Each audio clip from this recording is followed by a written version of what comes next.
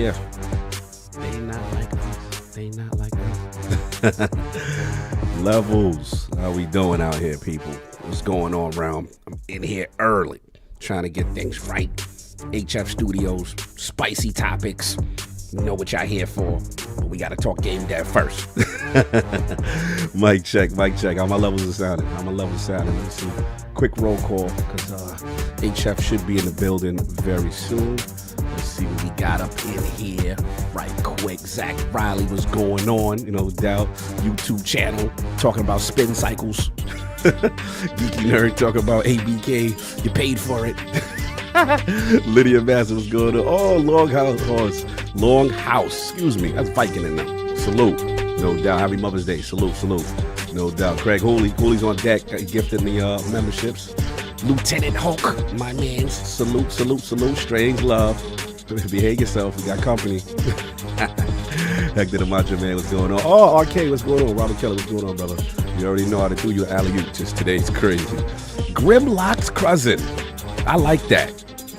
Grimlock's cousin. Me, Grimlock. Remember that? Yo, Dr. Strangelove. Okay. 2 months. Rest in peace, Ninja Theory. Microsoft is really sending Hellblade 2 to down. Zero marketing. And they seem like the most likely for the job. Damn. We'll reread this live just to give some clarity. No doubt, no doubt. CBH for God. Salute. So yeah, I got Attic with me right now. He warming up. Spoke to King earlier, you know what I'm saying? And then send some love to Saul. I'll tell you what's going on. But yeah, we should have some fun. We got HFStudios, the young and up and coming. And then we know what y'all here for, that main event. We got to talk about it. We got to talk about it. Moving the streets, everything's crazy right now with what's going on with Microsoft. But anyway, let me go check on HF, make sure they are good. And yeah, we should have a good show. Good to see y'all.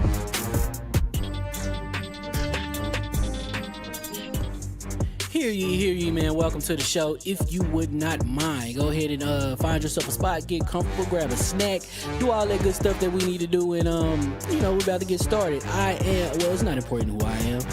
What's important is that you are pulling up to the Iron Lords podcast right now as we speak, and I guess I'm here to keep you entertained until it's time to get this show started. So look. Y'all done messed up and turned me to an animal. And haters be swearing they real, but come to find out that they really mechanical. And yeah, I be eating these rappers, but that's all a part of me being a cannibal. And they say I'm better than money because you can bank on me being accountable. I know a million rappers that don't want to be on a song with me, that's understandable. I kill a beat and they want to compare me to Freddie and Jason. I'd rather be Hannibal. They be like, why use a video game? Just be original, y'all too dramatical. I know it's random, but I am addicted to flipping the sample and making it flammable. This is that yoga, fire, flame. They think it's arson up in the apartment, they call it department and I get the blame. Still I be running, collecting them reins. You just a target when I'm in the range. I was the hardest to start regardless back when you was messaging people on AIM. Check my vocals, all on Twitter but I'm anti-social. Love my city but I'm still bi-coastal. I got, nah, let's switch that up. What is you what doing? I want to do. Don't stop. Nah, that was dope. I'm Keep just super that going. Keep that going. Nah, go ahead. Look, I guess you could say that I'm very spoiled. For them to be your dogs, they ain't very loyal. But I ain't gonna hold you, I ain't here to boil you. You ain't gotta say it, I'm embarrassed for you. Always been a nerd, never been a loser. Making Voltron with a gang of cougars. And I'm going places, better tell a Uber. Cause it's pretty hard to sleep on Freddy Krueger. That's, whew. Let's do that again. Hear ye, man. Welcome to the show. If you would not mind, go ahead and find yourself a spot, get comfortable, grab a snack, do all that good stuff that we need to do, and you know, we're about to get started. Well, it's not important who I am.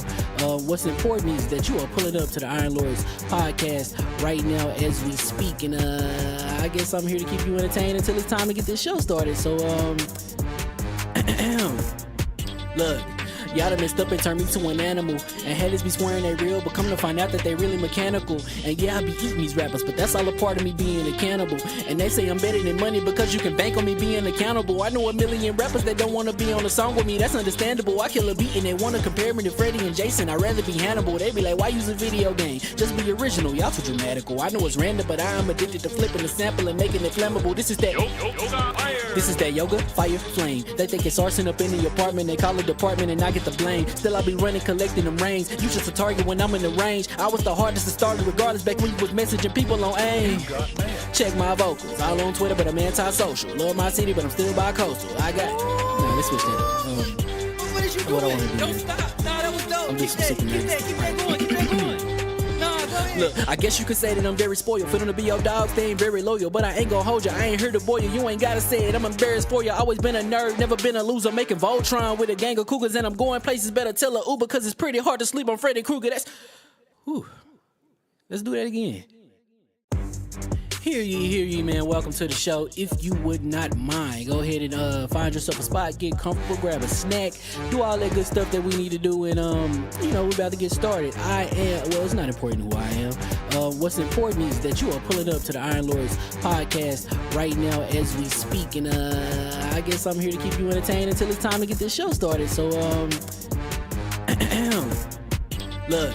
Y'all done messed up and turned me to an animal. And haters be swearing they real, but come to find out that they really mechanical. And yeah, I be eating these rappers, but that's all a part of me being a cannibal. And they say I'm better than money because you can bank on me being accountable. I know a million rappers that don't want to be on a song with me, that's understandable. I kill a beat and they want to compare me to Freddie and Jason. I'd rather be Hannibal. They be like, why use a video game? Just be original, y'all too dramatical. I know it's random, but I'm addicted to flipping the sample and making it flammable. This is that yoga, fire, flame. They think it's arson up in the apartment. They call it department and I get the blame. Still I be running, collecting them rings. You just a target when I'm in the range. I was the hardest to start regardless back when you was messaging people on AIM. Check my vocals, all on Twitter, but I'm anti-social. Love my city, but I'm still bi-coastal. Let's switch that up. What did you do? What I wanna do? Don't stop. Nah, that was dope. I'm Keep just that super going. Keep that going. Nah, go ahead. Look, I guess you could say that I'm very spoiled. For them to be your dogs, they ain't very loyal. But I ain't gon' hold ya, I ain't here to boil you. You ain't gotta say it, I'm embarrassed for ya. Always been a nerd, never been a loser. Making Voltron with a gang of cougars. And I'm going places, better tell a Uber. Cause it's pretty hard to sleep on Freddy Krueger. Whew. Let's do that again. Hear ye, man. Welcome to the show. If you would not mind, go ahead and find yourself a spot, get comfortable, grab a snack, do all that good stuff that we need to do, and we're about to get started. It's not important who I am. What's important is that you are pulling up to the Iron Lords podcast right now as we speak, and I guess I'm here to keep you entertained until it's time to get this show started. So look. Y'all done messed up and turned me to an animal. And haters be swearing they real, but come to find out that they really mechanical. And yeah, I be eating these rappers, but that's all a part of me being a cannibal. And they say I'm better than money because you can bank on me being accountable. I know a million rappers that don't want to be on a song with me, that's understandable. I kill a beat and they want to compare me to Freddie and Jason. I'd rather be Hannibal. They be like, why use a video game? Just be original, y'all too dramatical. I know it's random, but I'm addicted to flipping the sample and making it flammable. This is that yoga, fire, flame. They think it's arson up in the apartment. They call it department and I get the blame. Still I be running, collecting them rings. You just a target when I'm in the range. I was the hardest to start regardless back when you was messaging people on AIM. Check my vocals, all on Twitter, but I'm anti-social. Love my city, but I'm still bi-coastal. Let's switch that up. What did you do? What I wanna do? Don't stop. Nah, that was dope. I'm just Keep super that going. Keep that going. Nah, go ahead. Look, I guess you could say that I'm very spoiled. For them to be your dogs, they ain't very loyal. But I ain't gon' hold ya, I ain't here to boil you. You ain't gotta say it, I'm embarrassed for ya. Always been a nerd, never been a loser. Making Voltron with a gang of cougars. And I'm going places, better tell a Uber. Cause it's pretty hard to sleep on Freddy Krueger. Whew. Let's do that again. Hear ye, man. Welcome to the show. If you would not mind, go ahead and find yourself a spot, get comfortable, grab a snack, do all that good stuff that we need to do, and we're about to get started. It's not important who I am. What's important is that you are pulling up to the Iron Lords podcast right now as we speak, and I guess I'm here to keep you entertained until it's time to get this show started. So look. Y'all done messed up and turned me to an animal. And haters be swearing they real, but come to find out that they really mechanical. And yeah, I be eating these rappers, but that's all a part of me being a cannibal.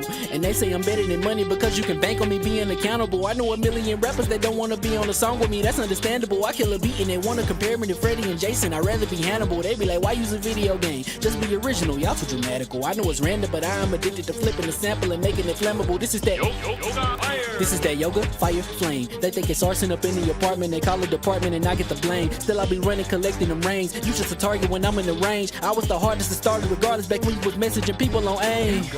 Check my vocals, all on Twitter, but I'm anti-social. Love my city, but I'm still bi-coastal. Let's switch that up. What did you do? What I wanna do? Don't stop. Nah, that was dope. I'm just Keep super that going. Keep that going. Nah, go ahead. Look, I guess you could say that I'm very spoiled. For them to be your dogs, they ain't very loyal. But I ain't gon' hold ya, I ain't here to boil you. You ain't gotta say it, I'm embarrassed for ya. Always been a nerd, never been a loser. Making Voltron with a gang of cougars. And I'm going places, better tell a Uber. Cause it's pretty hard to sleep on Freddy Krueger. Whew. Let's do that again. Hear ye, man. Welcome to the show. If you would not mind, go ahead and find yourself a spot, get comfortable, grab a snack, do all that good stuff that we need to do, and we're about to get started. It's not important who I am. What's important is that you are pulling up to the Iron Lords podcast right now as we speak, and I guess I'm here to keep you entertained until it's time to get this show started. So look, y'all done messed up and turned me to an animal, and haters be swearing they real, but come to find out that they really mechanical. And yeah, I be eating these rappers, but that's all a part of me being a cannibal. And they say I'm better than money because you can bank on me being accountable. I know a million rappers that don't wanna be on a song with me, that's understandable. I kill a beat and they wanna compare me to Freddie and Jason. I'd rather be Hannibal. They be like, why use a video game? Just be original, y'all too dramatical. I know it's random, but I am addicted to flipping the sample and making it flammable. This is that yoga, fire, flame. They think it's arson up in the apartment, they call it department and I get the blame. Still I be running, collecting them rings. You just a target when I'm in the range. I was the hardest to start regardless back when you was messaging people on AIM.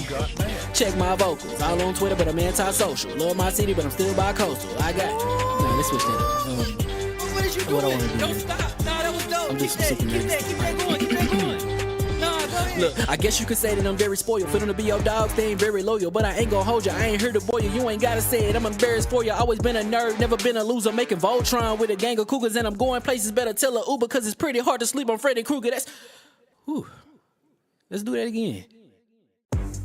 Hear ye, man. Welcome to the show. If you would not mind, go ahead and find yourself a spot, get comfortable, grab a snack, do all that good stuff that we need to do, and we're about to get started. It's not important who I am.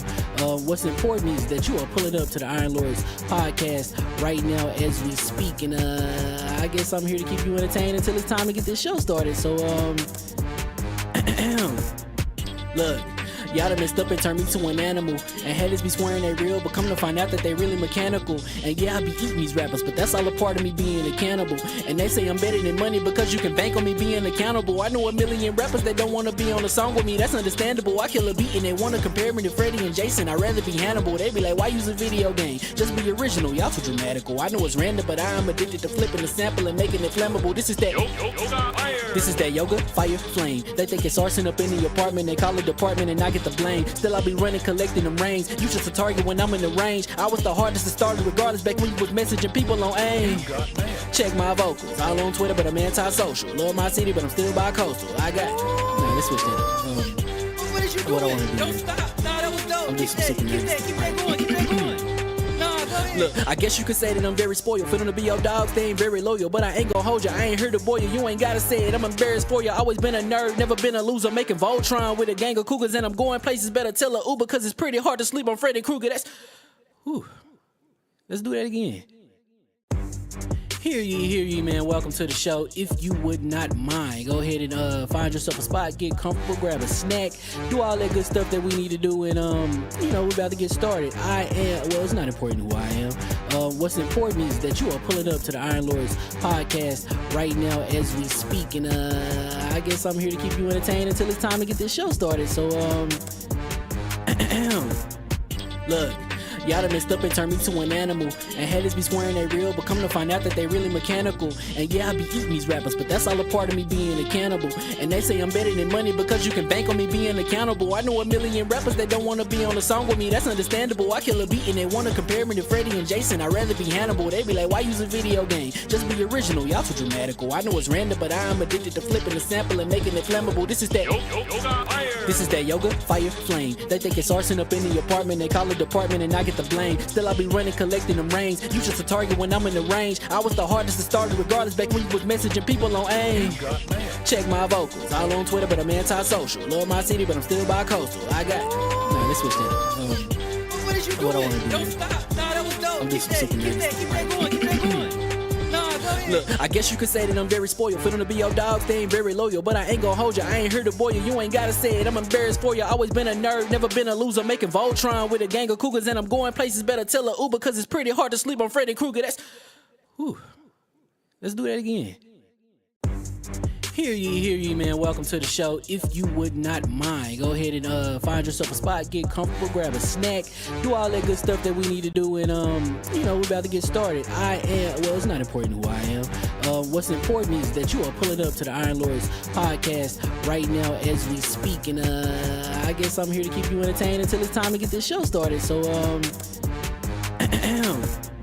look, y'all done messed up and turned me to an animal, and haters be swearing they real, but come to find out that they really mechanical. And yeah, I be eating these rappers, but that's all a part of me being a cannibal. And they say I'm better than money because you can bank on me being accountable. I know a million rappers that don't wanna be on a song with me, that's understandable. I kill a beat and they wanna compare me to Freddie and Jason. I'd rather be Hannibal. They be like, why use a video game? Just be original, y'all too dramatical. I know it's random, but I am addicted to flipping the sample and making it flammable. This is that This is that yoga, fire, flame. They think it's arson up in the apartment, they call it department and I get the blame. Still I be running, collecting them rings. You just a target when I'm in the range. I was the hardest to start regardless back when you was messaging people on AIM. Check my vocals, all on Twitter but I'm anti-social. Love my city but I'm still bi-coastal. I got, nah, let's switch that up. What is you doing? What I wanna do? Don't stop. Nah, that was dope. I'm Keep just that, super keep that, keep that going, keep that going. Nah, go ahead. Look, I guess you could say that I'm very spoiled. For them to be your dogs, they ain't very loyal. But I ain't gon' hold ya, I ain't here to boil you. You ain't gotta say it, I'm embarrassed for ya. Always been a nerd, never been a loser. Making Voltron with a gang of cougars, and I'm going places. Better tell a Uber, cause it's pretty hard to sleep on Freddy Krueger. That's, whew. Let's do that again. Hear ye, man. Welcome to the show. If you would not mind, go ahead and find yourself a spot, get comfortable, grab a snack, do all that good stuff that we need to do, and we're about to get started. It's not important who I am. What's important is that you are pulling up to the Iron Lords podcast right now as we speak, and I guess I'm here to keep you entertained until it's time to get this show started. So look, y'all done messed up and turned me to an animal, and haters be swearing they real, but come to find out that they really mechanical. And yeah, I be eating these rappers, but that's all a part of me being a cannibal. And they say I'm better than money because you can bank on me being accountable. I know a million rappers that don't wanna be on a song with me, that's understandable. I kill a beat and they wanna compare me to Freddie and Jason. I'd rather be Hannibal. They be like, why use a video game? Just be original, y'all too dramatical. I know it's random, but I am addicted to flipping the sample and making it flammable. This is that This is that yoga, fire, flame. They think it's arson up in the apartment, they call it department and I get the blame. Still I be running, collecting them rings. You just a target when I'm in the range. I was the hardest to start regardless back when you was messaging people on AIM. Check my vocals, all on Twitter but I'm anti-social. Love my city but I'm still bi-coastal. I got, nah, let's switch that up. What is you doing? What I wanna do? Don't stop. Nah, that was dope. I'm Keep just that, super keep that, keep that going, keep that going. Nah, go ahead. Look, I guess you could say that I'm very spoiled. For them to be your dogs, they ain't very loyal. But I ain't gon' hold ya, I ain't here to boil you. You ain't gotta say it, I'm embarrassed for ya. Always been a nerd, never been a loser. Making Voltron with a gang of cougars, and I'm going places. Better tell a Uber, cause it's pretty hard to sleep on Freddy Krueger. That's, whew. Let's do that again. Hear ye, man. Welcome to the show. If you would not mind, go ahead and find yourself a spot, get comfortable, grab a snack, do all that good stuff that we need to do, and we're about to get started. It's not important who I am. What's important is that you are pulling up to the Iron Lords podcast right now as we speak, and I guess I'm here to keep you entertained until it's time to get this show started. So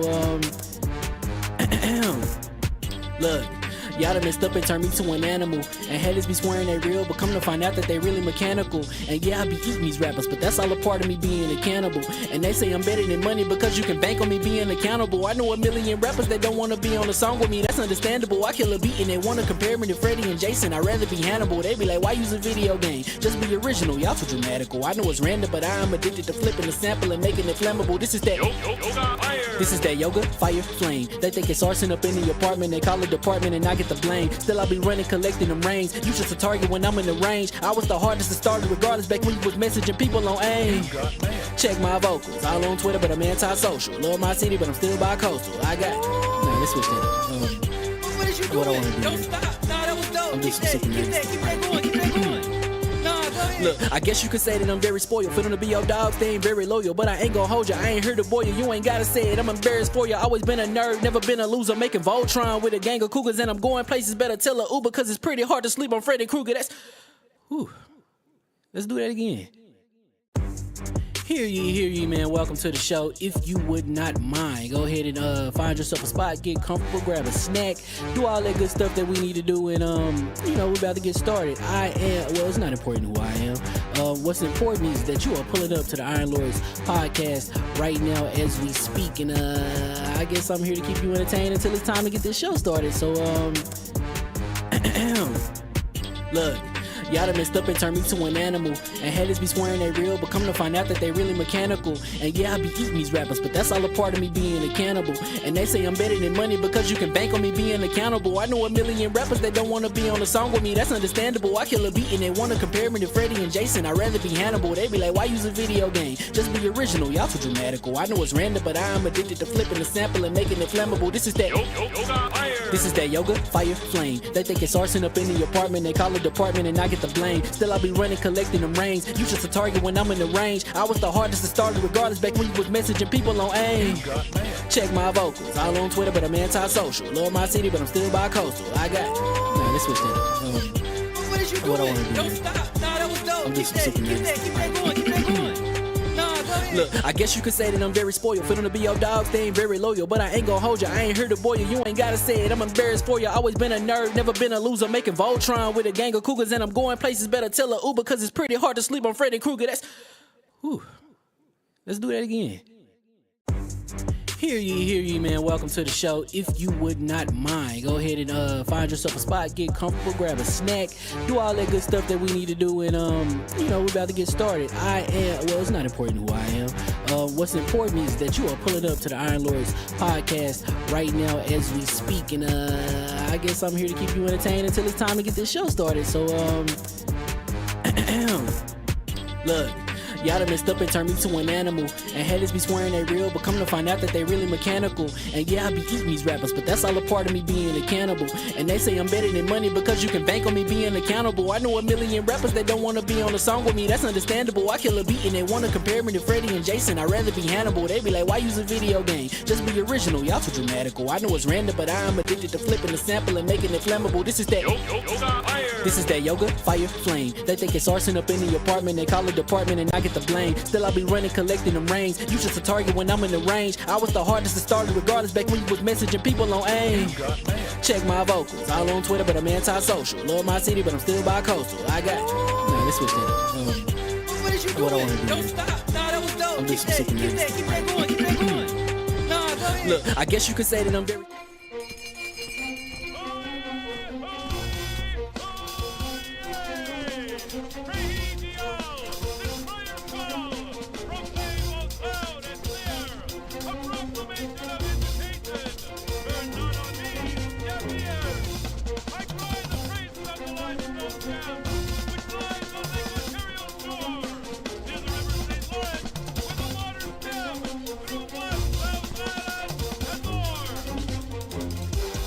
I'ma just chill and watch them and eat snacks in the attic. I wanted to chill with the pack and be like a young wolf, but then they would mistake me for addict. If I can imagine it's cool to give you some advice, then invite your girl to your squadron. Cause if you don't give her that option, you gon' be single player like Sovereign. You gon' get tossed in the bushes by King David. Royalty and not a pretender.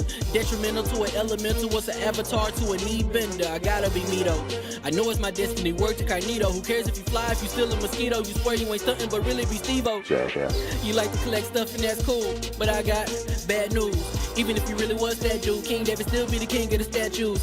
Since a juvenile, I've been cursed with a curse to be musical. And if you hate it, we'll meet in the crucible. Other than that, then it's cool and it's beautiful. We let you know that your dreams are pursuable. Whatever you wanna do, then it's doable. If you got work on a Sunday, it's suitable. Cause you can listen to this in your cubicle on the Lord's Day.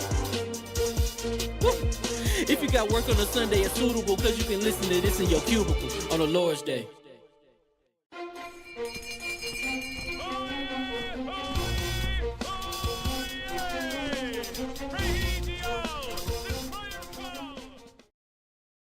Over. Mic check. Let's see the levels while we are live. Mic check. Lord Manny. Let me get a mic check right quick.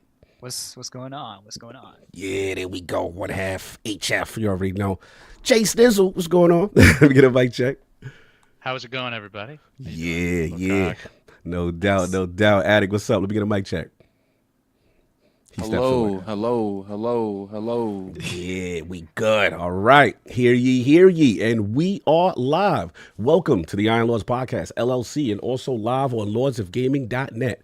Presented by PrizePicks. Download the PrizePicks apps and use code IronLords for a deposit match for up to $100. And this is episode number 352. It's another glorious Sunday. We're back at the round table on the Lord's Day. I'm extremely excited for both of our special guests, and we've got time to let them cook.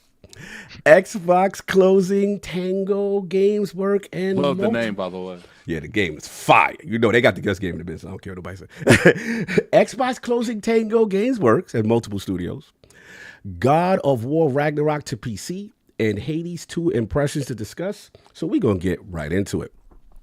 I want to introduce two lords, up and coming in game development, who I've had the great pleasure of meeting the management skills of one in person while admiring the portfolio of UI and animation of the other. Introducing the independent game developer and owner of HFStudios, in addition to the project manager and QA lead of the up-and-coming LetHimCook franchise. The lords who control our favorite food fighting industry professional, with the greatest name for an action survivor roguelike in the game, LetHimCook. Live from New York City and New Jerusalem, Jersey, and kind enough to make their debut into the realm of the lords, my man's Lord Manny Feliciano and Lord John Snyder of HFStudios. How we doing, sir?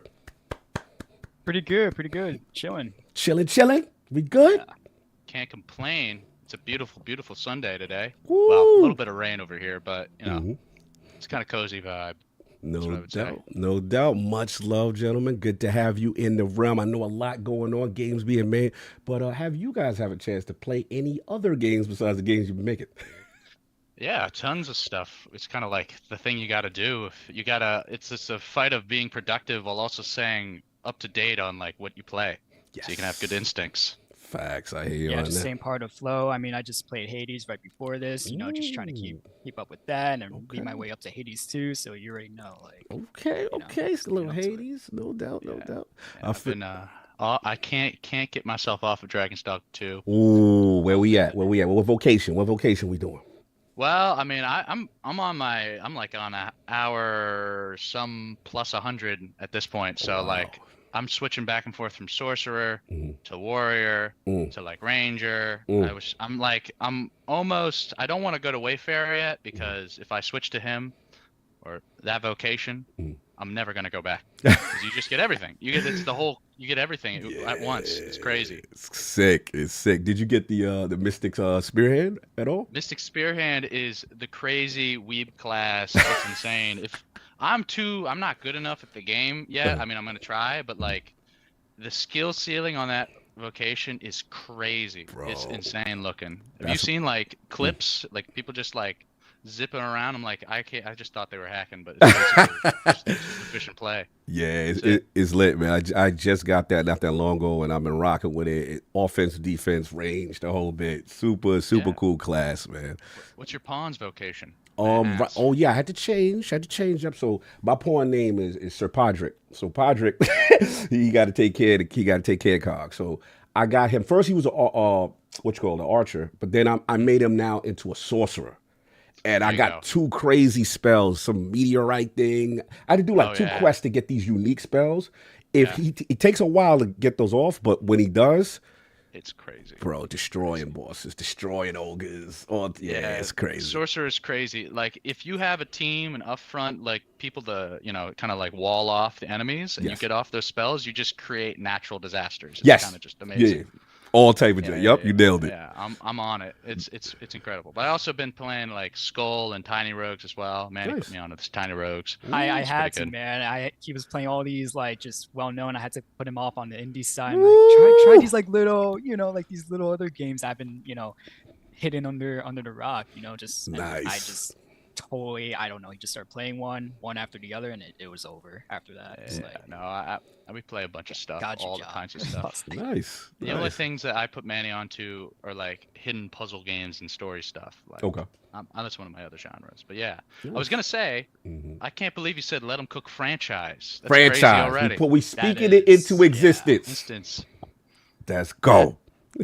It was a fantastic introduction, honestly. We should just have you do it. On our Steam page. Oh, dude. Yo, listen, your boy's available. Holla. Yeah. We'll figure something out. People talk about it. It's funny. One of my friends is he wants me to introduce them at their wedding.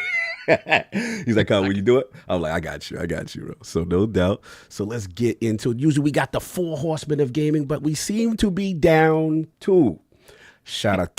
King will be joining in progress. Don't worry, we did not lay him off. We did not shutter him, the studio. He's fine. He will be coming through and obviously send some love to Solve. He's got a family issue going on, so he will hopefully be back in a week or 2. But yeah, we still got some other lords. We got the co-host with the co-most, my brother from another mother, the difficult game conqueror, lord of his own world, and the how of the young wolf. My man, Lord Addict and the Addict Show back to back. How we doing, sir? What's going on? I can turn my mic, my camera on in a couple minutes. Stuff's going on in the room I'm in. No doubt. But yeah, it's been a crazy week, man. It's been a crazy week. Woo, has it been?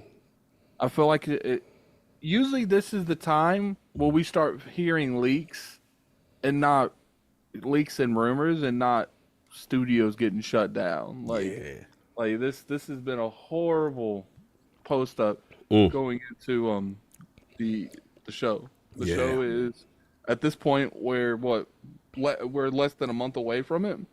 So yeah, not the greatest news going into a showcase.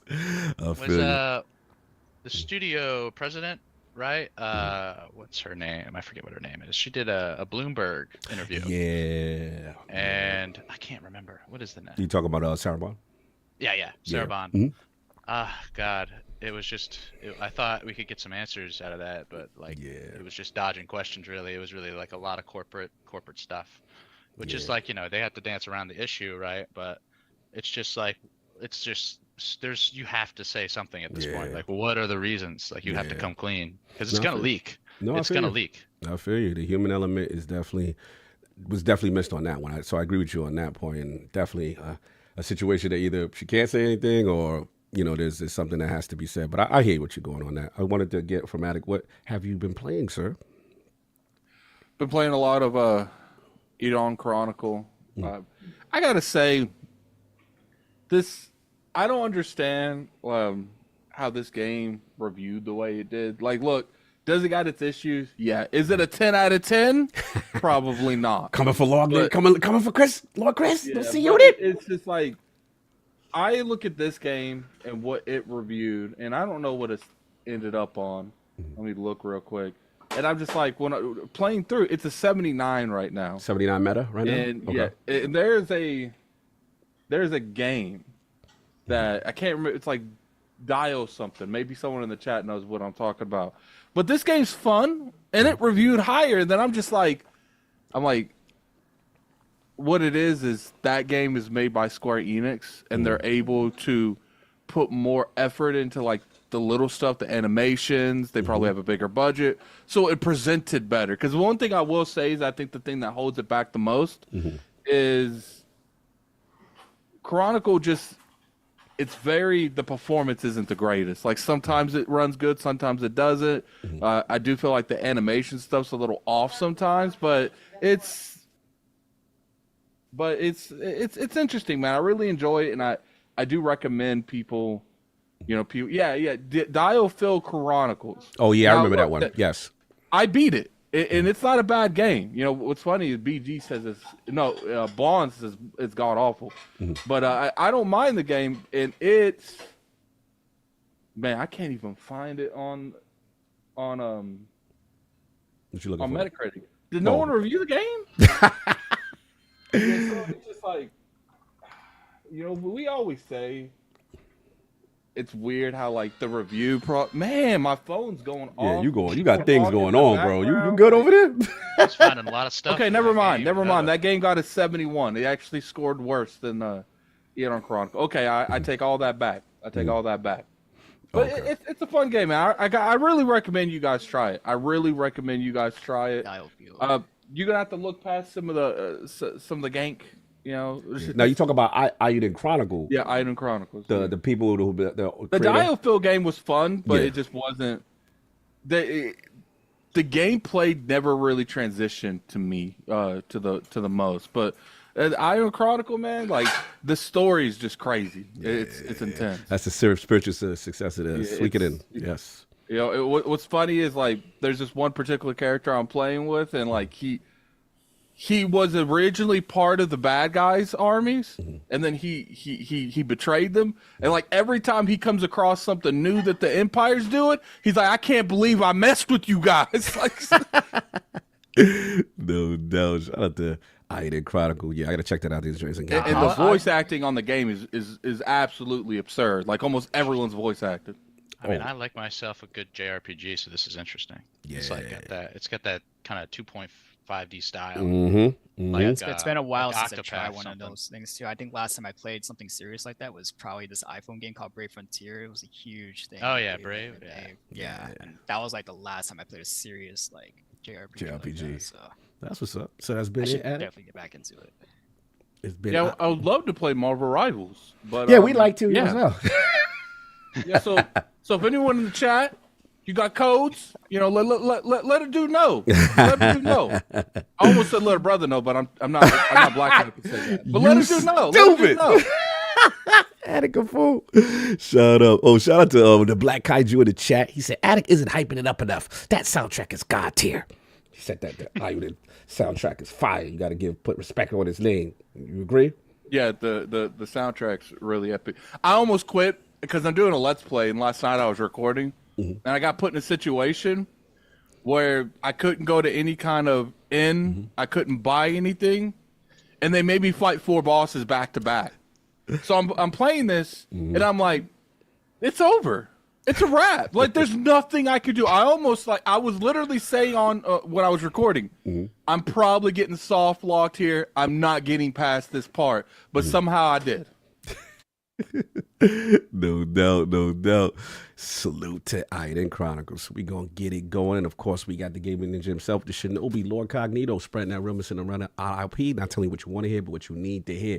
Shout out to Defining Duke. Shout out to Mr. Matty Plays. Had a good discussion with Brad Ellis and talking about the studio closures and everything there. Shout out to my man Ebontis, Ty Guy Travis. We have my man Teddy on, talking all things Destiny with the latest things with the Final Shape and Pantheon.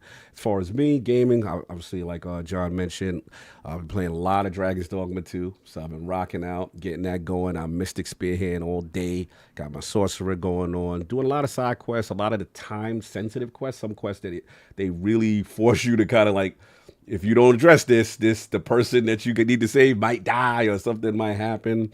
Yeah. So I got that going on, and then what else? I'm in that region. What is it? That sand region? Was it Patal or something like Batal, that? yeah. Them golems and the shooting thing in the arms, and you gotta really be tactical. Yeah, It's crazy. Yeah, those golems they crush you. Yes. I don't know what they did, but they have this rage mode where they just start flailing. yes. It's crazy. But pro tip, All right, what's up? What we doing? if you see one, like when you hit one and you get one of the medals off, Yeah. they freeze. Yes. And then if you pull the leg, they do the funniest flip that I've ever seen. It's like this 2, 3, 4,000 ton rock monster does a backflip.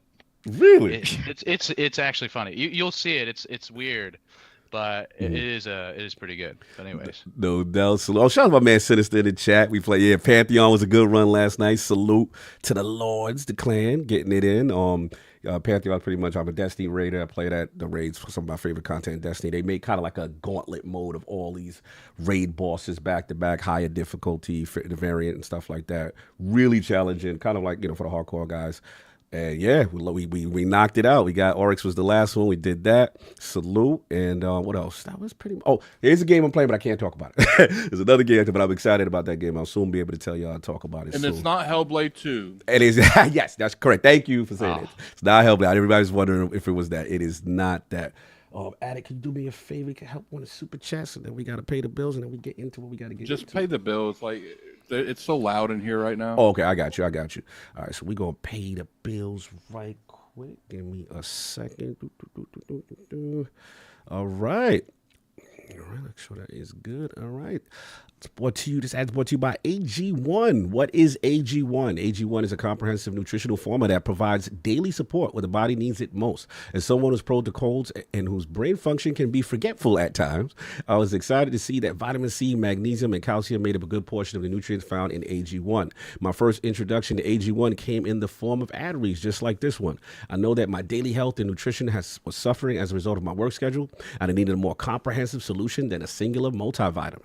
I was feeling tired, sluggish, and unfocused, and I needed to do something that could easily fit into my crazy schedule. I researched AG1 and looked up user testimonials and decided to give it a try.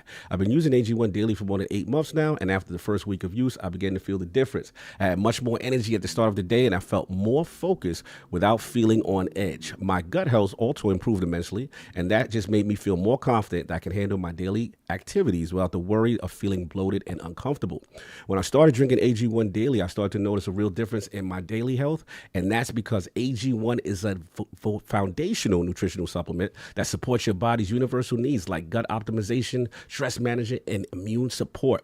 Since 2010, AG1 has led the future of foundational nutrition, continuously refining their formula to create a smarter, better way to elevate your baseline health. I love that every scoop of AG1 includes things like prebiotics, probiotics, and digestive enzymes for gut support, rhodiola, and B vitamins for energy support, folate, magnesium, ashwagandha for stress support, vitamin C, and zinc to support my immune health. I recommended AG1 to the Lords, and they love it.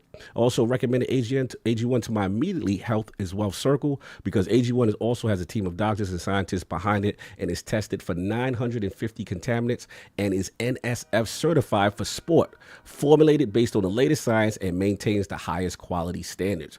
My daily routine of AG1 consists of drinking 1 packet in 8 to 12 ounces of water first thing in the morning before I have anything to eat, and that's it. Whether traveling to conventions, podcasts, or corporate meetings, I cannot afford to be a step behind. I will not go back to feeling stressed, tired, or unfocused. That's why AG1 is a supplement I've come to trust to support my body daily, and why I'm excited to welcome them as a partner. So if you want to take ownership of your health, it starts with AG1. Try AG1 and get a free 1-year supply of vitamin D3K2 and 5 free AG1 travel packs when you first subscribe. Go to drinkag1.com/ironlords. That's drinkag1.com/ironlords. Check it out. Also remember that AG1 is for adults 18 plus. If under 18, please consult with a doctor before using AG1. AG1, y'all. Link is in the description. Going to put that out there. Salute to them for partnering with us, getting our little health as well situation going on. Let me put the link. King is coming. I got y'all. No doubt. Put that in there right now. Give me a second. I do want to see what King says about the situation. Oh, he's going to have things to say. I know that for sure. He's going to have things to say, no doubt. So we got that going right there. Give me a second, y'all. And then let's get these super chats real quick before we move on. Let's pull these up. Give me a second. Super chats are popping. Shout out to Craig Hooligan with the gifted 1 sub. No doubt. Salute. Dr. Strangelove. What's going on, man? Member for 2 months. Rest in peace, Ninja Theory. Microsoft is really sending Hellblade 2 to die with 0 marketing. And they seem like the most likely for the chopping block. Oof. Yeah, rough times right now. We're going to talk about it. Pat F, member for 9 months. Salute. Happy Mother's Day to all the mothers. Salute. Blessed day, everyone. Robert Kellett with the $5 super chat, Lords. Again, what's up? Blessed day, Lords. What can Microsoft do to ensure studios have morale? At this point, the Double Fines and Ninja Theories have to be terrified. Ooh, Attic, what you think, man? What they got to do to get morale going? I don't really think you can do anything, because when you say that, you're more open to creativity and you want to give people these options, and you kind of give the illusion they're unclosable, but then you start closing studios down. There's nothing you can do unless you if you get closed down, we giving you $1 million. Like, ain't nothing you can do. Yeah, to buy out, to spin out, hopefully you get to exist. You know what I'm saying? Yeah, that's crazy. Last one. It's getting out of control already. Halo Reach Around with the $5 super chat. Anyone who finished Hi-Fi Rush, check their browser history for real game. For real. Game was trash. Wow. No one in Vault 69 finished it. Ask my baby Addict. Addict, your boy is back. Halo Reach Around. Comments. Thank you for the truth. The donation. Halo Reach Around. Thank you for your patronage, Halo Reach Around. No doubt. I think we are caught up. Get into these topics. Salute. Oh, Ariel Knight, what's going on, brother? That's our developer friend right now, my man's. Salute, salute, salute. All right, so now that the bills have been paid and we've gotten to what the Lords have been playing, we got to focus on Lords John and Manny, their video game system history, their journey into game development, forming HFStudios, and of course, what led them to cooking up the latest new top-down action roguelite with Let Him Cook. So Lord John, let's start with you first. What were some of the first video game systems you had, and what got you into gaming? So I'm gonna come clean early Okay. to everybody in this chat, go. since I know this is gonna be bad. But I'm a Sony pony. That is the way I rock. I've been with it since the PS1, the PS2, the PS3. Talk I've never that talk. transitioned. It might have at this point, like it was against the grain because everybody I knew in my town. I'm from Maryland, and nobody had a PS5 or PS anything really. Really? Interesting. Yeah, no, it was in a during the minority, 360 era? basically. What era was Yeah, it this? was 360. Everybody Oh, dominated. Oh okay. yeah. Mm-hmm. Well, yeah, PS2 Yeah. as well, but PS3 and Behave, 360.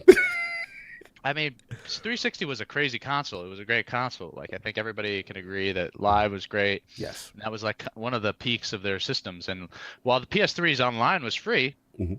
everybody forgets that. That's like Yes. I did love it. You mean you get hacked every other day, but Mhm. I that's what I grew up on. I Oh, think that's what's up. PlayStation was my stuff, and then Nintendo too. But yeah, Of course. Yo, hold on. In the chat being Malcolm, relax. He said, seize him.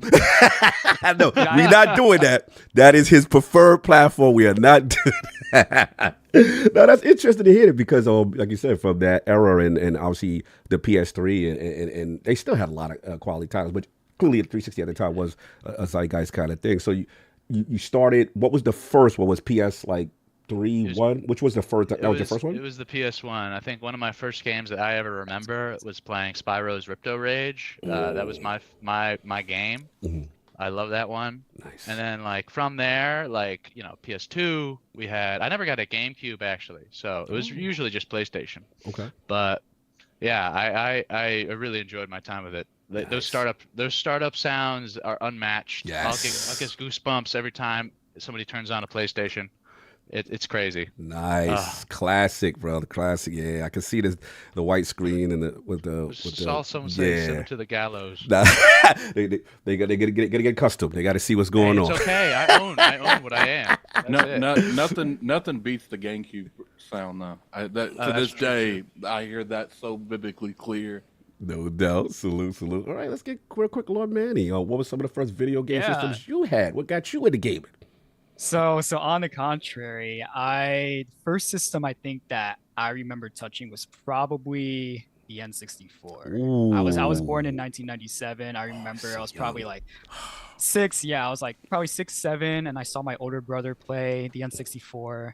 And then alongside that was also the original Xbox. I remember he played a few games. I don't know if any of you guys even remember these games. One of them was called Drake and the 99 Dragons, another one was Jet Set Radio. Oh, of course. Jet Set. Classic.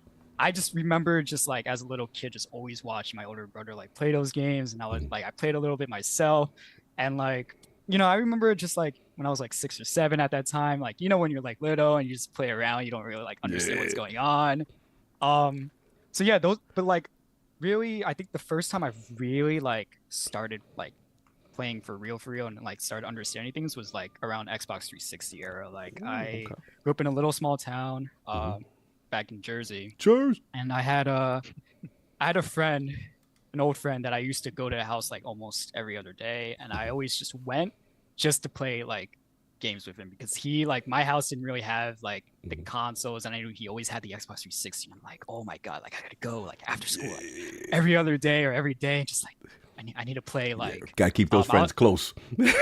At that time I was playing Modern Warfare. The old Modern Warfare, not the new one. I'm talking Call of Duty, even World at War. So I think I played World at War, then Modern Warfare, and then Modern Warfare 2, and then that's when everything just started escalating. So Those you- were like my earliest memories. So you was like, you was the campaign veteran guy, or you was Oh, like yeah. the PvP prestige? I was both. Oh, you was but I always- hardcore with it. Oh, dude, like I always went to the campaign first.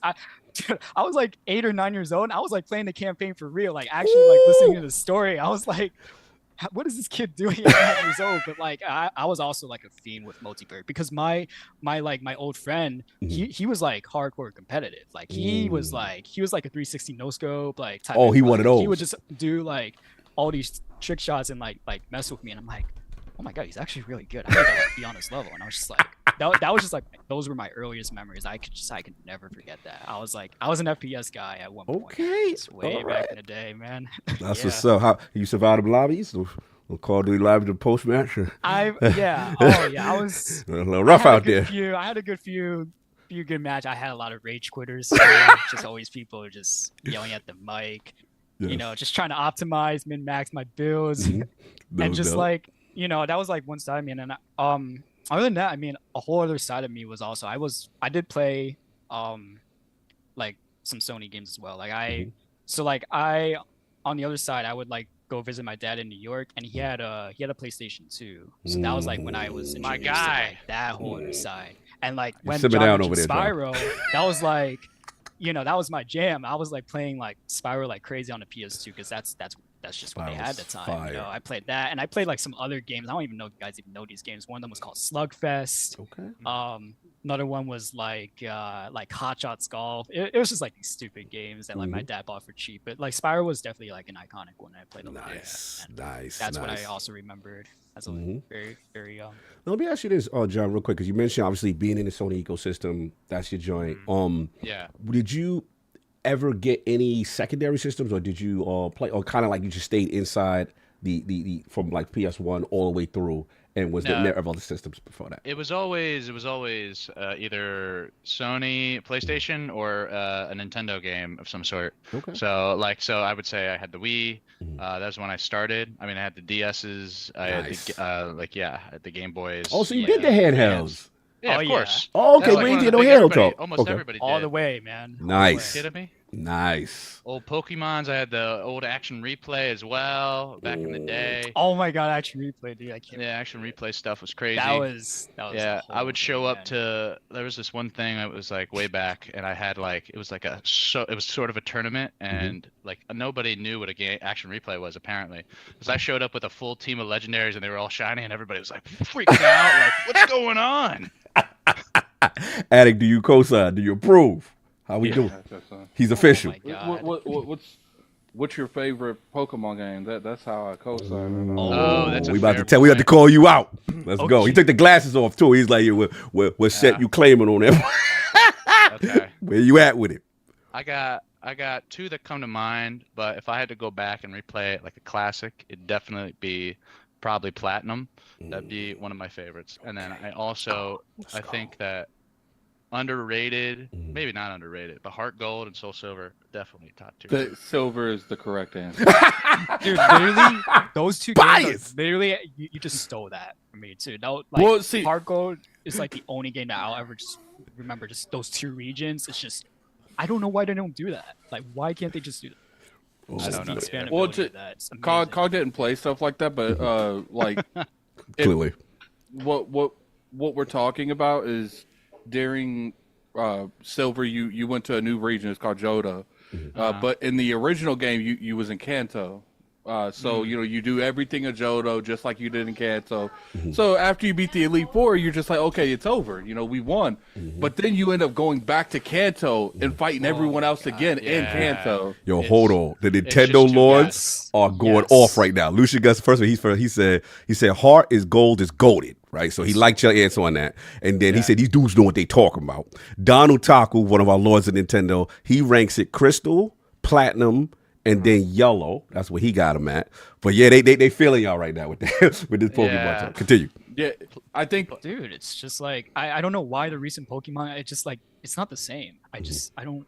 It just you don't get that same type of vibe. Maybe it just Yeah, the because they make expectations keychains now. are They make just like, keychains for Pokemon. It's yeah, crazy. or just I don't know. Maybe they're focusing on the new I played- Pokemon. I don't I- know. someone said, did they play black? Yeah, I play black, but like Yeah, I played black too. the I issue, liked it too. I thought it just maybe it's just because how young I was, but like I'll never forget like trying to face red and like just getting absolutely demolished by a level 83 Pikachu. It's Like, crazy.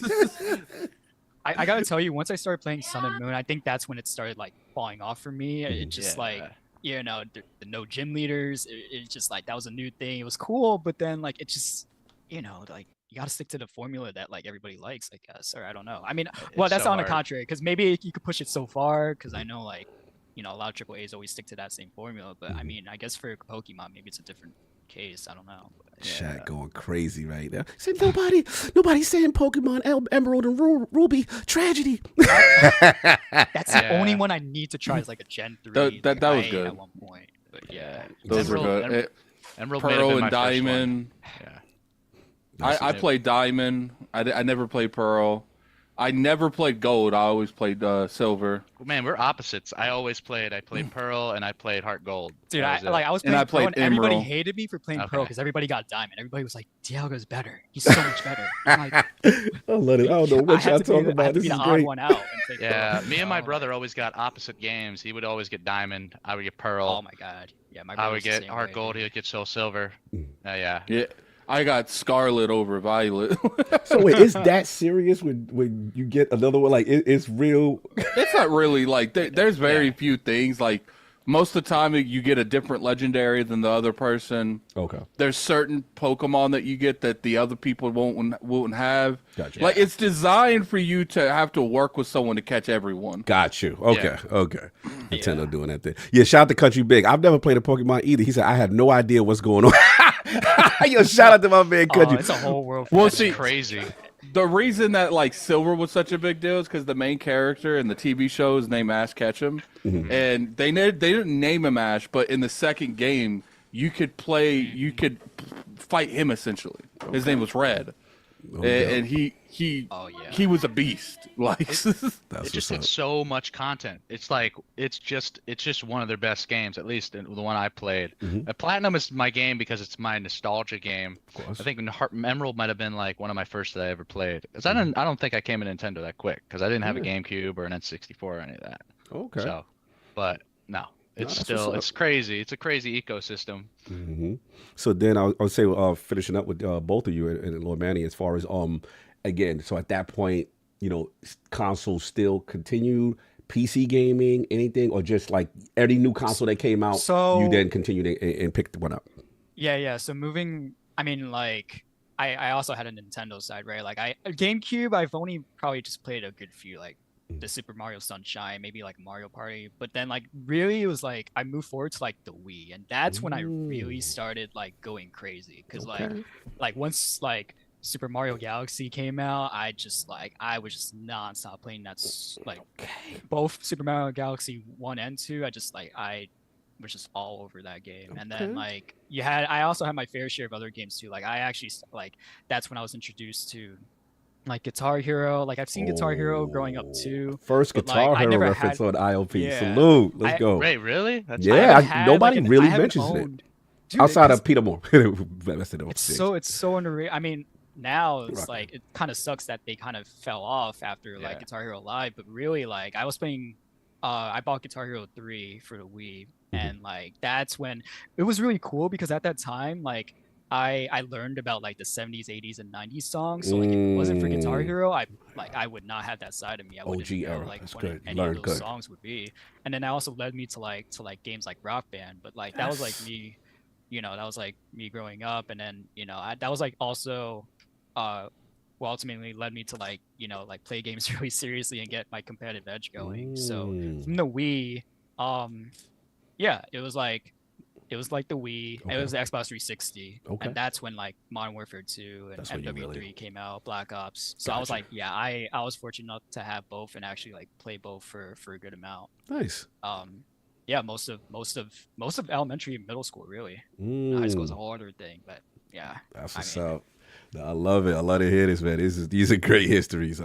Some very unique choices, but also I love that, you know, you guys still diverted off your path and tried other consoles, other systems, stuff like that. That's dope, man. Salute to y'all. So I gotta move on a little bit because we're gonna get back to some hardcore gaming stuff later. But I wanted to move on a little bit in reference to now, you guys playing game and getting this passion for the game industry, right? And I guess my thing for each of you is like, what were some of the steps each of you took towards game development, or just even thinking about, getting into games? So I guess, Manny, we go back to you on this one as well. Yeah. I'll start.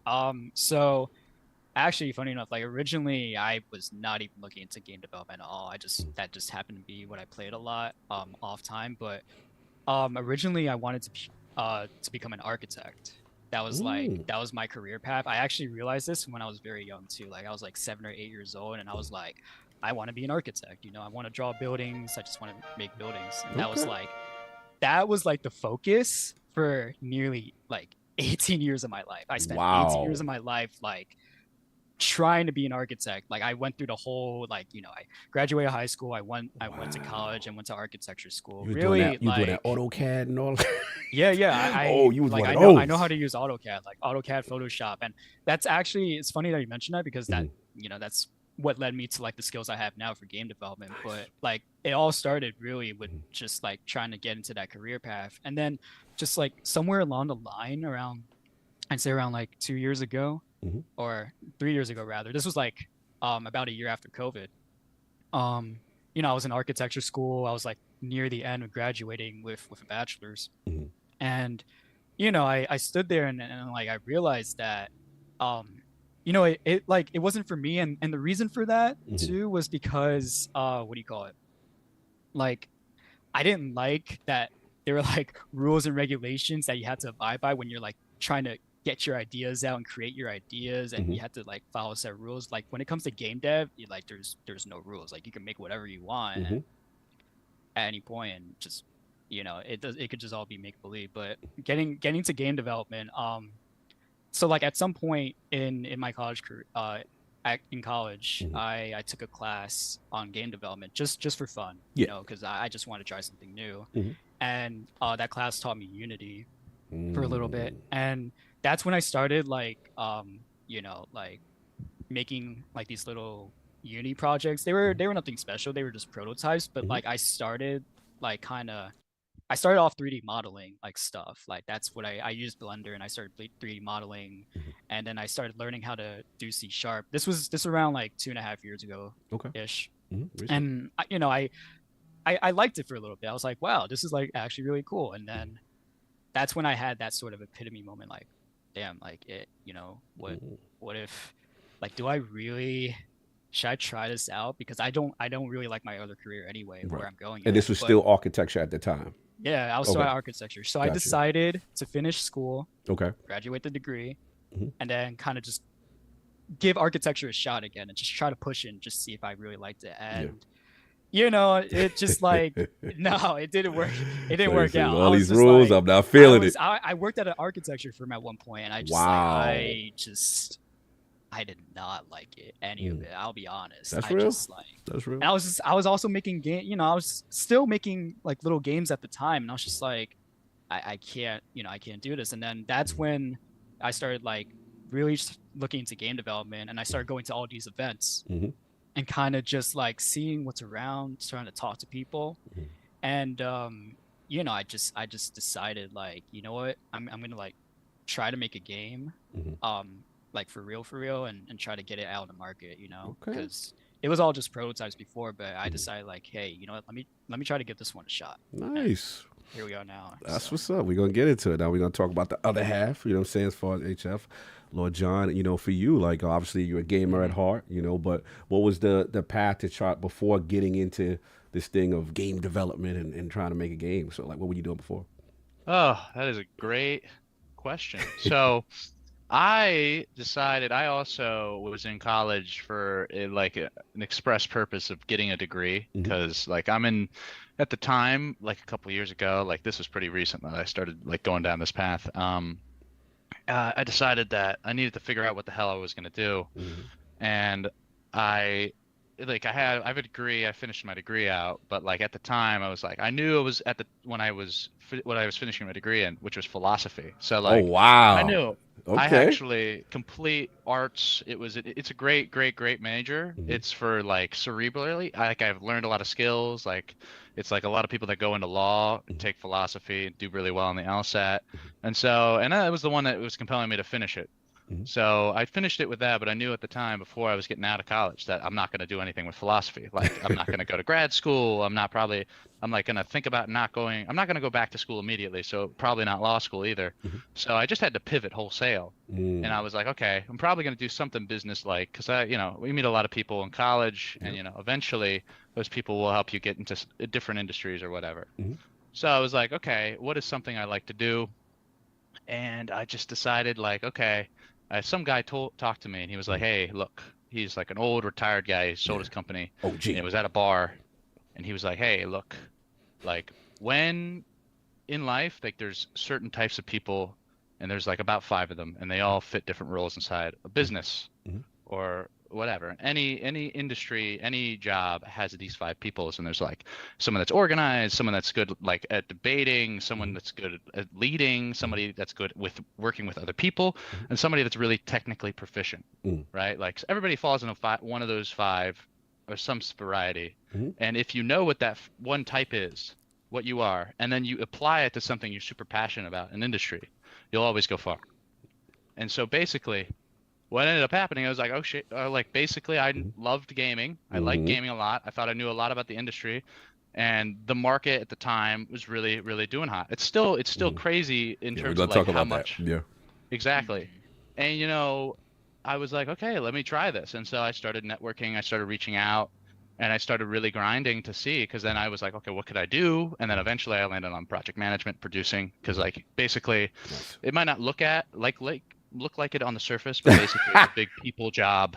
But other PM? than that's awesome. PM, and you're PM, just like, PM love, fellow PM to PM. Salute. oh, there we go. Yeah, No you're doubt. just talking to yeah. people all day. You're Yep. talking about deadlines. You're getting Deadlines, stuff done. networking. You're helping, and I wanted to be like somebody that helped the process, like help get the game to the door. I didn't really I love playing games, and I love like being a part of the ecosystem.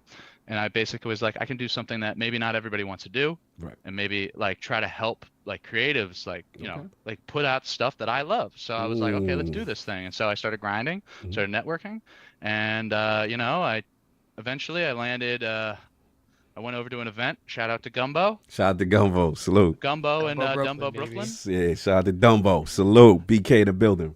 And I was like, I came in there for a play test because everybody was showing off games. Okay. And I walked in the door and I met Manny. Oh, there we go. So I'm gonna get the link now. That's what I Yeah, want to yeah, know. yeah. Okay, cool. So you go through Game Jam Dumbo joint. You already did that. This is one of your earlier joints, man. Like, paint the picture. Like, what's the vibe of this? Yeah, Gumbo was absolutely one of my earlier. If anything, like that's that was like towards the end of my college. I just happened to go to events just for fun, and then that just led me to Gumbo, and actually NYU Game Center also was another Salute one. I went to. NYU in the Those were- building.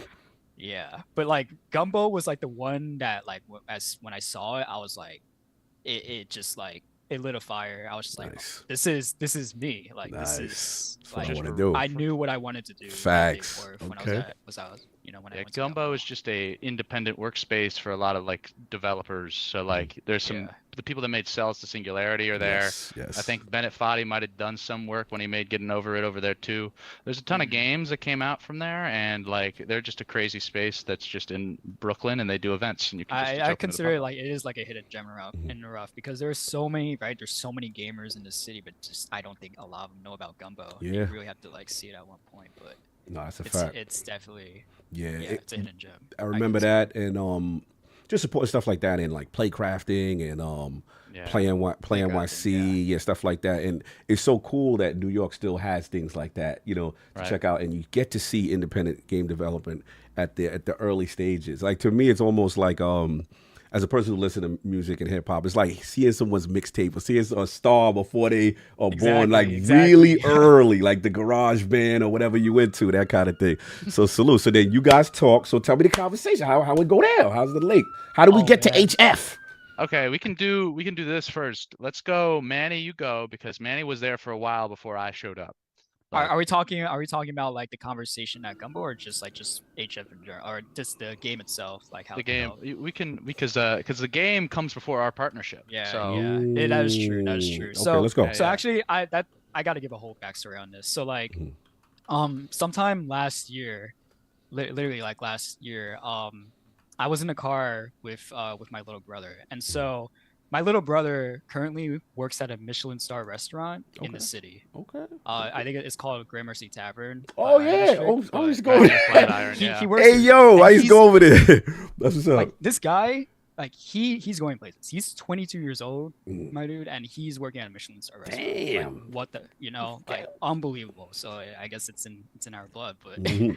you know, There you like go. him and I were in a car one day, and we were just talking. He knew at the time, you know how I said I was like making a couple prototypes for games, Yes. kind of like as a hobby. So like he knew kind of like I was like making like games, and the first ideas of like a food centric game actually originally came from an iPhone game, and I think I still have it up. It's called Food Fight Arena on the Android, and it was Nice. just like you play, you know, you had the little chef, you know, but it was 3D. I actually like modeled it in 3D, and I modeled all the enemies in 3D, you know, and I was just, it was a learning process. I actually like, my goal for that game was to like learn how to publish a game, see if I could Gotcha. actually make a game and put it out. Mhm. And I was like, oh my god, like I actually did it.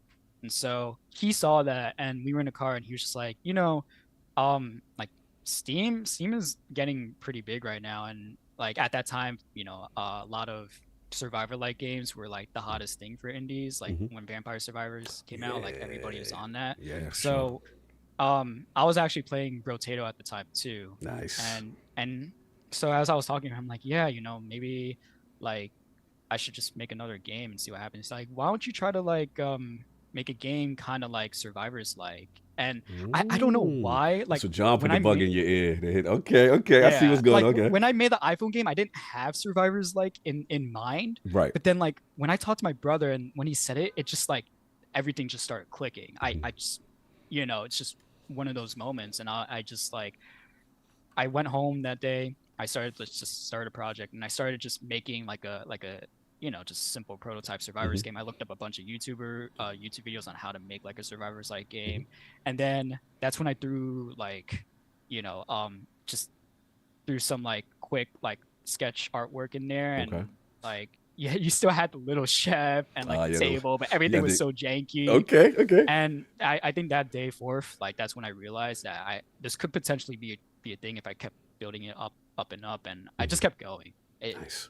The vision was so strong in my head, like with that kind of game in mind, like Survivor's Life, but with food. Are you kidding me? And everybody likes food. It just like, fair you know. enough. Fair And then enough. Okay. 6 months later into development, that's when I met John. So like I Nice. was just working on this thing pretty much like nonstop, like every day.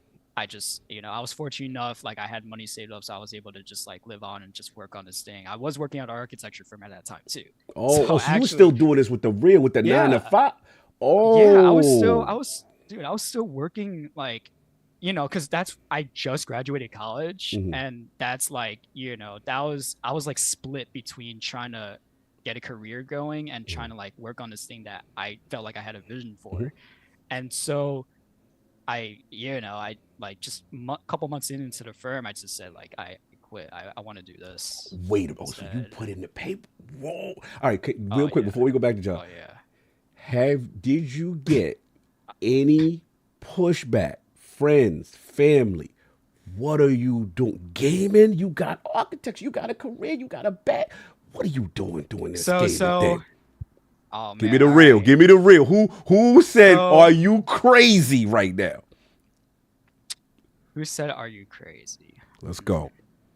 Mom Duke say put you to the I side. think the say, closest sure. one I would say is probably like my grandparents, and they weren't like freaking out because like, all right, well, let me just start with my mom. My mom right, let's supports go. me no matter what. Like, Happy Mother's Day. she So happy doesn't Mother's really Day. care. Happy Yeah, Mother's Day. like, Abby's mother, I miss her so much. She's out in Europe right now. She lives in Europe, so like I don't get to see her as often. But she knew from the day forth, like anything that I wanted to do, she would just support it. It doesn't have to be architecture, but she would just try to support it as much as she can. And so, you know, she didn't if anything, she wasn't really that surprised. My brother wasn't even surprised. I mean, we talked in the car and we play games all the time. Nice. But really, like, it was my grandparents because they're much older. They kind Yeah. of see a different side Mm-hmm.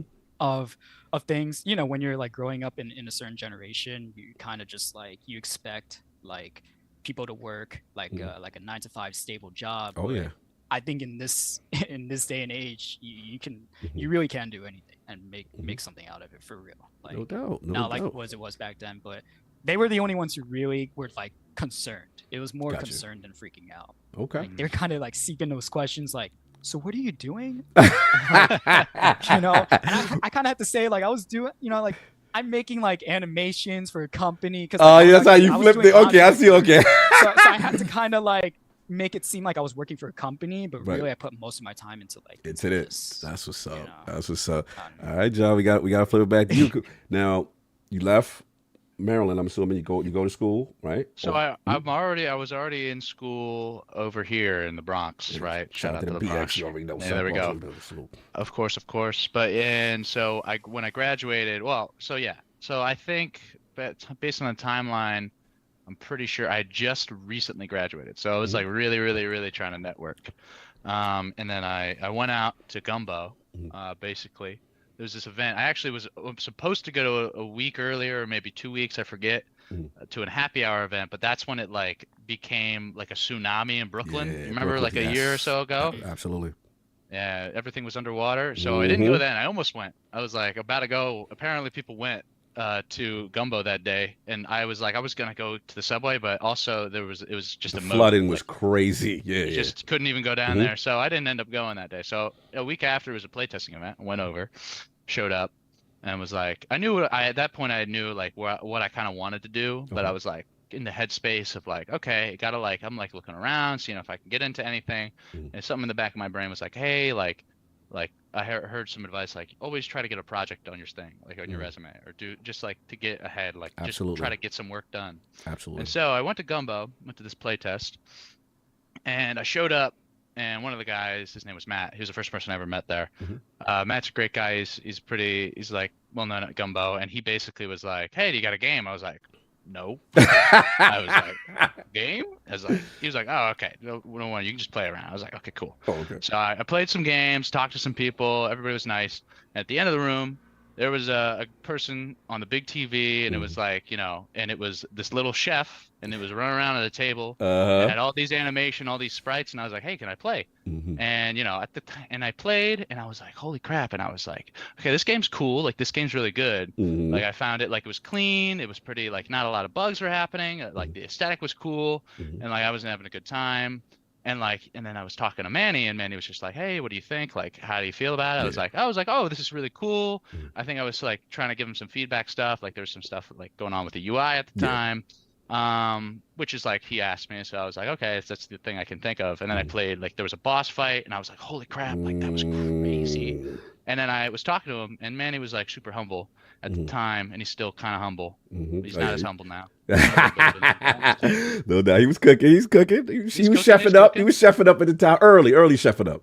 And basically, when we were chatting, and like I was getting this understanding, I was like, okay, yeah, I was an architecture student, and basically I just got out of architecture school, and I just decided I wanted to do gaming, and I was like, oh, that's crazy. And then he was like, yeah, I've only made a few games before, and I've been working on this one. I was like, oh yeah, how long? And he was like, yeah, 6 months. And I was like, what? Bro. 6 months? Bro. I was like, bro, this is crazy. That boy is a beast of 6 I to was do like, that. this That's is crazy. Beastly, because he was like, yeah, I did every single thing, and I've been learning it on the fly. I was like, this is crazy. All right, Like, let me stop you right there, because y'all cooking right Yeah, now. And the Lords of Realm outside, besides being messy, they don't know what we talk about. So we gotta let them know what we talk about. So before we get there though, at this point, this is still early. This is let him cook then, or we're not at let him cook at this point in the story. Oh no, not this close. was We're still. not So my even bad. close. Continue. Not even All right, close. continue. So, I'll let you go. so basically, after that, like, I was like, oh, look, like, dude, that's crazy. I immediately was like, that's crazy.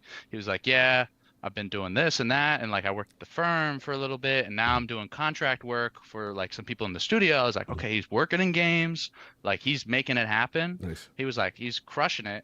and he's got so much work. So I was like, immediately, I was already like a little interested. I was like very interested with it, and I was like, okay, let's connect. Like I got his Discord, I got like some social media stuff. No doubt. And then the next couple days, I was like, hey, just like checking back in. He was like, hey, thanks for playing. And then from there, eventually, we kept talking. He kept asking for feedback, and I kept like being able to give that kept feedback. going stronger and stronger, just the, And then- back and forth. Nice. Then one day, he was like, hey, man, you're helping me so much. You want to be on the credits? I was like, all right, we're locked. And that All was right, it, let's get it. basically.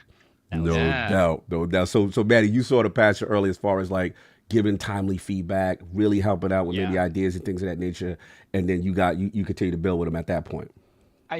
John was very, like one of the very like few people that like I felt actually like recognized it for what it was, and he like reached out a lot, and it just like showed how much he cared about these kind of things, Right. and I saw that, and I was just like, yeah, like you come on board, like No you're doubt. gonna be a part of this. That's He what's had Just so like many that. green flags for me. It was like, one, it was like he had a timeline that he wanted to do. Like he knew exactly when he wanted to release. It was not the correct timeline, but it's okay. He had, That's when you came in. He I got came you. in and I was like, Yeah. all right. Yeah. I just like wanted to I took my role, like I just wanted to do something. And Manny is like a one-man army. He does a lot of stuff by himself, but like at that point, like there's a lot of things that he has to tie up in terms of his own schedule and like what he wants to do. Right. And I help out with that, and I also reach out to stuff. I do different things. But it's been quite the journey in the game, and I've also done a lot of design feedback as well. Like it's been a process as well. No If doubt. if it wasn't for him, like the game would definitely not be the way it is now. You have somebody to talk to on a daily basis. It just like it helps so much. Just you're not alone in this So kind of then, thing, right? where do So- we get from that iteration at the gumbo joint to now to let him cook? I'll go through a couple of the steps. Okay. So we did. So a lot of it was like we started getting to know each other and started getting to work. And basically, one of the big things is we started changing the game because we took some we did some play tests and we did some hard feedback. And I was like, here's some issues we got to address. And so we started changing stuff. We started pivoting on the game, and then we got into MagFest. MagFest got back to us, and they were like, hey, come to our event. Oh, we Like- like that joint. And here's some stuff. Here's some free passes, and we were Nice. like, oh crap, this is crazy. So basically, Manny was like, yo, this is great. Like I'm gonna pay your ticket, and I was like, okay, I let's did. do this. And that was like another step too. I got on board. So Love. we locked in, we started grinding, and then like the game changed. It started changing a lot and moving around, and like and then I put together a bunch of stuff for us to do well at for over there at MagFest, and then like we locked in and we grinded and we scrapped together, and we have no online presence at this point. Like we got a little Discord. So I was talking to y'all about that part. Oh yeah. We're social media is still lacking. All We're good. trying our hardest. All We went to good. MagFest, and it was incredible, the reception we got. Like Nice. we were recently graduated college students. We're young, Fresh we're off the like block. we're starry-eyed still. We still got we feel good, and we come in there with a game that we had at that point only like a small ecosystem. Like it was just Gumbo that giving us feedback basically. And we go out there, and it was crazy the positive reception we got. Nice. Like people were coming up, they were like, "Let him cook, let's we go." had, we had people taking photos and posting it. We had people like going 2-3 times and sitting there for like an hour or two. We're like, we have people who want to play this game, dude. Oh man! All right, I gotta stop you on that because y'all get me hyped. The Lords got to know what this is. So for right now, as Saab would say, in the words of Rick Rude, hit the music. Okay.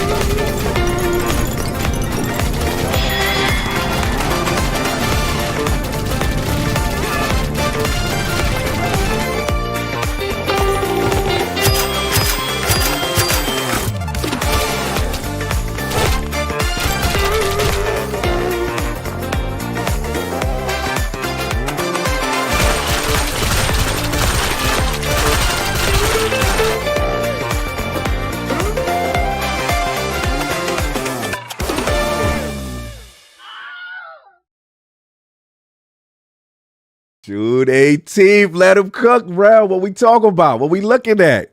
No doubt. So, all right, it's on Game Pass. Yo, this is dope. Oh, they cooking? That's dope, man. All right. Yo, fresh off the block, they first joint. No doubt. Nice. I got you guys. Nice. Somebody said, please release on Xbox. they just developed. Game Pass. Fun speculation. Relax. It's still working, man. It's still working. Getting there. Oh, but Microsoft, you know what to do if you're interested. But yeah. Shout out to Manny. That trailer was fire. He's Yes. he's the director of that one. Butt off on that trailer, dude. Bro. Like, I was like bat crazy trying to like make this thing happen. That trailer It was solid. No It was doubt. solid. Feeling the vibe, feeling it. The first thing, all right, let me paint the picture at it because I got to let them know how it went down. So I go to I believe like an esports event or whatever, and I'm chilling. You know, you do your network, you're doing your 1-2 at the mixer and stuff like that, networking. So then, you know, Lord Johnson, who I didn't know at the time, and we just kicking it, and then he's like, you know, kind of like what you do, business card, that kind of deal, and then he's like, yo, we making a game. So I'm gonna be real with you, Ad. Like usually when people say, all right, this is our first game, right? I have my expectation at a certain level because I'm just like, all right, it's the first joint. I'm not gonna go crazy. I'm not expecting, yo, they supposed to show me Elden Ring off the front, you know what I'm saying? It's nothing like that. So he pulled out the phone, so I'm like, all right, let me see what's going on. So I look at it, I'm like, hey, yo, to me it felt like Cuphead, Brotato, and Vampire Survivors had a baby. And then it was all these sprites on screen and just real bullet hell all over the place. And I'm like, this your first game. Like we're not playing. Bro, I could not believe it. So I'm like, nah, we got to exchange the info because I'm like, I'm really feeling. He was like, yo, you feel it? I'm like, absolutely. So I guess, you know, it's interesting to hear you talk about the feedback when you guys went to that event. So at that point, before we even go, I gotta ask y'all this though. The name. Oh, I take no. I'll let Manny take it away. Who came up with the name? Because the name gonna sell itself. Let Him Cook is going to sell itself. Well, let me hear that. I swear to God, it was just a shower thought. Like because like when I was like in the first few months of making this game, like I think I was gonna use my original title, like Food Fight or something. I thought Food Fight was a cool name, but then I don't know. Just one day, you know, like I just go on my phone sometimes or just look at stuff, and like I've seen the LetHimCook meme before, but like it didn't really hit me until now, until like you know, when I was trying to come up with a title, and like I was just like cooking.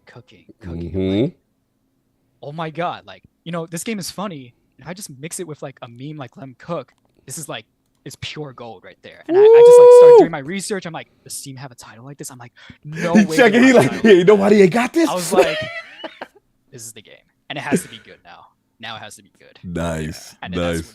That's actually another pushing point. That title, like, that's actually what motivated me. Is like, if I take a title like LetHimCook, I really need to try to make it good. Yeah, that's the one thing. Because it's just us on Steam. That's it. There's no one else.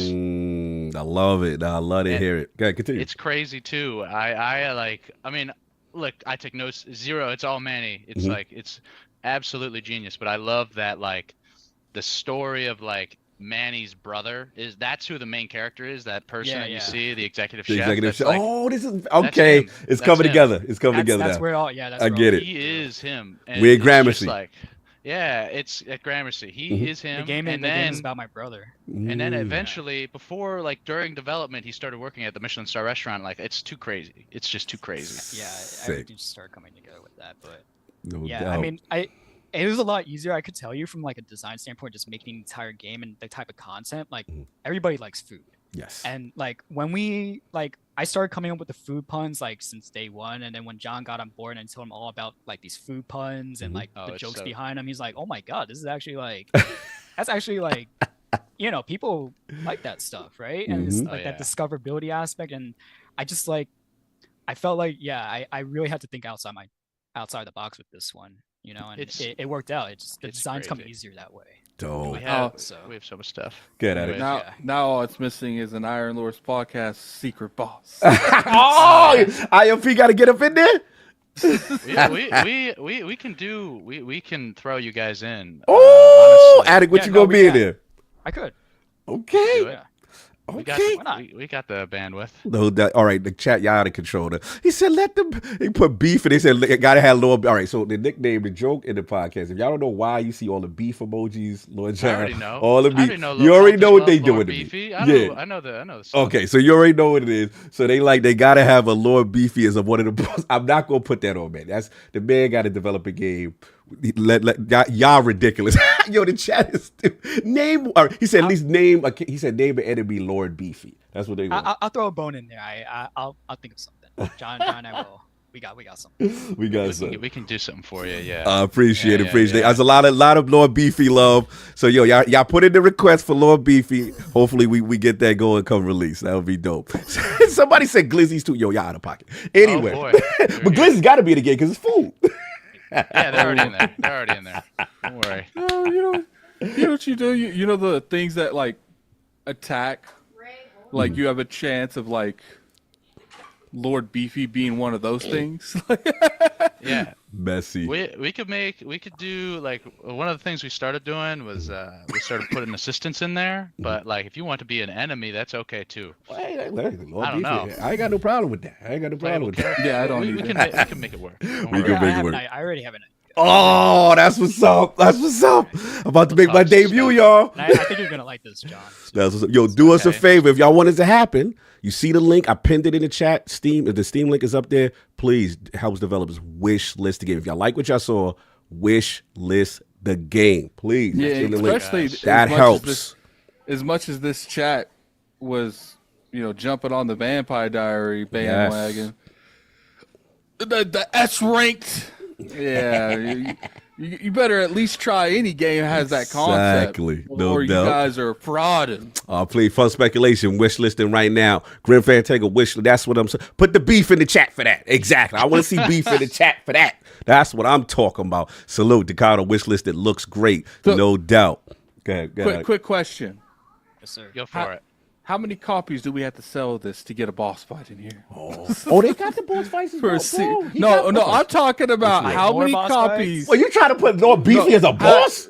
How many copies of this game after launch that you could do like a free update that we got to get for you to put like a Lord Beefy boss fight? I'll go in first. this? Well, I'll go mean, first, and yeah. this will be easy said Yeah, and done. messy. As long as I could live, have food on the table, pay my rent, Facts. I'll keep going as long as I can. Oh, man. Salute. Plain and simple. Plain and Salute. simple. That's what I all like to hear. That's what I It's like. wanna early make it good. access, I just so wanna we make it a good develop it game. along the way, right? Yeah. So There we go. Early access. June 18th isn't the end of the game. It's like the beginning. We'll definitely basically be definitely, especially with this what you guys have helped us out with. Oh, you I can already tell you know. it's You. not Yeah, about so- the amount of copies sold. It's really just the amount of like just support in general. Just Support. like people recognizing See, about it. I, That's the I like motivational putting a factor. number on That's things. what Like I like putting a number on. Addict We try don't to even know. get y'all bag Just, right just, now. just I don't even think know, about man. it. Think about it for a little bit, and then Mhm. get back to us. Like, We were like, okay, if we can go out and do like if in total it makes enough sales that we can have one meal like Gramercy Tavern, that's done its job. Oh, yo, you doing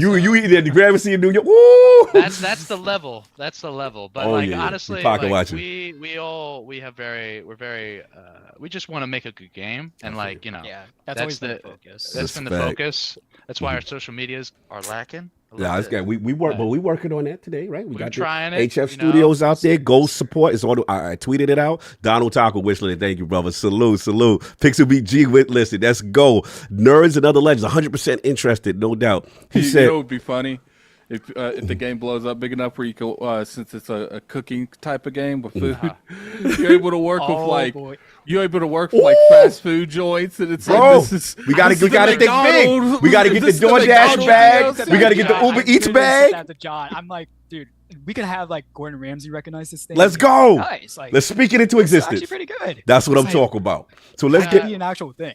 We've been looking to do because we got a feature coming out called the Cookbook, and that's going to be like an enemy encyclopedia. Mhm. And one of the things that like we've been attempting to do is like reach out to different YouTubers or small scale cooking chef people and be like, hey, want to collab, make a recipe for our cookbook because every anime should have like a little bit of a recipe that like kind of references. Yeah. There we go. I'm feeling this. I'm feeling this. That's Shout out something. Barry Zallian's wish listed. Lock Me wish listed. Primo Drake wish listed. All right, Zach Riley. Okay, that's what's up. So I want to get back to game design with LetHimCook, right? And structure. So like we talking bullet hell, roguelike over the top. We doing bosses, and I'm noticing in between, like there's, you almost have like leveling and different things you do. So give me game structure of like the of LetHimCook in general. Like what's the gameplay loop like? Yeah, I could start. So like, so really, when it comes to the gameplay loop, like the objective of the game is that you have to survive a certain amount of waves, depending on the difficulty. So if you're playing on like medium, you have to try to survive until wave 15 because that's when the boss spawns. But in between the gameplay, like you fight, you try to survive the horde, and it's a wave-based timer game, right? Okay. So think of it. It's almost similar to like Call of Duty Zombies, where you have to survive a certain amount, but instead of like the amount of zombies you have to kill, or in this case the amount of like food, the timer starts ticking, and so you just have to try to survive until then. And then when the wave ends, there's a rest break in between, and a menu pops up. The UI pops up. UI is fire, And- sir. UI is fire. I love the UI. Yeah, Continue. it took. You Yes. have no idea how many iterations that took to get it. to Manny's look on like his that. last legs with the UI. And real quick to interrupt. The artwork because I like that y'all got different. Y'all got executive chef. Y'all got the butcher. Y'all got different things going on. So you did the artwork for all that? Yes, sir. Damn. Honestly, and I have to thank like architect. Even though it wasn't a career path for me, like one thing I could take from architecture school was that I developed like the art skills and the design aspect of it. I got it. I learned Photoshop through architecture school when I applied it to this, Cook, right? Manny Cook. And yeah, and I mean, really, when it comes to like the cartoony aspect, like you were saying, it looked like Cuphead. Yes. I played enough games to kind of just gauge like what kind of feel I wanted. I wanted that Cuphead feel, and like in the actual development, like I could give you an example of at least the artwork when it came to the menus. Like I'd do things like John and I would like we had one day we looked on Google. We're like, let's look at a couple like restaurant menus and see how they like how they did it and try to get that feel into the game. Yeah. And so like I kind of just took a lot of inspiration from things like that, and then like like the dark outlines. I just wanted that again, like take Cuphead, try to get that cartoony like, outline feel. Definite Cuphead vibes. I felt too. That consistency of the artwork start developing for my games is things like that. You take different parts and then I cartoonify them almost and kind of make it my own in a way that feels right for the game, right? Super dope, super dope. Other thing I was gonna say again, so the different chefs, it's just more of a aesthetic, or do they have different? Okay. They do different things.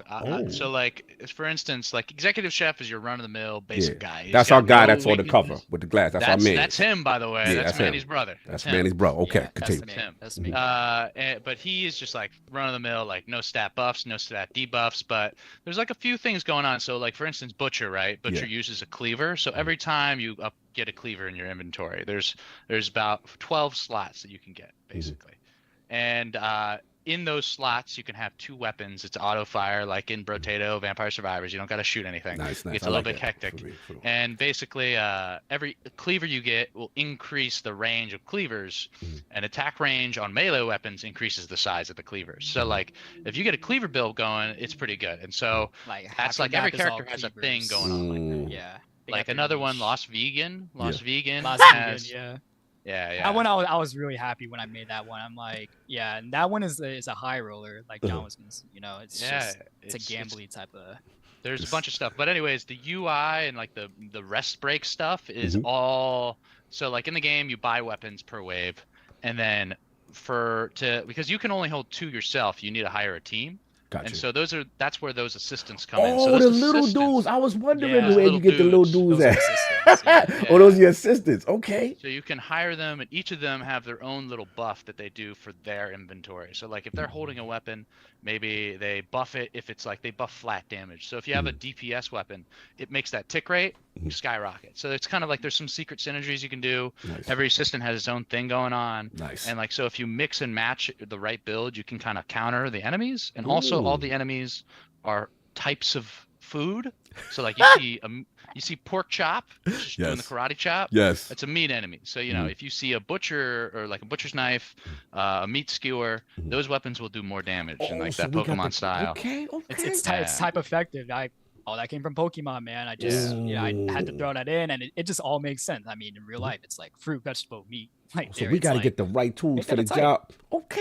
Yeah. All right. So this ain't just It- simple. Okay. just good idea. You know? This is fine. I'm liking it. Now, next question I got for y'all in reference to actually the music, because man, like even though this new trailer fire, the original trailer also, it felt like you went for a distinct style, a distinct feel. That's why I got a lot of the Cuphead vibes. But like, what was your thought process as far as selecting the music? And then also, I noticed on the page you also had like some of the music goes to the stages or something like that. Like, give me that synergy there.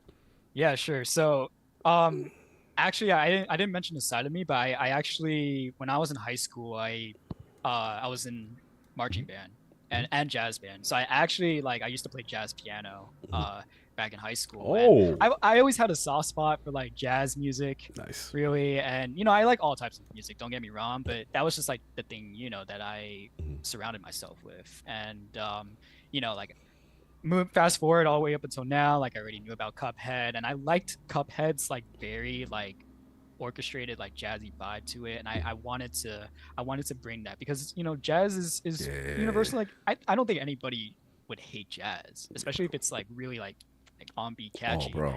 And that leads to sort of like the PJ sandwich on screen like, when the changing of the dance floor, because like I was listening to a couple of soundtracks just one day, and like jazz can get like serious really quick with all the trumpets, but then like at some point, sometimes when I'm listening to some of the soundtracks, there's always like a downbeat, like some sort of like disco drop or whatever, and I'm just like, that kind of like correlated. It kind of helped me along the way when it came to designing the map, because I'm a guy who really likes the flow of things, especially when it comes to video games. I've actually like I said, I used to play Guitar Hero. I played a lot of Osu too. Osu is another game I play a lot on the PC, and I was a huge rhythm game fan. So I like took that from like rhythm games, and I liked the way they were like matching the sort of like on beat stuff and having effects change, and I brought that in as part of the game as well. Nice. Yeah, I love that aspect of it. And again, like I said, it really hit it. It just fit. I felt like it fit with the aesthetic of the game, and then obviously the vibe, and it was just a fun, cool vibe. And yeah, it's super dope. I want to ask John in reference to like, obviously you guys are working extremely hard trying to get this thing out, first game kind of deal. I guess the question I have is like, what are the challenges from a game design, just making a game that we don't know about? Like what are some of the things that you're like, man, like this is really difficult? Or what do people assume that they may get wrong about making a game? Like I think the most tricky part coming into this, like obviously marketing is like super difficult. Like it's really hard to get your name out there. Like most games never make it off the ground because of like the fact that no one knows about them. But also too, like some people are like, good games always will rise to the top, which is another thing. It's hard to say for sure, but the more central part to game dev that is like really like I didn't expect is how hard the technical things are. Like you come into you'll go into a settings menu and you'll be like, if you don't have a ultra wide option, you're like, okay, you're done, you're out of here. And like different formatting things and just frame rates in general and trying to optimize. Like we got this thing. I mean, when we were showing it at MagFest, it was running on a Chromebook or a tablet basically. So it's like it's like not intense at all. And a lot of like those types of small bugs, small settings bugs, like just different small super niche stuff, because it's easy to talk like big game design, right? Like you can talk like what's fun, what's good, but like also where do you put this button on the menu? Do you have the resolution thing be a drop down menu? Do you have this be an arrow thing? Like, and so many people, and like those are things that people get really heated about. Like you can get some big hate, and it's like, it's fine. It's like one of those things where you want to have like a good experience, but like it's just something we didn't realize like how much like that needed to be improved. And also just with in general, like we got a little one of them, like just resolutions and stuff in general. I would say that, but also too, like marketing would be bigger in that front, because it's just like two different fields completely. But yeah. No, good answers there. Good answers there. And then in reference to, this is from Manny now, in reference to like the climate. Obviously, you know, you guys are going extra hard, right? Making a big life change, making a game, putting all your resources in, working, you know, so much going on. But then real life, right? And prior careers and things like nature. And then we see the industry right now, where a lot of the volatility, right? There's the layoffs, studio closures, you know. What still inspires you to kind of still be in it despite all of that? So I'll go, because you know this is a bigger question for me, because I'm more, this is like kind of like career stuff. Yeah. Manny's like, I'm making games, and so he's gonna stay. He's got a good head, so I think he'll be fine. And also, but for me, like I come into this and I'm making this thing with Manny, and as we're going, like, you know, last year was not great, a lot of layoffs, right? And people are saying like the market cap we're not growing as an industry, which is really, really tough, because, you know, we had a big bump in COVID, so it expanded, and we thought we were going to grow, and then we stayed and limited, so we just kind of blew up, and then the industry's now been contracting back down to what it needs to be to stay profitable, and because of that, like a lot of the space is just really, really, like, you know, it's a little depressing. King's right almost now. Here. Okay, cool. No, keep All right, cool. And so, like, we talked, and like we've gone to a few events, and we talked to a lot of people at these events. Like, a lot of people play our game, and we interact with a few people that are industry devs. Like, they are working at AAA or something or other, and like the vibe is depressing. Like, they don't feel like they have a lot of job security right now. And like the thing right now, we talked to some other people. Like, we talked to a lot of people that are like indie, like more indie game devs, and like right now, indie is like the place to be, because big industry is like, so like take for instance, right, you have Xbox. We'll get into that later, right? Xbox is a gigantic company, and Xbox Game Studios, it costs a lot of money for them to run, but if you're a Vampire Survivor team of 8 people and your game is putting out $80 million, you're going to be fine for years. And your budget for that game was McDonald's hourly salary, and then you know, he got it done. And so indie devs have the opportunity to be, it's kind of taking their own place, because it's never been easier to publish a game. It's never been, you know, it's never been as good as like people, like, it's really easy for Steam to give your game the juice if you're popular enough. So I think, like, there's two sides, right? Like, you know, you look up, and when you're coming to like want to work in the industry, you're like, okay, AAA, that's like the thing. That's the big stuff. But right now, it might be indie based. We talked to a few other developers. We have a guy that works on Below the Stone. It's another indie game, and he's been really like preaching the philosophy behind some stuff like that. He's really interested inside that stuff. Nice. I wanted to say something real quick. Yeah, too. please, Manny. It also doesn't help that, like, I started noticing that, like, little by little, some of the audience that used to play AAA games are starting to like contract and start playing indie games, because they start recognizing some of like the fallbacks of AAA is like they're repeating the same formula. The game is not as fun anymore, because it's just the same thing over and over, and they're paying like, you know, like the same amount of money for just to play the same game. And this is just things that I've read, that like people started playing indie games, and because they want to see something new, they want to see something fresh, and they're cheaper. That kind of just like contributes to like AAA probably struggling right now, and they're the whole thing. Because I guess when COVID happened, you know, people obviously had more time to play games, so I'm sure along the way they probably catch an indie game or two and start, you know, recognizing that. Well said. Yeah, it's so hard. I'm just, this is such a huge topic. Like, indies are just really like, it's not like a this is the way to do it. Like, there's so many people that are indie publishers that never make it. That's what I was about to ask you.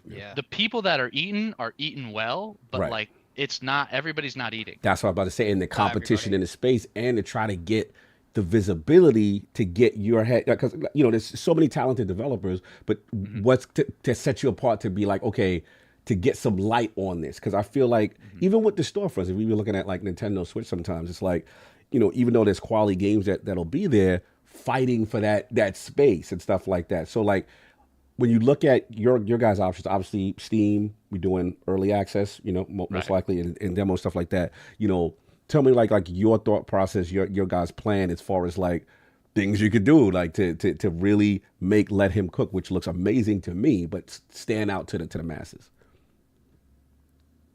I mean, Do I go first? honestly, oh, Yeah, the king There's has arrived. kings. The king has arrived. Continue. Oh, Apologize. I am sorry. Now they thought you was running. They thought you got shut down. Oh no, I ain't no. gonna lie. I ain't gonna lie. That's what the chat was saying. The I wasn't chat- gonna say that, but they're The like, chat's like, "King, he don't want the listen, smoke for Xbox today, huh? Oh no. I definitely want to be here. Ooh. To Mohegan Sun for Mother's Day. So Oh, okay. Salute the with mom. it. Salute the mama love. Mama love. And then Mhm. checkout was at 11 o'clock, and I'm thinking I can get back here in time. Everybody thought the same thing. You good, man. We still rocking with LetHimCook and HFStudios, talking about game dev and stuff like that. So yeah, Love just that game, by the way. yeah, it looks so oh, cool. you did? Yeah. Did you check the It- it trailer? look- Yes. Play it again?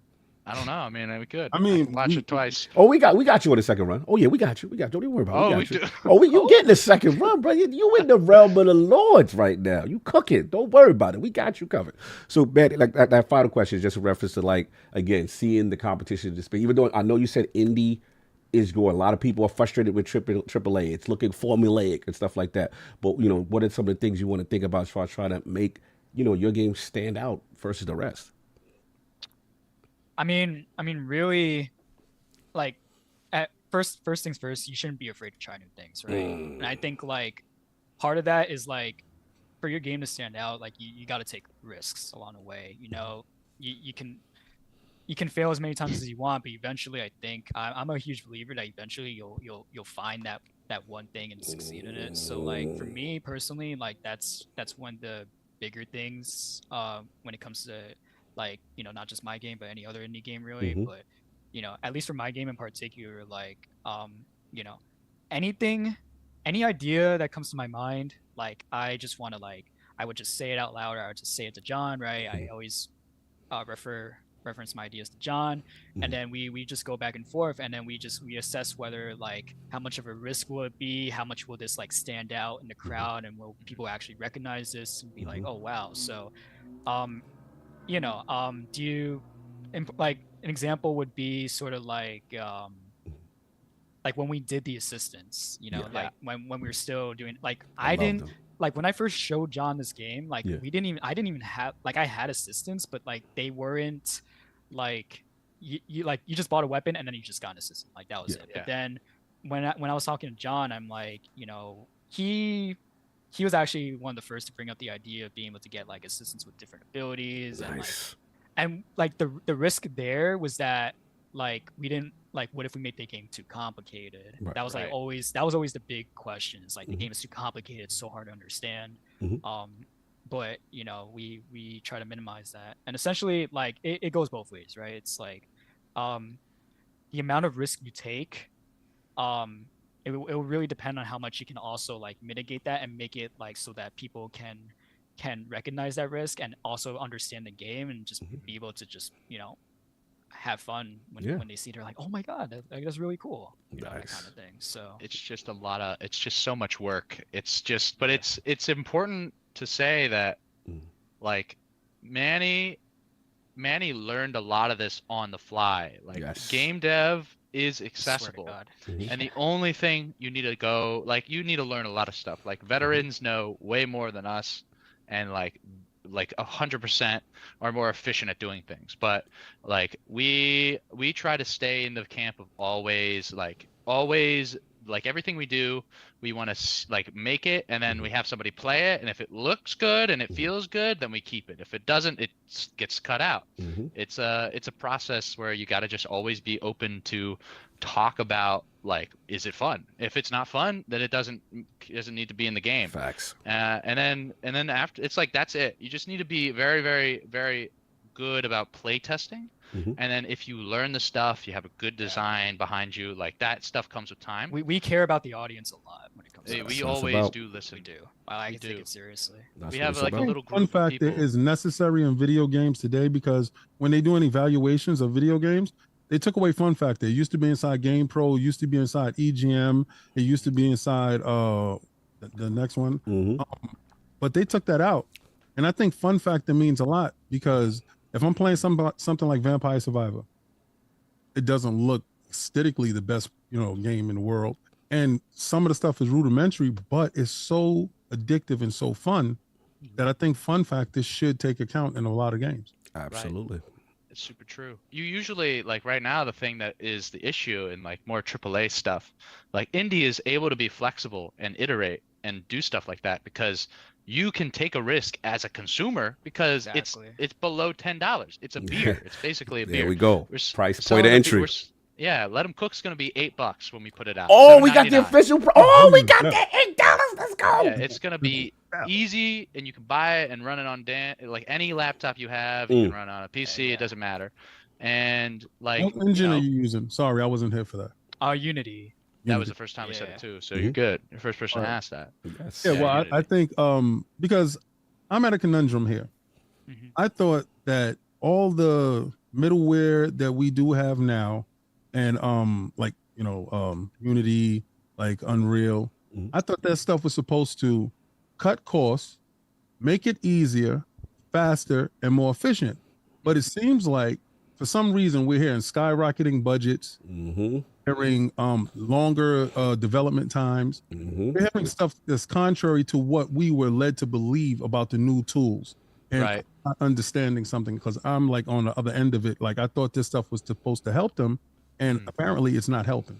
So I would say, like, look, I don't know a lot. I'm not inside it, but I'm definitely familiar with like the process, and I've talked to a few people that are inside it.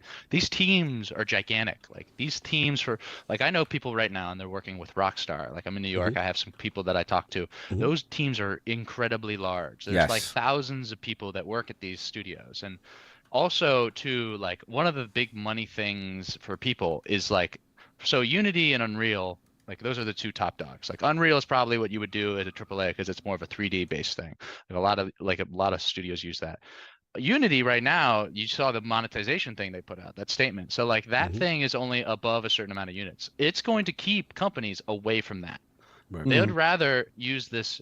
I was talking to someone, they have this esoteric in-house engine that they built, and it's all like, it's like how top companies and like fintech and other things, they have these old systems that only like 8 old dudes in the office know how to work. And basically it's so inefficient that they stay using them because it's effective for their cost and it helps them with their branding, and they can keep that stuff as secrets. And basically these teams have not shifted to try to cut those costs because they're so like, they'll either build a new engine. Like right now, like I think one of the coolest engines that are right now, like you have Naughty Dog's thing, which is cool, but also like RE5, like Capcom, has been crazy. It's been good. Like they've been able to use that thing for making a ton of games. Like Dragon's Dogma was it was an RE5 thing, and it came together so quickly. What's Helldivers 2's engine? What is that one? I think it's proprietary, but I think it's a blend of like a couple things. I think it's like I think it's something like, what was it? It's like Havoc something. I think I saw. It's like Havoc blended with something else. I can't remember, but it's kind of like their own thing that they kind of chimeraed together. But like, I think the issue is that studios don't want to change the way they do things because they're so scared of, like, they don't know what the new territory is. Right. Like, but game devs, if for somebody that's not a AAA company worth a couple billions of dollars, they can do whatever they want. Right. It's never been cheaper. And that's where you start to see the fostering of the creativity, right? Because that's why I'm really still excited about the indie space for that purpose. You know, we getting away from just the formulaic stuff where people also, big corporate, they don't want to take that risk if you flop, right? But what's cool is because you come in, you got creative freedom, do the vision that you want to do. And then the hope is that, you know, again, that's what I was going to ask you. The hope is, you know, that maybe they come in with either a bag or to support, you know, what the game is. So I guess my final question for you guys to transition is as far as like the plan, you know what I'm saying, for LetHimCook moving forward, as far as like, you know, one, what we can do to support, where we can go, all that stuff. And, you know, what would be some of the goals for this game? In terms of content in particular, like that boss you saw on the couch potato, I want to make 4 more of those, each with their respective food types, because couch potato is a vegetable, and I want to make each like just pound in the mill, like Cuphead style, just like a huge end to like that kind of run. I think Couch Potato set the bar, Yes, and we I like want to Couch do Potato. that times 4. Okay. Like, He got the and make it TV that thing way, that he throw. What's you the know? TV thing about?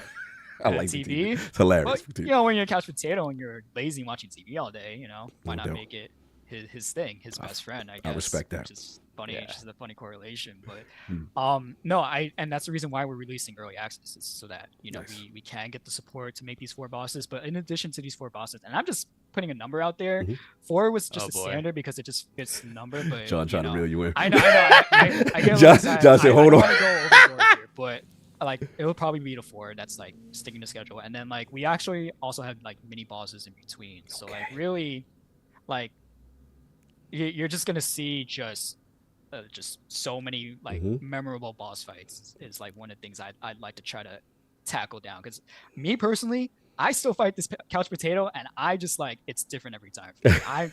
I burst this guy like over 100 times already. Yeah. Me as a developer, and I'm still having fun like fighting. I always get goosebumps in the back of my head when he like does an attack that I made myself, and I'm just like, oh my god, like, That's dope. this is so cool. That's dope. Yeah. Like, every time. Shout out to It's Lord just- Justin Jacobson in the chat. helps a Lord lot. John, that's where we met at the spot, the mixing joint. Oh, yeah, that's yeah, yes.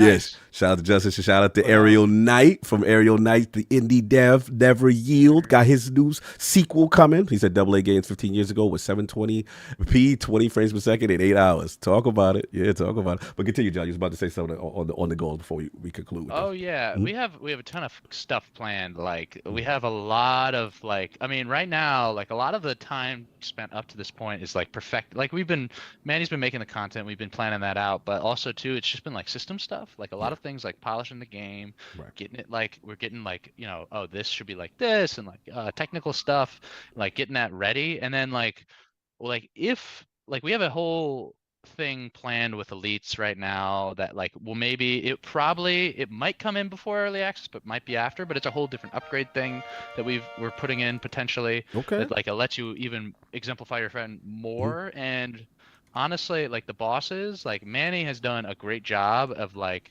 taking that inspiration of Cuphead and applying it inside a roguelike like this. Like most times bosses don't do much in Vampire Survivors or even Brotato. a lot of roguelikes.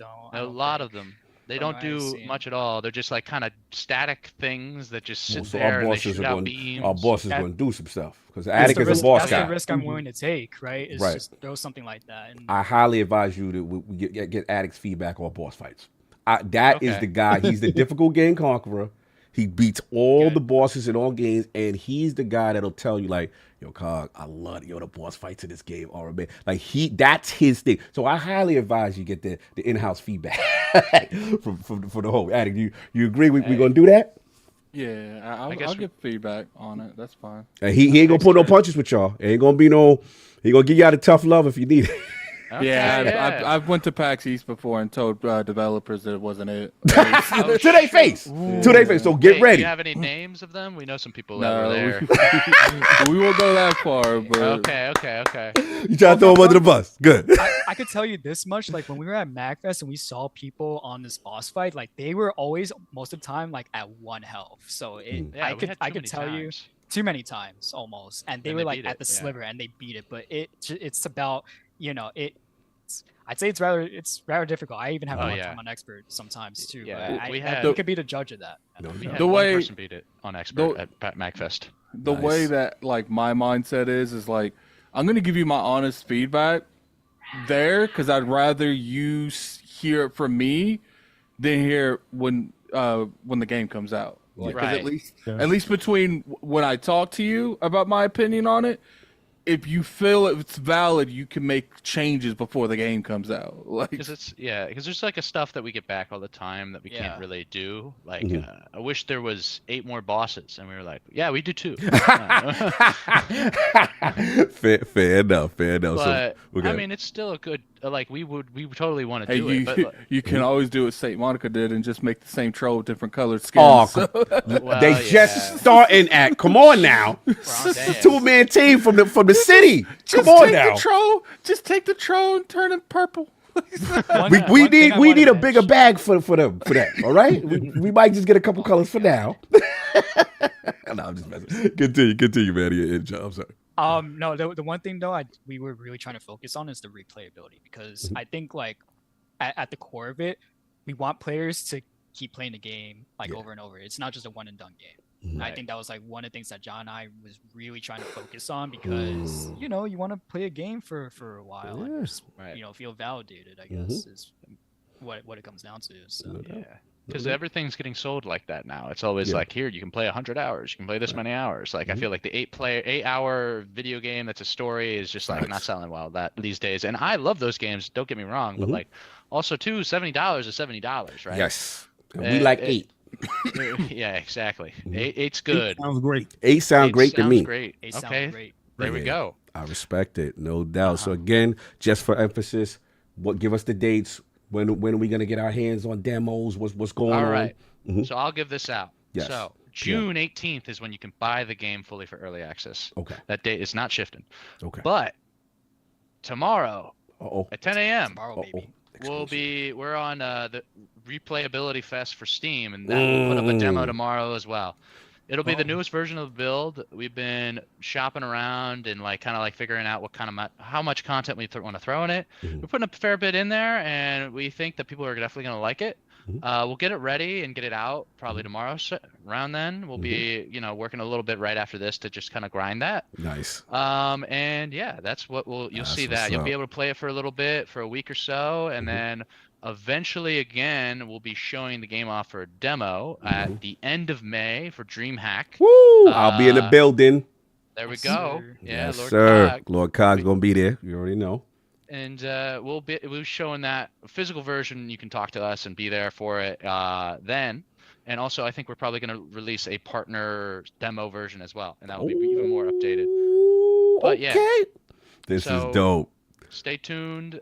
We got a lot of things planned for it, but it's honestly, it's been really cool hearing the feedback. You know, Lord Cog, you were super.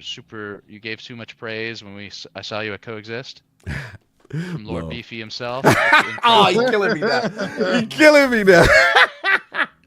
I like that. Hilarious. Shout out to Justice in the chat. He said he's be there. DreamHack. See y'all. He said see y'all all May 30th. So salute. No doubt on that. So again, just for emphasis, 18th of June. That's what we're looking for release. And then tomorrow, Steam. The links in the chat, y'all pinned it at the top. That's what we're hoping to get our hands-on demo with Steam tomorrow. All right. Cool. No doubt. Now we gotta wrap up. We gotta ask y'all the question that we ask every guest in the round. This is critical. Gotta put a lot of thought in this. Very important.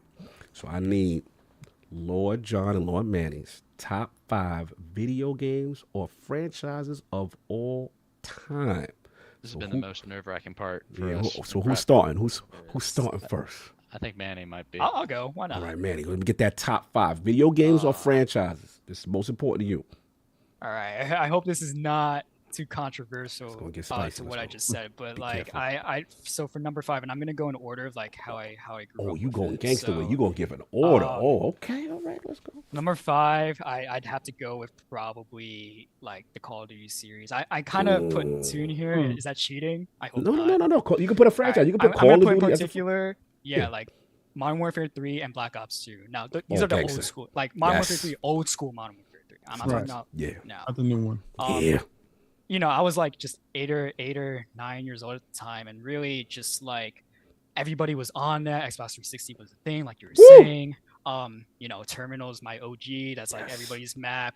I remember I was like, I told you I played the story campaign. Like I was like 8 or 9 years old. I swear to God, I was playing like No Russian. That's like one of the most controversial. Yeah, I remember that. And that was like deep in my memory. I was just like, oh, what is this? Like, It's real, bro. Play it I was on like that. 8 or 9 at the time.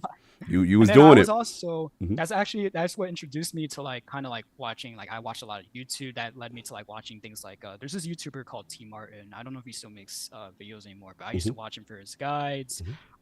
Black Ops Zombies was like another huge thing, and that actually like I played that with my old friend back in the day, and I think the most we've gone as far as Black Ops Zombies is probably like wave 65 on like Kino the Turtle.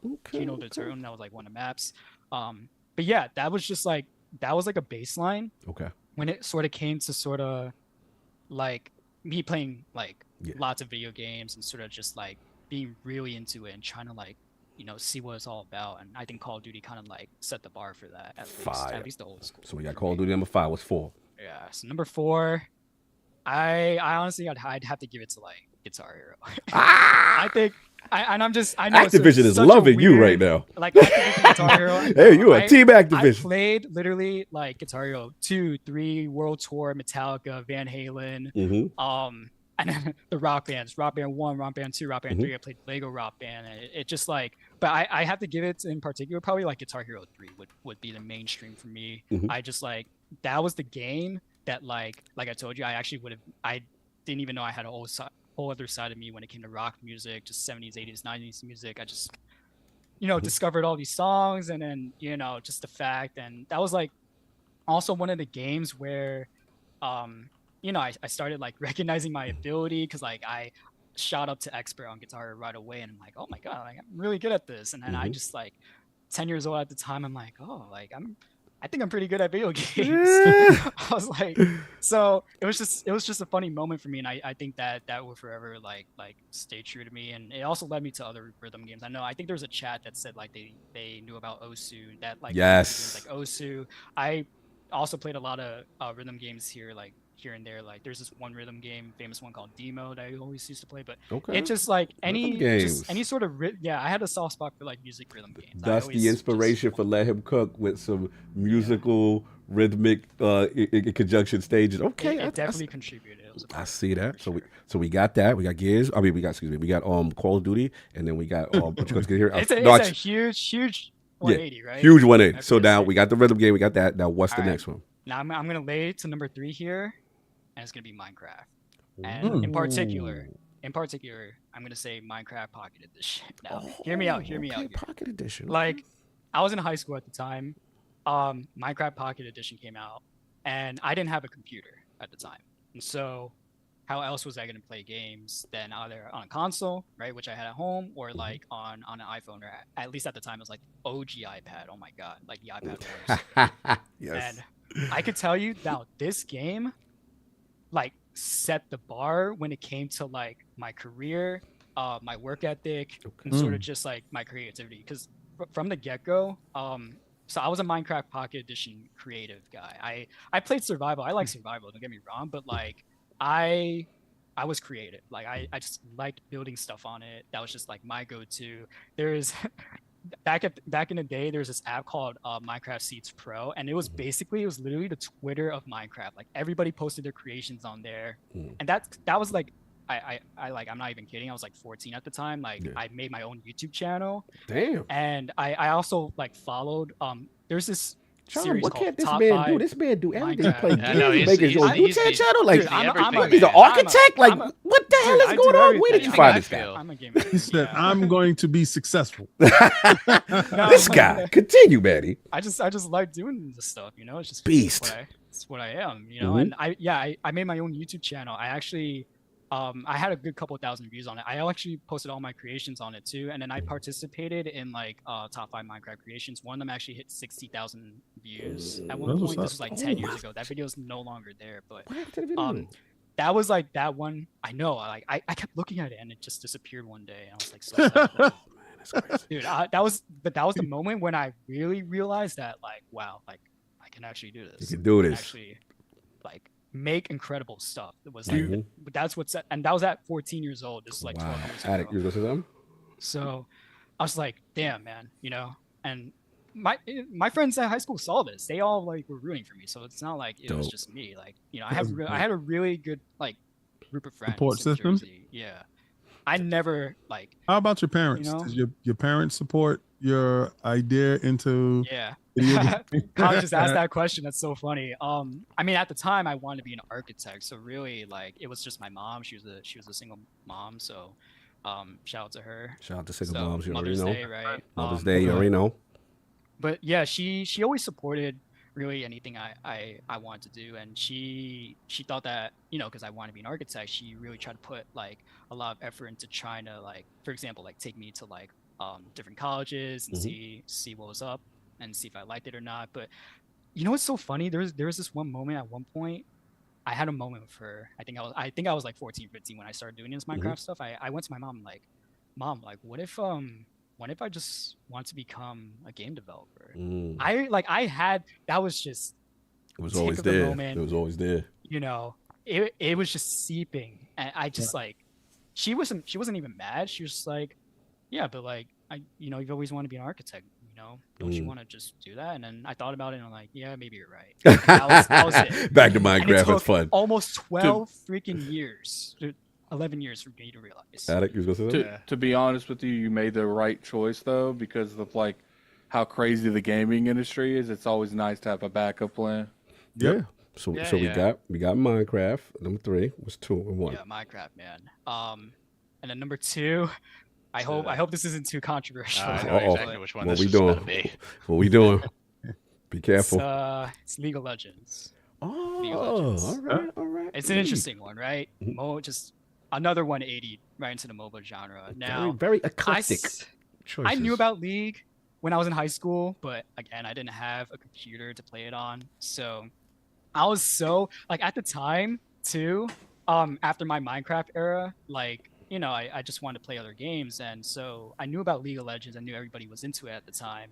Again, this was back in like 2013, 2014 when League just Way started. back in the day. Oh yeah. And like, sorry, excuse me. No, you good. Freaking, like, I was so like wanting to get my hands on it that I actually ended up downloading like this rip-off mobile game called Heroes of Order and Chaos by Gameloft on my iPhone, and I played that as a MOBA game as a replacement. And then eventually, when I got to college, I bought my own PC, and then I started playing League of Legends. Nice. And my God, can I tell you what a crazy journey that was? I played that game for almost 7 years. Wow. I was really competitive. I took the game really seriously. And I put that on my list only because like it did teach me like a lot of things that were kind of good. Like first things first, like everybody knows League is a freaking toxic game. Like Yes. like I heard things. just the amount of stuff and like just the mental load that you have to take from like 900 people is crazy. And like I could tell you, like that was a challenge for me, and I like challenges. Oh, And yeah, I see that seems to be the theme. That was like, and so He is a sweaty dude. Yeah, I super was sweaty. kidding. Yeah, I was about to say that, John. I wouldn't put him out there. You Oh, put him out there. Good. I'm a hardcore sweaty guy. Yeah, super love sweat. it. Super sweat. I played like so I went to 2 colleges at the time. I used to go to New Jersey Institute of What, Technology. 2 colleges at the At same the same time? Oh, no. He's a beast. He's not I was that about to much. say, No, we no, gotta no, let no, you no. go. He's doing 2 degrees at the same time, kid. yeah, He's yeah. like I that. transferred over. He's like that. But I was participating in like varsity teams for League, and I consider myself like like a decent player. I was top 1,000 at one point, and I actually streamed. I was streaming on Twitch, so I was a Twitch streamer at one point. Like I What was. did you do? Look, you like the Cat Williams of this. What did you do? I swear to God, I was trying things out. Just give it a shot. Find it his whatever, way. you know? Find it his But way. And he's a I love dive-in that. type of guy. Ask questions later. Yes. I love I'll that give it a aspect shot. because I try to tell my son every day, just try it. You may not like it if You you have don't to. like it, but you have to try things. You only And have one life. that philosophy that you have. Just try it. Absolutely. Salute. So we got League, and then Yeah. one, And then, number 1. Oh, by the way, I was a Katarina one trick. Oh, okay. So okay. Shout I know out you guys might hate me Katarina. on that. Salute. Yeah. Salute, Transition to others. What but was it? Katarina was Tell him one what you of got. Top rank. What is your top? It was like low grandmaster. Oh, Low you grandmaster. see the flex? It was all low grandmaster. No. You know. I You still, know. I still don't even think I was that good a player. It was. Beasted. It's a whole different. I can Man, tell you. he's love it. so... I thought. I Yeah, he's a was crazy, beast, y'all. He's a beast. He's a beast. Yeah, one time, this is my Um, favorite thing ever when it comes to Manny being sweaty before he goes to his last game. Mhm. When we were at MagFest, we were next to this booth called Mindwave. There's Mhm. another game. Oh Shout my out God! You can Mindwave. tell him this. The Mindwave Shout out story. Uh-oh. Mindwave. Mindwave is like kind of like a WarioWare type game. It's Mhm. like very like the art style is really good. Like you guys can look it up. They have a Steam page. Mhm. And basically, like there are these mini games that kind of like you gotta be quick reactions and you gotta press a button really quickly or do whatever. Like walk a guy from like this end to this end. It's just like the same style. Yeah. And they had a leaderboard which had like how Oh. far you went up and exponentially scaled in speed. So like Mhm.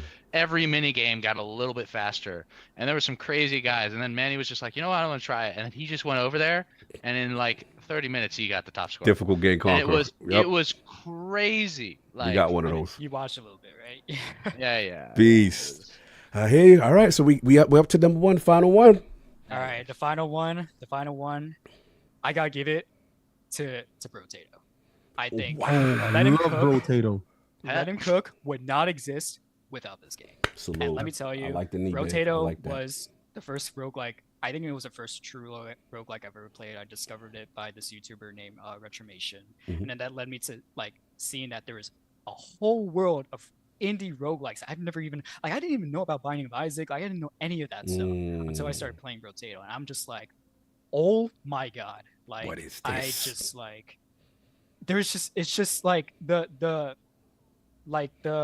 credibility, just the validity of it, just being able to min max, and I never had that sort of feeling compared to the other games. Like even League of Legends, like I know they have like a whole like you can min max your character, like when you're upgrading, there's a certain way you're doing it, but not to the extent of Brotato, and that's when I really realized that like that alongside with the randomizations, the fact that you could just play like in Brotato, there's only one map, and you could just play that over and over again. Was just like that was a clear sign to me that like there's a deeper end when it comes to just video games in general. It's about like the feeling, the connectivity, the Absolutely. emotion. I was just all for that game, and super dope, bro. I love it.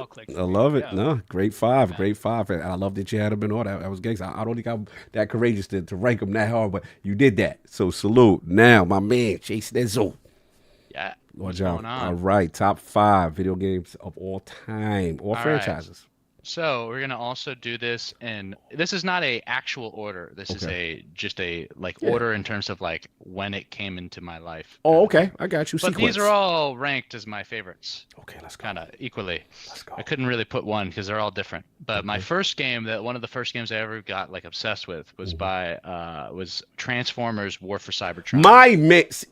That was it. This is my guy right here. Let me tell you something. High Moon Studios, salute. High Moon. Woo! I went with War for Cybertron because that was my first one. Yeah.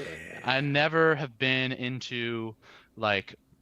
Okay, well, I also got to give this backstory. Also, like my family is supportive. Back in the day, they used to be like, you should go into game dev or whatever. Oh. Wow. But one of the things, like, you should be a programmer or whatever. And I was like, I'm terrible at programming. Same. And then I realized, there's other things to do than programming. But wait, a little late in the game. But anyways, I could not play anything that was first-person shooter. Like, I could not play anything where I was a guy aiming down the barrel of a gun. Like, my dad is a Marine. He was like, you are not going to play games like that. Wait, he shut that down. He was like, for some reason, he had in his head, like, the only thing that could be bad in a video game is shooting guns. Is you try to do him. So that's like, crazy. Okay, what can I do? So I got you. Third-person shooters were fine.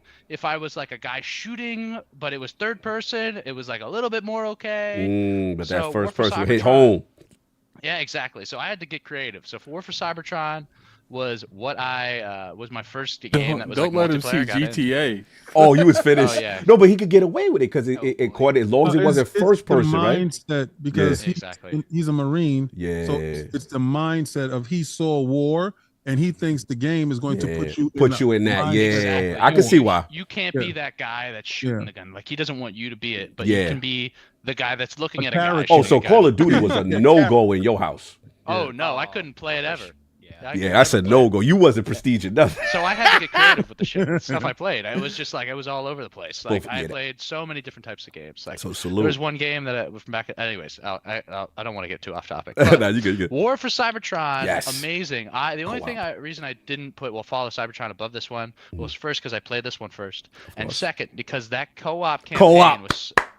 I don't know why they didn't do it again. I know, bro. I think it was three-player co-op as well. Yeah, or it was just great. So it was a good. great game. So I loved it. I played it so much with my buddies. I met a lot of people online that I still kind of talk to. Shout out to C Flame. Yeah. Salute. Salute. Powerball says shout out to the Marines though. Semper Fi for 8 years. He just wanted to shout that out. I'm not saying that you would. He wanted to shout out Pops. Yeah, shout out Pops. Continue.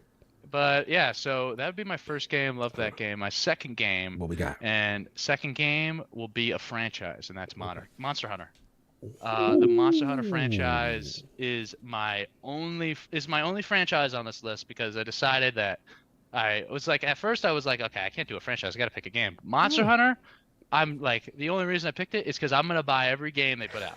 I'll buy every game they put out until I die. It is my favorite series. Like, I don't know what it is about being a dude swinging a big weapon and fighting monsters, and then taking the monsters' parts and then making bigger weapons to fight bigger monsters. That loop is just like, it gets my gremlin brain in the right ways. Salute. World was like my first big game into that entry, and I really like. I won't forget like fighting Diablo in the desert and like chasing him. And when he falls asleep, they're like, "Put the bombs under him! Put the bombs under him!" Yeah, that's funny. Bro, don't hit him. Put the bombs. You gotta get the bombs out, and you have the small bombs to hit the big bombs because it does more damage the first hit you hit with it. Or you have a great sword, and then they do the true charge slash.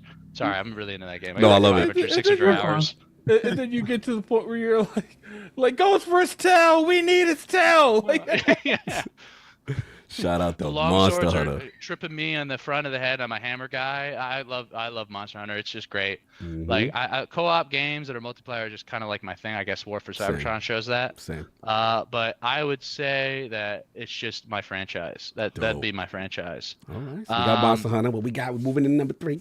Yeah. So number 3, and this is also because I had to pick between these two, but it would be Dragon's Dogma 1. Ooh. The first one. The first. one. Yeah. I'll say this: the combat is like, it leagues better in the second one, and it's just crazy. But I gotta give it its due. Dragon's Dogma 1 was a game I was obsessed with when it came out. There was like nothing really quite like it as an RPG back in the day, and it was just like big power fantasy stuff. Like, I love the game so much. You could do really whatever you wanted. I played it over and over and over again. Dark Arisen was crazy. And the reason I picked it above the second one is because the first one just has some stuff going on that, like, the second one, I don't know why, but the quests in the second one are not as cool as the first one. They're just a little bit lacking in that thing. And I think the thing is, in the whole game, is presentation is not as cool as in Dragon's Dogma 1. Fair enough. I would say right now, after you finish, GOG, Try it. go back, and when you finish the game, go back and look up a compilation of just Grigori, of the Grigori scenes with the big dragon. Okay. Those were incredible. They were just so good. The voice acting was top tier. It's just like, I always will look back and be like, those are the moments. Peak, no doubt. Yeah, I'm new to the series, so I'll definitely go back to it. But I understand the addictive quality, and I love what they're doing in the RPG space with the pawn system. I think it's super dope. It's so we just got too that. much. Number Okay. 2. That's number 2. Let's go. So that's 3. That's 3. Yep. That's 3. So number 4. 4. Sorry. This I'm one- going the other this order. one. Sorry. Yeah, whatever. Oh, I see. Yeah, you good? You good? Nah, you good. Yeah, so now the next one I played, and this was like my revolution, basically. But at the time, I hadn't gotten clicked with this series yet, but that would be Bloodborne. Bloodborne is my next one. Bloodborne, like, I played Dark Souls, and I think Dark Souls 2 either came out right around it. I think it came out right after. I think so, if I have my timelines right. But Bloodborne was when I was like, okay, now I understand what FromSoft is about. And like, since then, I've bought every game, and it's been amazing. But Bloodborne is probably where I think their best game. I don't know what. I think in terms of like, when you're getting a From Software experience, I think Bloodborne, and I know a lot of people here may play Xbox, so unfortunately you haven't had the pleasure. Ooh! Oh, you heard that, King? You heard that? We got Sony in the building. That man, Sony man. I beat Bloodborne. King's face said, huh? Yeah, I beat Bloodborne and the expansions, even cost his dumbass. Oh, there you go. I purchased Bloodborne, and when I couldn't beat the werewolf in the beginning, not knowing that you just have to just run past it, and I didn't find that out until like a year or two later. I chucked the game to the side. I chucked the game to the side. I chucked Sekiro to the side. Oh, game of the year, Sekiro. Oh, it's the greatest. I said, good. Let me run out, get my money. Let's go do it. The first guy in the bushes, the regular guy in the street, beat me up. Like, this is it. I'm not He's like, good. I'm not going through this. Look, I think the games, like, if you're coming from, I think if you don't have it click with you, that's okay. Like, it's okay. You don't need to enjoy them. You just need to know, like, if you put in the time, you'll be rewarded. Like, if you're coming home from a long day of work, like, say you did some, like, construction job or something where you, like, were basically beaten down all day. From Software games aren't gonna really coddle you and make you feel better. They're gonna make you feel good about life at that point. They demand your attention. and they will give you back and reward you for that attention. Yes. Like I've never been so enamored with a game that a From Software game. Like Mm. Bloodborne had my number, and it has the story. It's got like the aesthetic. It's like the weapons are sick. Fire. I can't wait till PvP. it comes out to PC so everybody else can Oh play. my I lord. gotta give it a shot, man. It's crazy. It's great that it's an exclusive. I'll get into why. Like I also have some other thoughts in the next topic when we get to that. Mm-hmm. But Microsoft, not Microsoft, Sony, they did a great job, and this is like and From Software, obviously, kudos to them because they're the greatest, one of the greatest developers we have still. And yeah, that'd be my second, I guess. Now we go into the last one. All right, and this is by far, I would say, if I had to put anything above anything, I would say this is my favorite. And this is an indie darling called Outer Wilds. Oh, yeah. Ooh, I hate soft that joint. game. That's soft joint. Let's You hate talk that to game. him. Let's talk Okay. about it. Let's talk about it. Why is No. Hate is very strong for that game. But it was okay. So I confused Outer Wilds with Outer Worlds, right? So I'm thinking again. I download the game. I was like, "This is not the trailer." I saw. I said they bamboozled me. false advertising? Yo, I said, "How did they mess up this bad?" I said, "The graphics don't even look the same." I said, "What is going on here?" And then I spoke to Saul, and Saul was like, "Nah, that's not that. That's the other one." I was like, "Oh, thank God." Continue, Lord John, on Outer Wilds and why it's one of your Look, favorites. It's also a game that isn't like it's a weird game. It's like I think it's the game that is the most amount of game that a game could be, because it's like completely like there's no like physical medium that could actually portray how you play Outer Wilds, because it's literally like, okay, here's the world, here's the premise, go figure it out, and they give you no direction, and if you're not into that, like it's not for you. And like also, but I'm like, one, I love a good story, and two, I'm a huge puzzle game guy. So like the thing of Outer, and I can't talk about much about it because if I do, then it'll you're ruin gonna the ruin game. the game. But it is incredible, like how that, like it's just, the story is awesome. It's just so beautiful. It's like an experience. It's like it's one of the things that I would call in gaming, like that's art. Nice. And like you just like this huge mystery of the universe is like you're trying to figure it out and have this thing that keeps happening to you that kind of like, well, basically there's a time mechanic that keeps resetting time, and you basically go back in time to the start of the cycle and you try to figure out how to get out of this cycle. And like it is incredible when you start putting together that big spiderweb map in your head. Like if I do this, then I can do that, and then where do I bring it Starts there to come together. and then it comes together in this beautiful thing. Like you can beat the game when you boot it up in 20 to 25 minutes, but you'll be having like the most incredible experience for like maybe whatever amount of time it takes you to do it. I don't know. It's one of my favorite games. It is beautiful. I love it. It is nowhere near like the game we're playing or making right now. It's not even close. But Now let him cook. Now let him cook his fire. I see the inspirations. I like this, man. Very eclectic choice, man. Really like that. And the final question, really quickly, for both of you guys. Favorite console. We start with Manny first. I think I know John. So we're gonna go when favorite. Did this get thrown in? Yeah, You this didn't hit us with I had to this? sneak this up on you. You make sure to keep you on your toes. Keep you on your toes.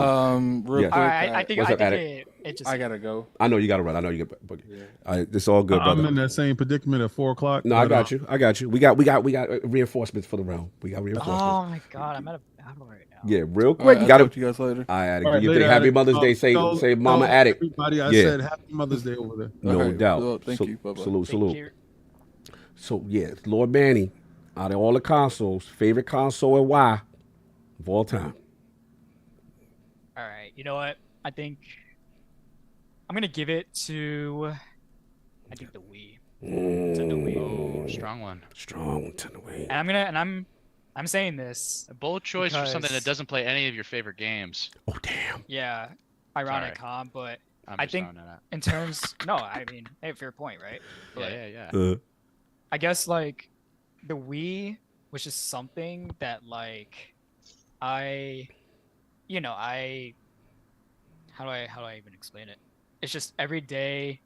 I played the Wii more than the Xbox, and it was like every day I just kept playing like I always surprise myself when I play like a Mario game or even Guitar Hero. It's just a weird mix in between. But you know, I think also it's the fact that like when it came to the Wii, like I always played with my little brother too, the main character of the game. So that also was like a huge part of like how we grew close together. Because Absolutely.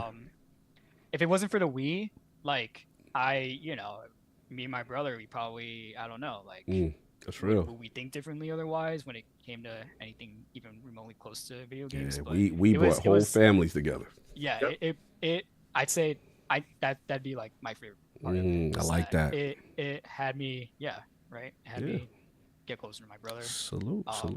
And maybe LetHimCook wouldn't exist without it too. Who There knows? we go. We There sat we in go. that car that day, so. No doubt. And of course, Lord John, favorite console. Which PlayStation is it?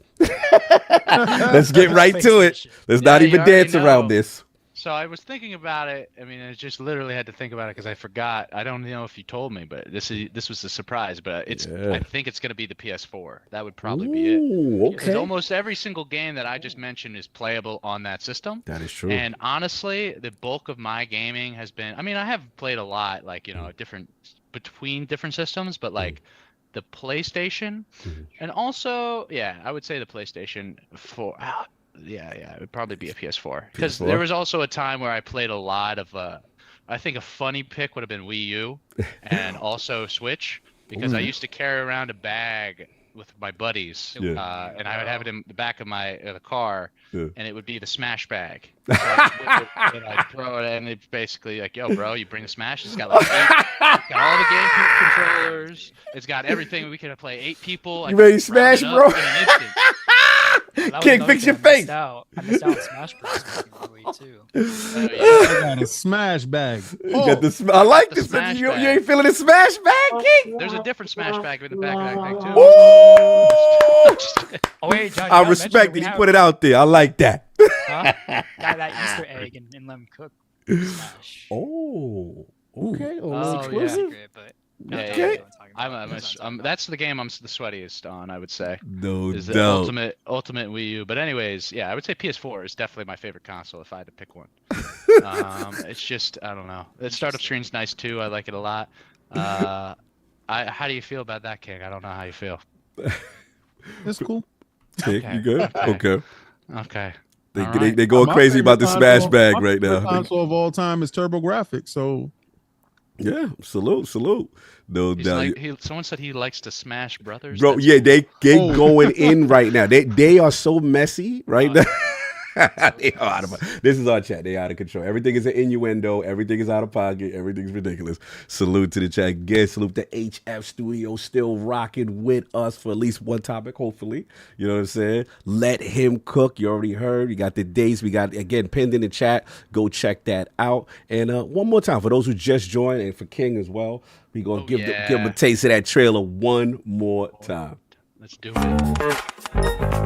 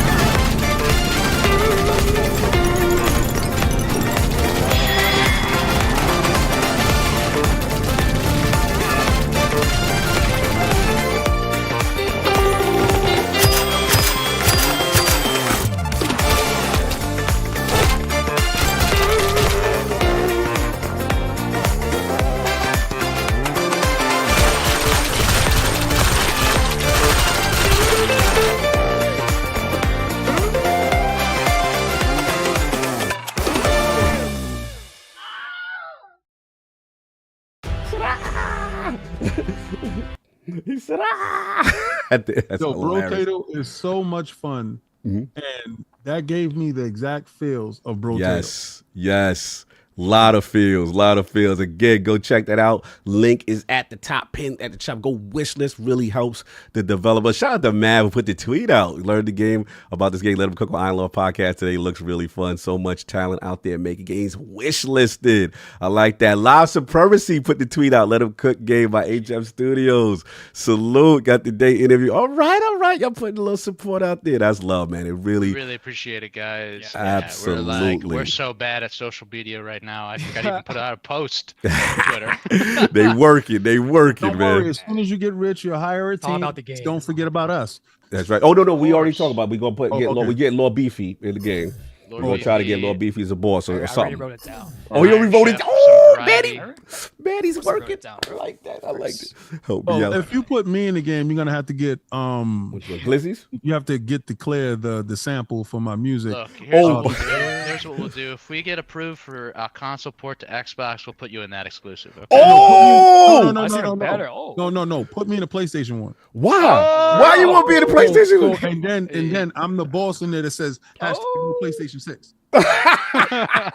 Don't entertain this, John. Do not entertain. But what you gotta put is the music you have to put is not like us. Right? Oh my lord! Yeah, Now you gonna get the copyright strike. Yeah, there we that's go. the part right there. So you got to get that cleared by Kendrick. Me and Kendrick talk. We'll never get it approved. We'll never get it Exactly. approved for the system. He tried to destroy your budget. Just- We gonna work with the parameters. Me and Kendrick is cool. We talked about it. You know, we cool. You can do it. No doubt. All right, last week's poll results are in, and the people have spoken to the question with the latest controversy surrounding Helldivers 2 players on PC requiring a PSN account to continue to access the game. How do you feel Sony should respond? The winner of the three-way ILP poll at 55% of the vote was reverse the policy and work with Arrowhead so regions won't be locked out of Helldivers 2 group. And it looks like some of this actually happened. We know since this poll, Sony did reverse the decision. So he bent the knee there.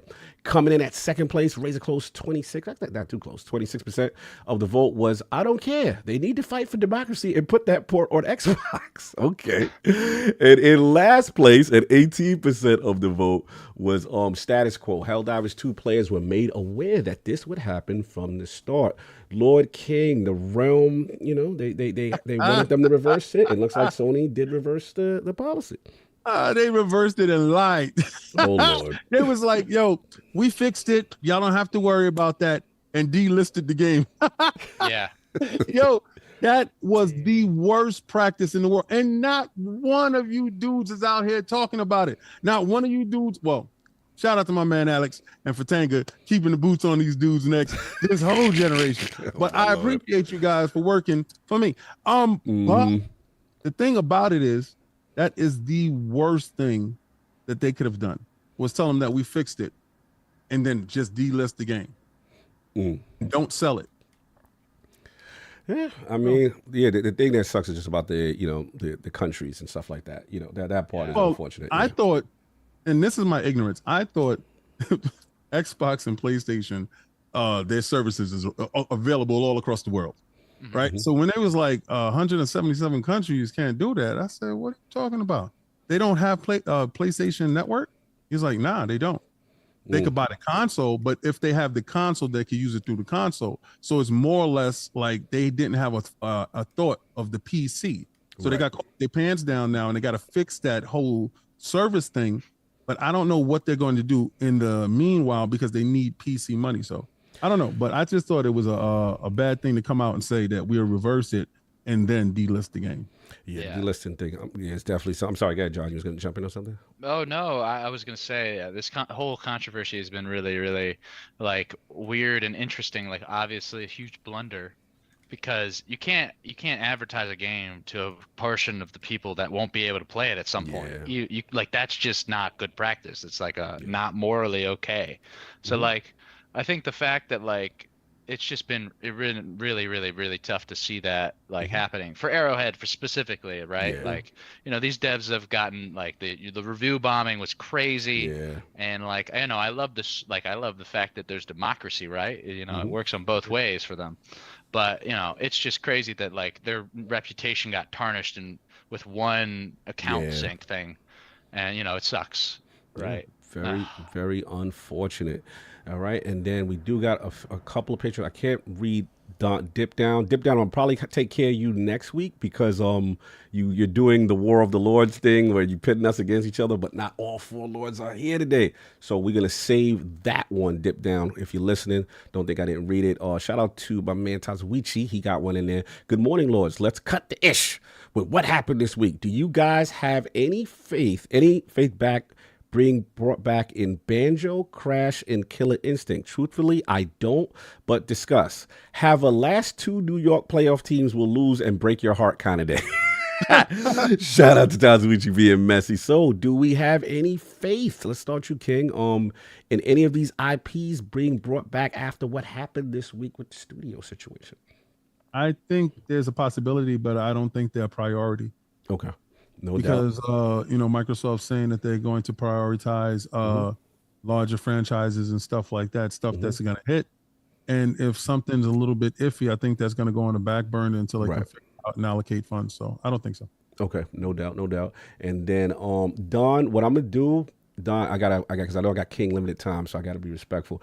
Don and Dip Down, I'm gonna hold y'all for 1 week because we gotta move on. I'm sorry. So we will get y'all. We gotta move a little bit. We gotta bring to the topics into the realm. And this is the hot one, man. This is the hot one. We got Microsoft and Microsoft closing Redfall developer Arcane Austin, Hi-Fi Rush. Oh man, Tango Gameworks, and more in devastating cuts as Bethesda. So this was broken, I believe, initially by IGN is what we first saw the article. I'm just going to kind of paraphrase some of the talking points here. Microsoft has closed a number of these studios: Redfall maker Arcane Austin, Hi-Fi Rush, and the Evil Within developer Tango Gamesworks. In these devastating cuts, Alpha Dog Games, maker of mobile game Mighty Doom, will also close. Roundhouse Studio will be absorbed by Elder Scrolls Online developer ZeniMax Online Studios. And they talked about, as far as Redfall, the now promised updates, because I was there when I covered the game. They were supposed to have a DLC rollout, so it looks like there's going to be now it's going to remain online to play, but it said that Microsoft will provide a make good offer for those who bought the Hero DLC. And they said Arcane Leon, which is working on Marvel's Blaze, they survived the cut, as well as Bethesda Game Studios, Fallout, Elder Scrolls, Starfield, and Machine Games, and Doom developer id Software. So there was an email sent by Matt Booty, head of Xbox Game Studios, who blamed the cuts on the reprioritization of titles and resources. Here's some of the email. He said they're sharing the changes regarding the making to the Bethesda and ZeniMax teams. These changes are grounded in prioritizing high-impact titles and further investing in Bethesda's portfolio of blockbuster games and beloved worlds you have nurtured over the decades. It says the double down on these franchises and invest to build new ones requires us to look across the business to identify the opportunities that are best positioned for success. This reprioritization of titles and resources means a few teams will be realigned to others, and some of our colleagues will be leaving us. So he went into the effect. Arcane Austin, this studio will close. They said Alpha Dog Studios, this series will close. The studio will close. Tango Gameworks, this studio will close. Roundhouse Games will be joining ZeniMax Online Studios, and they said they played a key role as far as game launches and so on and so forth. Just trying to paraphrase. This is a long message. Also, those who roles who were impacted, they'll be notified.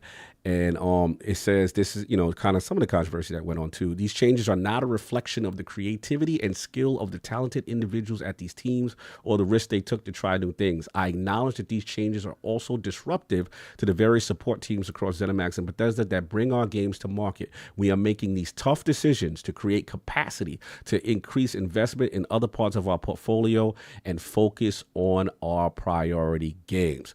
So this is, again, 3 months after Microsoft had cut 1,900 staff, and then we did get a follow-up from shout out Jason Schreier, friend of the realm. He's been here before. He had a follow-up kind of expose as far as they're planning more cuts after the studio closing. They said employees were shocked by the unexpected shuttering of the studios, the three subsidiaries. In reference to Tango, they were in the process of pitching a sequel, said the people, and who asked not to be identified. And he said also, during a town hall, Xbox's president Matt Booty praised Hi-Fi Rush, but did not specify why the company had shut down the development studio behind it, according to 3 people who were in attendance. And One other comment I think that went kind of viral was speaking about the closures more broadly. Matt Booty said that the company studios had been spread too thin, like peanut butter on bread, and that leaders across the divisions had felt understaffed. They decided to close these studios to free up resources elsewhere. And finally, they talked about, Arcane was looking to return its roots by pitching a sequel to Dishonored. Jill Braff, head of ZeniMax Studios, said in the town hall that she hoped the reorganization would allow the division, which allows to develop Fallout and Doom, to put more focus on fewer projects. And she said it was hard to support 9 studios across the world with a lean central team with an ever-growing plate of things to do. She said, I think we were about to topple over. So yeah, this is the hot one.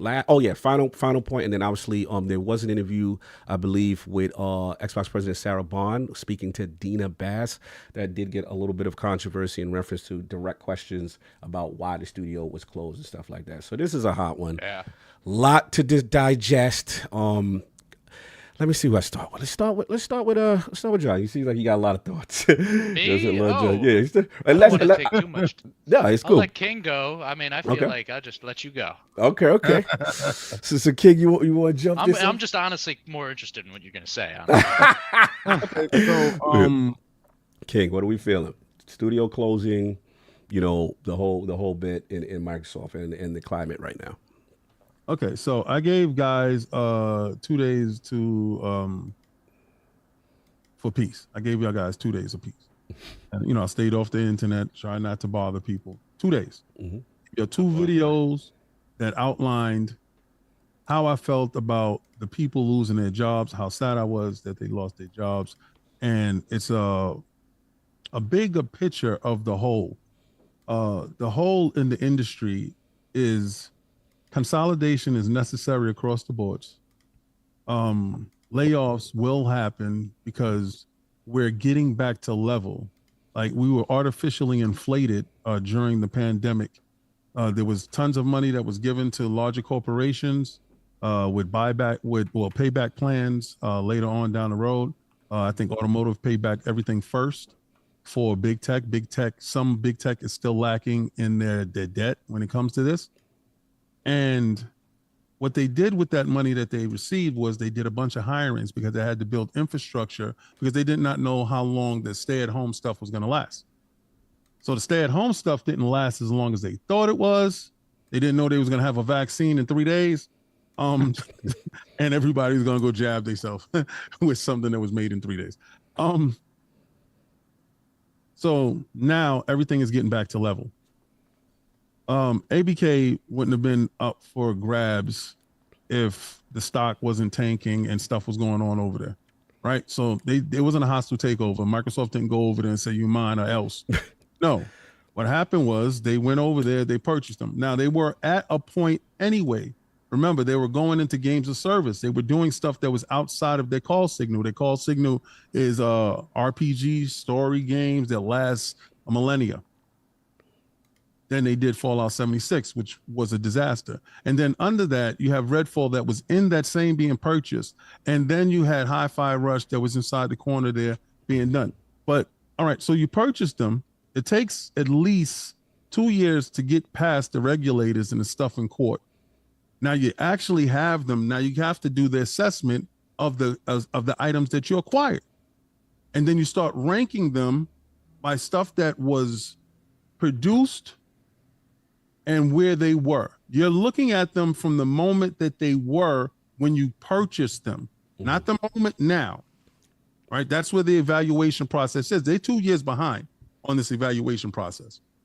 They're doing the evaluation process. They're going to all the studios. Now, one of the bigger problems was Fallout TV show comes out. Mm-hmm. They do not have a Fallout item, product, or something that can be attached to this. So either you didn't believe in the movie product or you had bad management and didn't have something ready.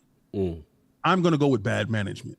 Okay. Right. And you didn't have something ready. I believe the board looked over at that this couldn't have been a better time to have a new Fallout game out. It is we the zeitgeist. Go through Fallout 4 right now, and that's hitting the charts. You understand? They still got a game out there, but I think the board would have wanted a new game. So I think that's when the heavy evaluation in the hands came down. Now I do have to say, I told you guys, once Xbox got to the big table,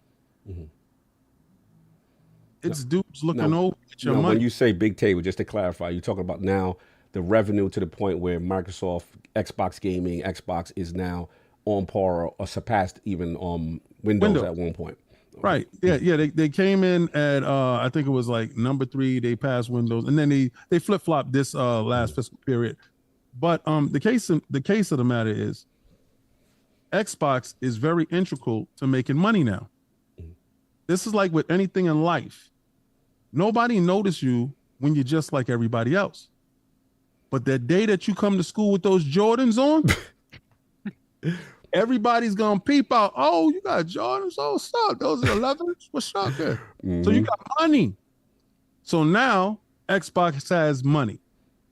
And there's people there that want to make sure that they either make more money or don't spend too much money.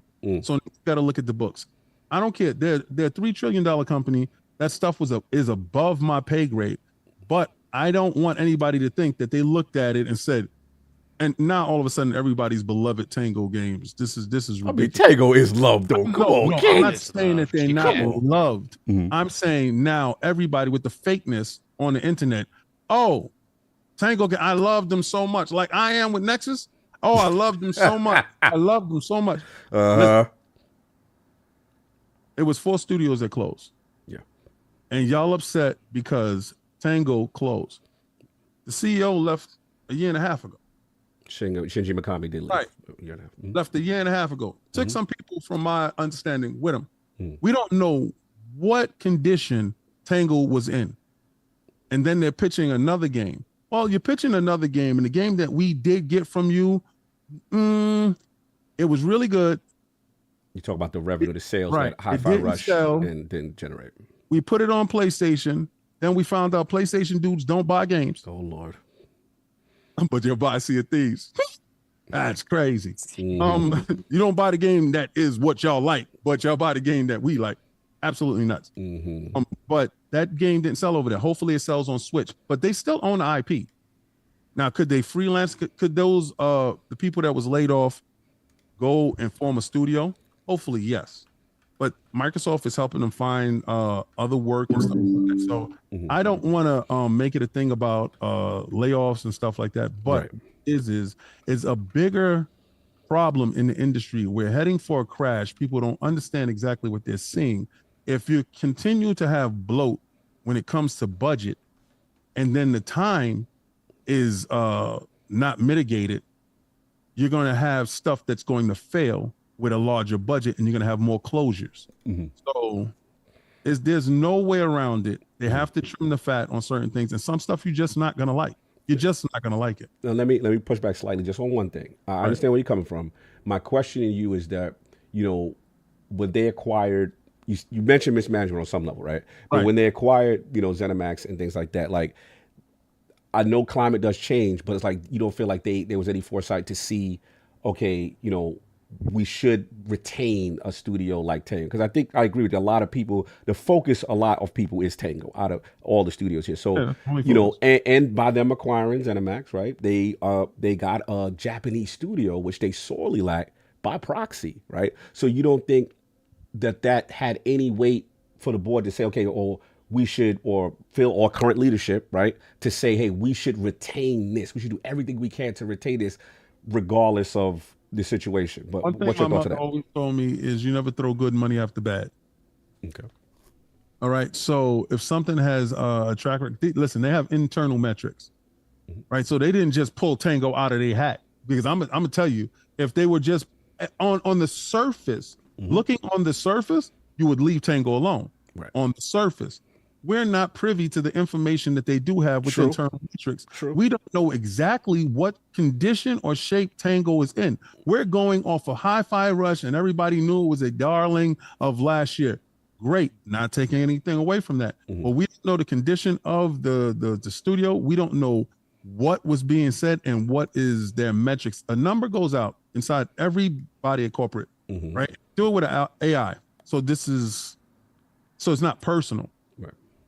The AI evaluates each person in the company, and you're on a number scale. Like, so if you come in at a 71, you're gone. You're just gone. You have to operate at, I think is like 80 and above in that number range. So there's a lot of turnover in the gaming industry and big tech itself. So this is par for the course, especially when it's reaching its level. We see record numbers of layoffs and studio closures. I know somebody asked me, why didn't they let Tango do what Toys for Bob's did? Right. They let Toys for Bob's go about their way, and they paid to get out of their contract. Well, Toys for Bob's was probably better managed and had the money to get out of the contract, and that was an option. We don't know about Tango if they did have the money to buy themselves out of their deal and then they have their own studios. All right. And That's fair. No, I'm just being devil's advocate. That's fair. We don't know. I guess the thing that has a lot of people frustrated, okay, you got to admit this part, is that there were external messaging by Xbox leadership and marketing that Hi-Fi Rush is profitable, that it was doing well, and then also from people saying that,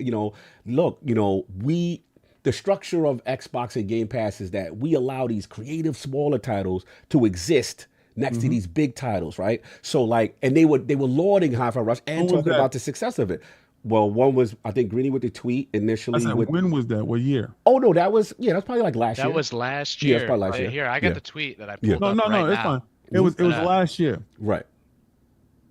Deal closes, everything closes with ABK. They thought they would be a little bit ahead of schedule and stuff like that. It didn't. Okay. Business world, everything changes day to day. Nothing's absolutely the same. So what was right yesterday may not be right tomorrow. Yeah, Hi-Fi Rush by its own metrics was a success.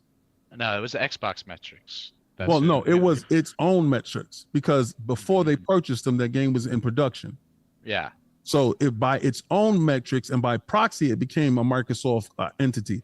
But by its own metrics, it scored high. Everybody likes the game, not taking anything away from the game. But that one game doesn't define the studio. Right, that's true. You have to look at every game in a studio. And now, if your pedigree is mid, and revenue, we're asking, not critically acclaimed, their games were critically acclaimed. But as far as sales, revenue, right. You make the best stuff, but it don't sell. Well, Tommy, you know what happens? Why does it sound like that a mob comes hit? out. Why does it sound like a mob hit? Well, this is what happens. Like, how many rappers do you know that's dope as hell but get dropped by their label? A lot. They don't sell. Immortal Technique, stuff like that. Doom F. Listen, people have to go and understand this is just business. But they're looking at it because they love Hi-Fi Rush. Look at the studio and start ranking the games and start ranking the revenue, and you're gonna understand that on the totem pole, they were probably the lowest. Here's what I'm gonna say. I'm gonna push back against you, King. Right. Because while I agree that this is something that is pretty much what I feel is going to be the issue here. There's definitely something we don't know going on with Tango Gameworks, right?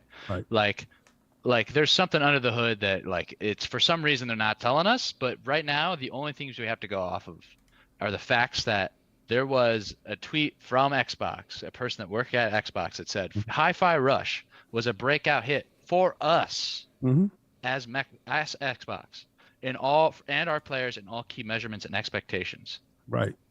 They were super happy. They got Bethesda as a deal, and under the umbrella they got Tango. And for us right now, here's the brass tacks is that we know that they enjoyed success and they felt that if it wasn't actually a success, Xbox didn't tell us, and they lied. Because a year ago, and it's still going to be true because that's the release, like it still was good metrics for them. A year ago, it didn't sell. I mean, it didn't sell on PS5, but for them, it was a good exclusive. All we know is they closed it.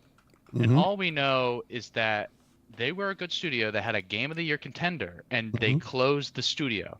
There's no information, and there's nothing else. This is extremely concerning because we need to know exactly what happened. If it's Shinji Mikami leaving with some developer talent, that's one thing. But like he had built that studio to build a pedigree of like developers. Question.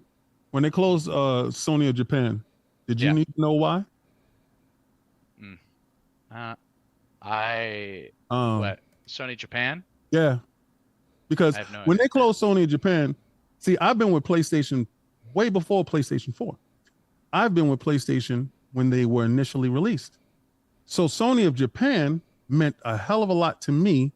And then when Jim came and consolidated it and closed it, and then when he went to London, I played what was it, Wipeout with what is it? Psychosis was one of the artists that was on it. I love that game. I love that series.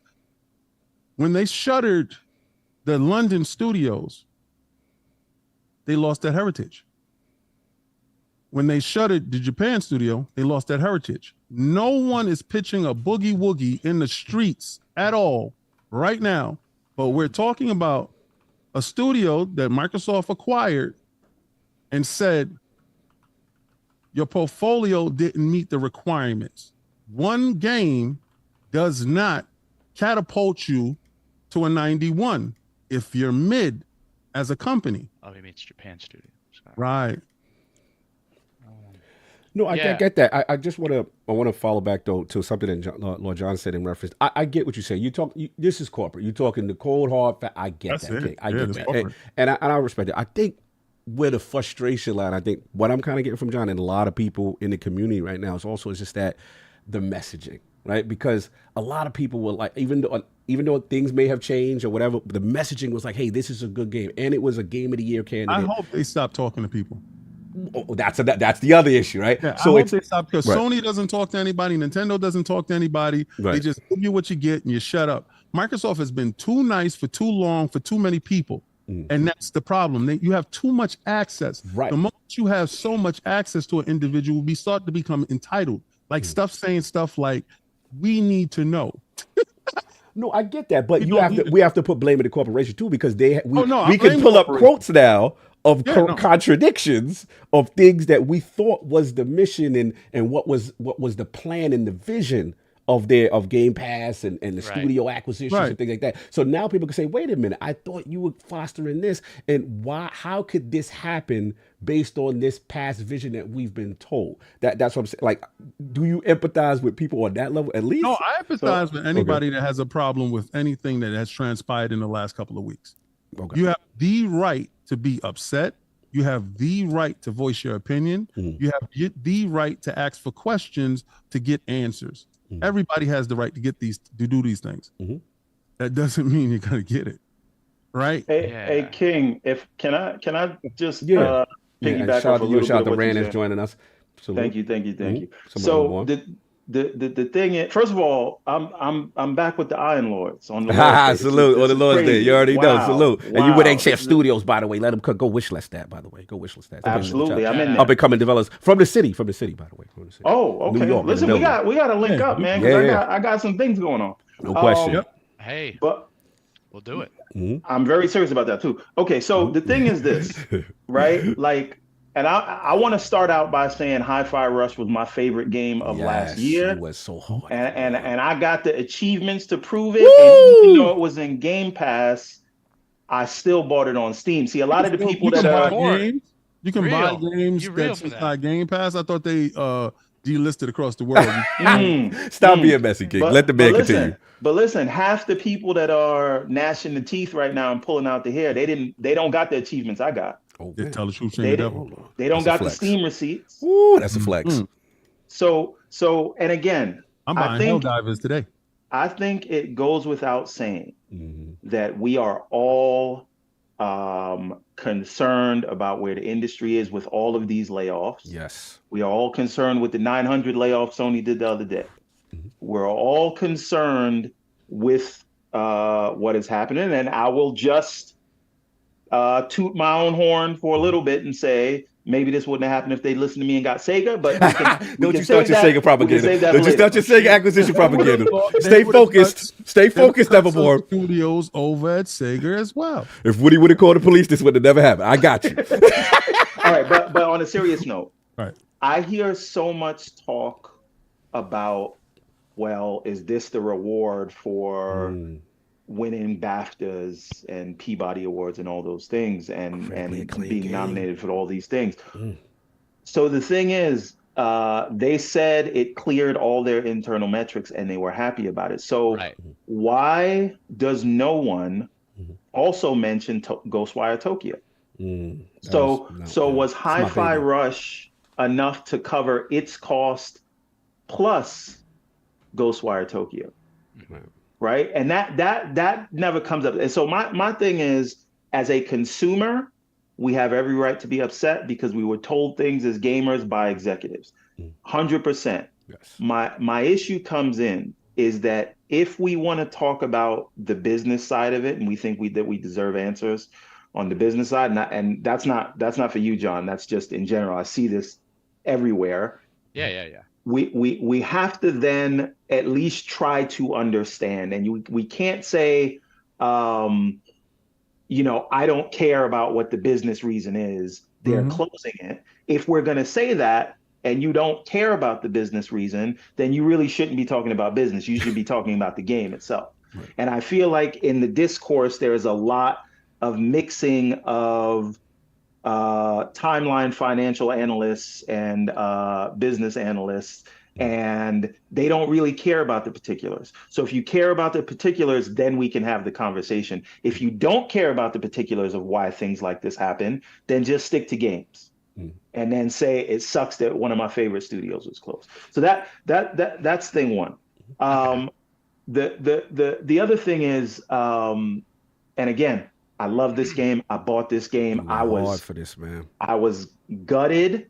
I think it should have been in the Game of the Year nominations in the top 5. That's my opinion. You were coming at me too. Listen, I called it a COG just one. Yeah, you called it a just one. You were coming at me. I was attacked for this game. I love and again, what the reality of this is a lot less salacious than I think the headlines have been. It sucks for those people. Awesome. But if I gave you, so there's one headline that says,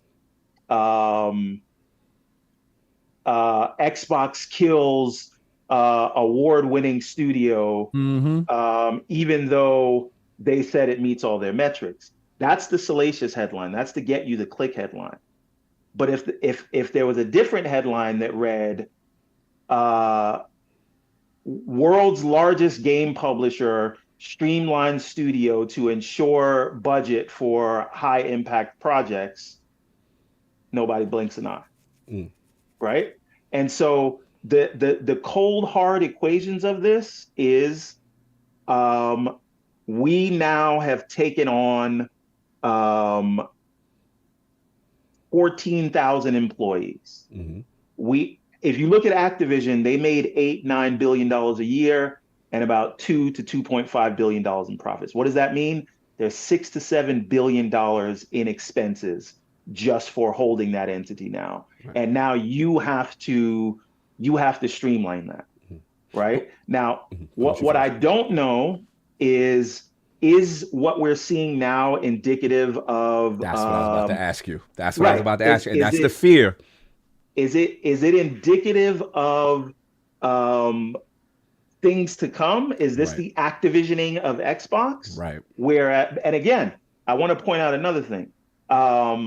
We see this with Take-Two. We see this with EA. We see this with all the major publishers where they take less risks and they focus on their sort of core competencies. How many IPs does ABK own versus the ones that they actually put money into, right? They put money into Diablo, Overwatch, World of Warcraft, Candy Crush, and COD.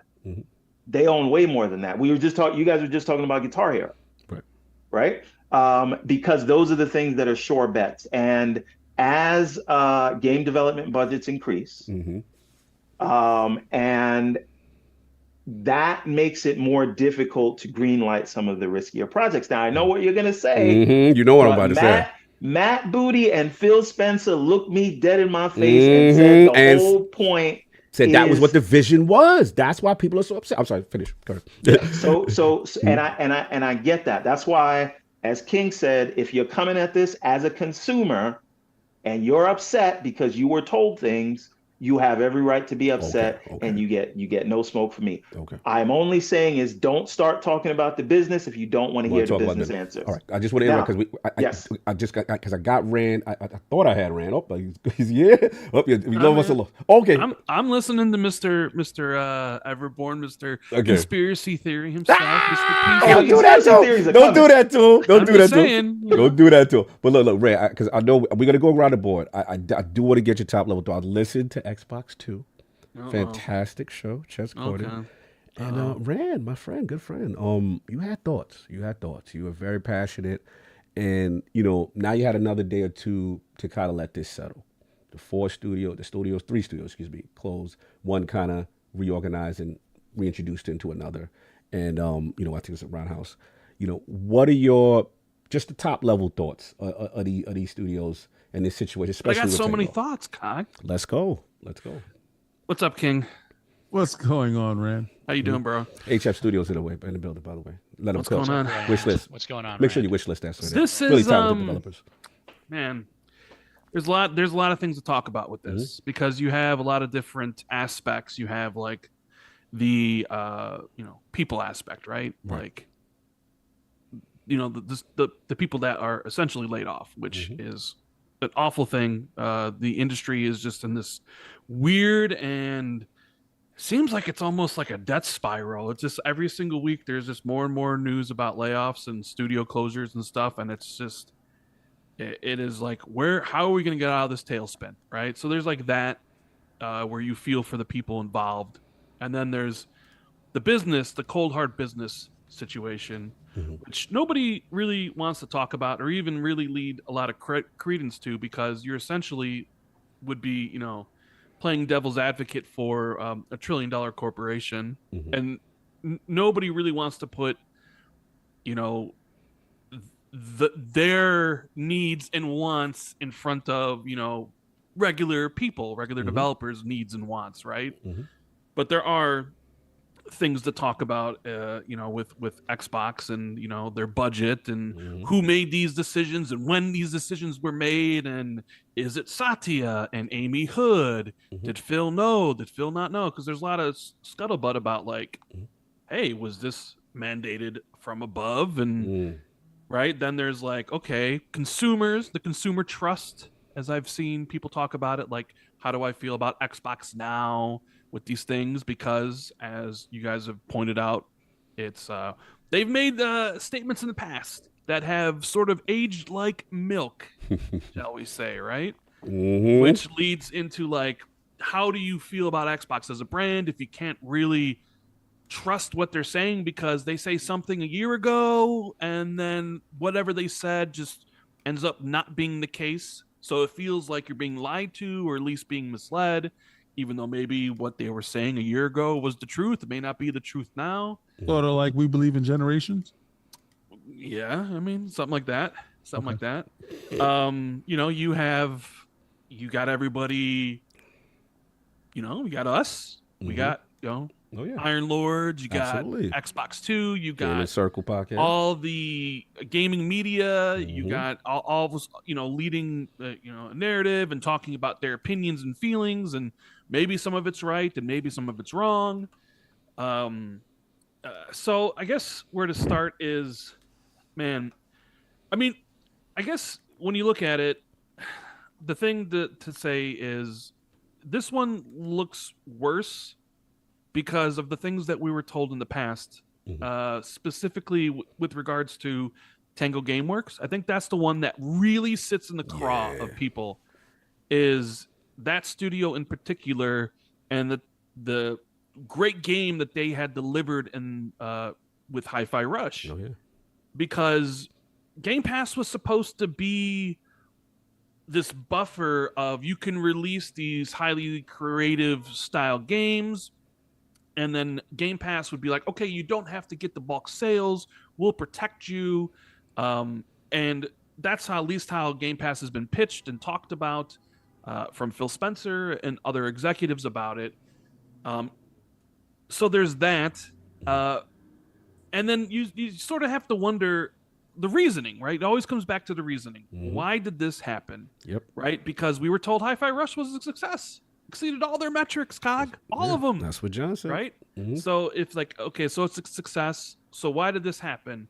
And you look at the email that Booty had sent out about this, right? So we only know, like, you have two ways to look at it, because Booty's only mentioned in the email and in the town hall the next day about why these things potentially happened. And in email, he basically talked about the idea of, like, resources, that this is essentially a shuffling or a changing of resources from one area to the next, and they, wanted to reprioritize, Bethesda's more blockbuster-ish IPs and stuff like that. And then in the town hall to employees, they talked about how the leadership team at Bethesda was essentially kind of spread too thin, and that Jill Braff had mentioned that they felt like they were about to topple over, and all those sort of things. And you read all that, and you just get a sense of, like, well, when you talked about these acquisitions in the past, when you talked about Bethesda, when you talked about acquiring all the studios in 2018, and even when you talked about ABK, Xbox always made a point to mention, like, we're going to improve these studios. We're not going to change them. We want them to stay as they are, but we are going to help them become the best versions of themselves, right? We're going to give them more resources, things of that nature, maybe even more budget, what have you. At least that's what people thought back in 2020. And just judging off of what Matt said in the email and what was said at the town hall, it makes it seem like maybe leadership had failed those studios, because if what I'm hearing is correct, at least what we hearing, like the email, I'm not saying what I'm hearing, like, behind the scenes, but what at least is forward presenting from the emails and the stuff is that, they had to shift resources, but it's like, wasn't resources one of the reasons you were going to help them out? Like, why they came to you, you purchased them, you're going to make them a better version of yourself so they could have more resources. And with Jill Braff saying, like, hey, we felt like we're going to basically topple over, and Matt Booty saying, oh, we were spread too thin like peanut butter on bread, it sort of gives the impression that they just couldn't run Bethesda effectively, even though it's not like Bethesda have taken on more responsibility or more studios. They've been running these 8 studios or 9 studios for a while now. And now it's like, oh, well, we need to change and focus on other things and not give you the help and resources that we can provide as Microsoft. It seems, at least on some level, the response is there that that's a failure on the leadership to not foresee that and not, like, help them out in a better way. Now, there could be other reasons why this happened. This could be like, hey, we need more money big now. Yeah, right? Fallout's hot. Jez has this Everborn saga conspiracy theory, right? We'll just label it that this is all to do with Fallout. Yep. That essentially, Matt Booty did say one of the reasons was to focus on bigger, I forgot the quote, higher priority kind of games. Higher priority. Yeah, high impact. If we're talking high impact from ZeniMax and Bethesda, yes, Fallout would qualify now, especially with the zeitgeist and the sales burst that we're seeing with UK across the board. Because you got the TV show blowing up, right? You got Fallout 4 was the best selling game in all of Europe last month, right? Fallout 76 had like 1 million players a month, so people are going and playing the Fallout games. And I've always joked around when I've come on Defining Duke to Maddie, hey, when are you getting that Fallout 5, Maddie? 2035? It's been like, it just sort of seems like Fallout was kind of put in the background, and they weren't worried about that because they were doing Starfield and they were going to do Elder Scrolls, and we weren't going to do a brand new Fallout because Todd doesn't like anybody else playing with his toys. Right? But now Fallout's blown up. It's kind of like, oh man, we need to capitalize on this. But how do we do this? In what ways? And, stakeholders like money. Sort of mentioned, like, hey, ABK, it could be a situation where they want to get more money to either, kind of build a new Fallout studio or what have you. This is kind of my speculation. And they were told no, because we've given you all the money. We've given you $70 billion. So find 80 the money, if you count Bethesda. Yeah, find the money elsewhere, and then you do a find it studio within. evaluation. And one game does not keep you around; it just doesn't happen. Well, find the money within the budget that you already have. So you go and you say, all right, well, we gotta do this, and they just ship some games. They're not going to have anything for a while, and it's expensive. So we'll shut down these 4, free up some budget, and now we can work on Fallout. I mean, that's just an example. Yep. I mean, personally, I'm incredibly disappointed by this because I loved Hi-Fi Rush, and Tango was supposed to be, to me, Tango was the poster child of the new Xbox underfill. I know. Right? What it was supposed to be, creative games that are high quality, that win awards and all those sort of things that maybe don't necessarily sell the best, but it's okay. Question: did Phil go over there to purchase Hi-Fi Rush, or did he go buy Starfield? What was the game that made Phil say Jim can't get his hands on this? Damn sure wasn't Hi-Fi Rush because they gave it to him. I mean, they bought the whole kit and caboodle though. Right, exactly. So they went over there and they said, okay, well, they brought the kit and caboodle because the kit and caboodle was available. That just that was serendipitous, and that happened that way. But the fact of the matter is, he saw Starfield and said, no, not today. So you have to look at the core. The core of the business is exactly what they're keeping. They said they're going to nourish and nurture all the studios that they keep. This happens now. It's that time. I got you, John, because y'all know, and Manny, I know you've been patient. I got y'all too. I do want to ask y'all this, and this can go to King or whoever, not like I'm attacking. So because of that, and I get that, big franchise, why you invest, but now we have to admit, because of a situation like Tango, where you put out a critically acclaimed game, right? It doesn't do the metrics like you allude to, King, right? And let's be honest, in the stakeholders meetings, you ain't nothing but an Excel spreadsheet, and everyone is kind of evaluated in that manner. I get that, right? But my question is now to what Rand is saying, right? Where they were pitched during the acquisition period at, hey, you'd be allowed to create this stuff. Like, what do you feel about the culture now that it sends to the remaining Xbox game studios, for example, like Rand's beloved Ninja Theory, like a Compulsion I told game, you Ninja Theory's next up too.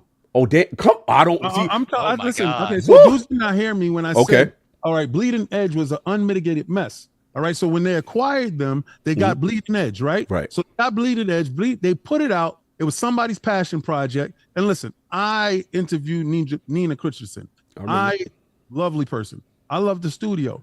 Don't forget that Ninja Blade came out on PlayStation. I mean, first. Hellblade, the first one. Yeah. I mean, Hellblade. They, Ninja Blade. Shout out, salute to you. The ninjas. Yeah. Hellblade came out on PlayStation first, and then Xbox, when they acquired it, comes over here on Xbox. If this Hellblade does not hit, and this is probably the reason why you don't got a physical copy. This is the reason why market about a week or two before. I believe if this Hellblade 2 does not hit, you're going to see them folded up and the same way, because they have one flop under their belt under Microsoft, and that's Bleeding Edge. Now, somebody agreed to let it come out. Like somebody agreed to let Redfall come out. I don't see nobody out here running around talking about Arcane Austin needs to stick around because they did Prey. I mean, Phil kind of said that though. Listen, he did. Phil said that a year ago. He did. So, they said they were going to be given the opportunity. Remember when Redfall was the disaster? Phil said he would support their next game and that they weren't shutting them down a year ago. So I mean, the problem with they supported the game. The game is fixed, and now you said they support their next game. No, the next game ain't coming. Well, they have eyes on them. The board is on them. They're not little Xbox no more. That's done. Once you beat Windows, they looked over at you. Now we got to evaluate you. Now we got to check you. When IRS finds out that you got money that you ain't supposed to have, you getting audited. They got audited. And they had to cut the fat. Now, I'm not saying that it's right, but everybody keeps putting up one game that they love so much that doesn't erase the rest of the mid. And I'm just telling you, when it came to evaluation time, I know what the board did. They looked over Everybody has a number. Where can we take money from? You're not getting no more extra money. Where can we take money from? Well, if we eliminate this and we take this here, we can put this here, we can place this here, then we can get a studio together. Man, he's shaking his head. To make a Fallout game. He's ready to cook. That Fallout game John, has to come out. That Fallout 5, you think Todd don't want to, you're going to make that game soon? By the time season 2 come up, you'll be bringing out a trailer for Fallout 5. I can guarantee you that. All right, let me get Manny and Johnny because they've been patient, and then we'll circle back. But Manny can get your talk also. I do want to hear what you had to say in reference to the studio closure. Just your top level thoughts. John, you could go first. Oh, okay, got it. Oh, yeah. Okay. I mean, Manny's like I'm good. He's letting me do this, but okay, he's definitely got something to say about this. Okay, but I got a few things to say. I wrote all right, down let's a few go. things. Oh, I was ready. just gonna address it.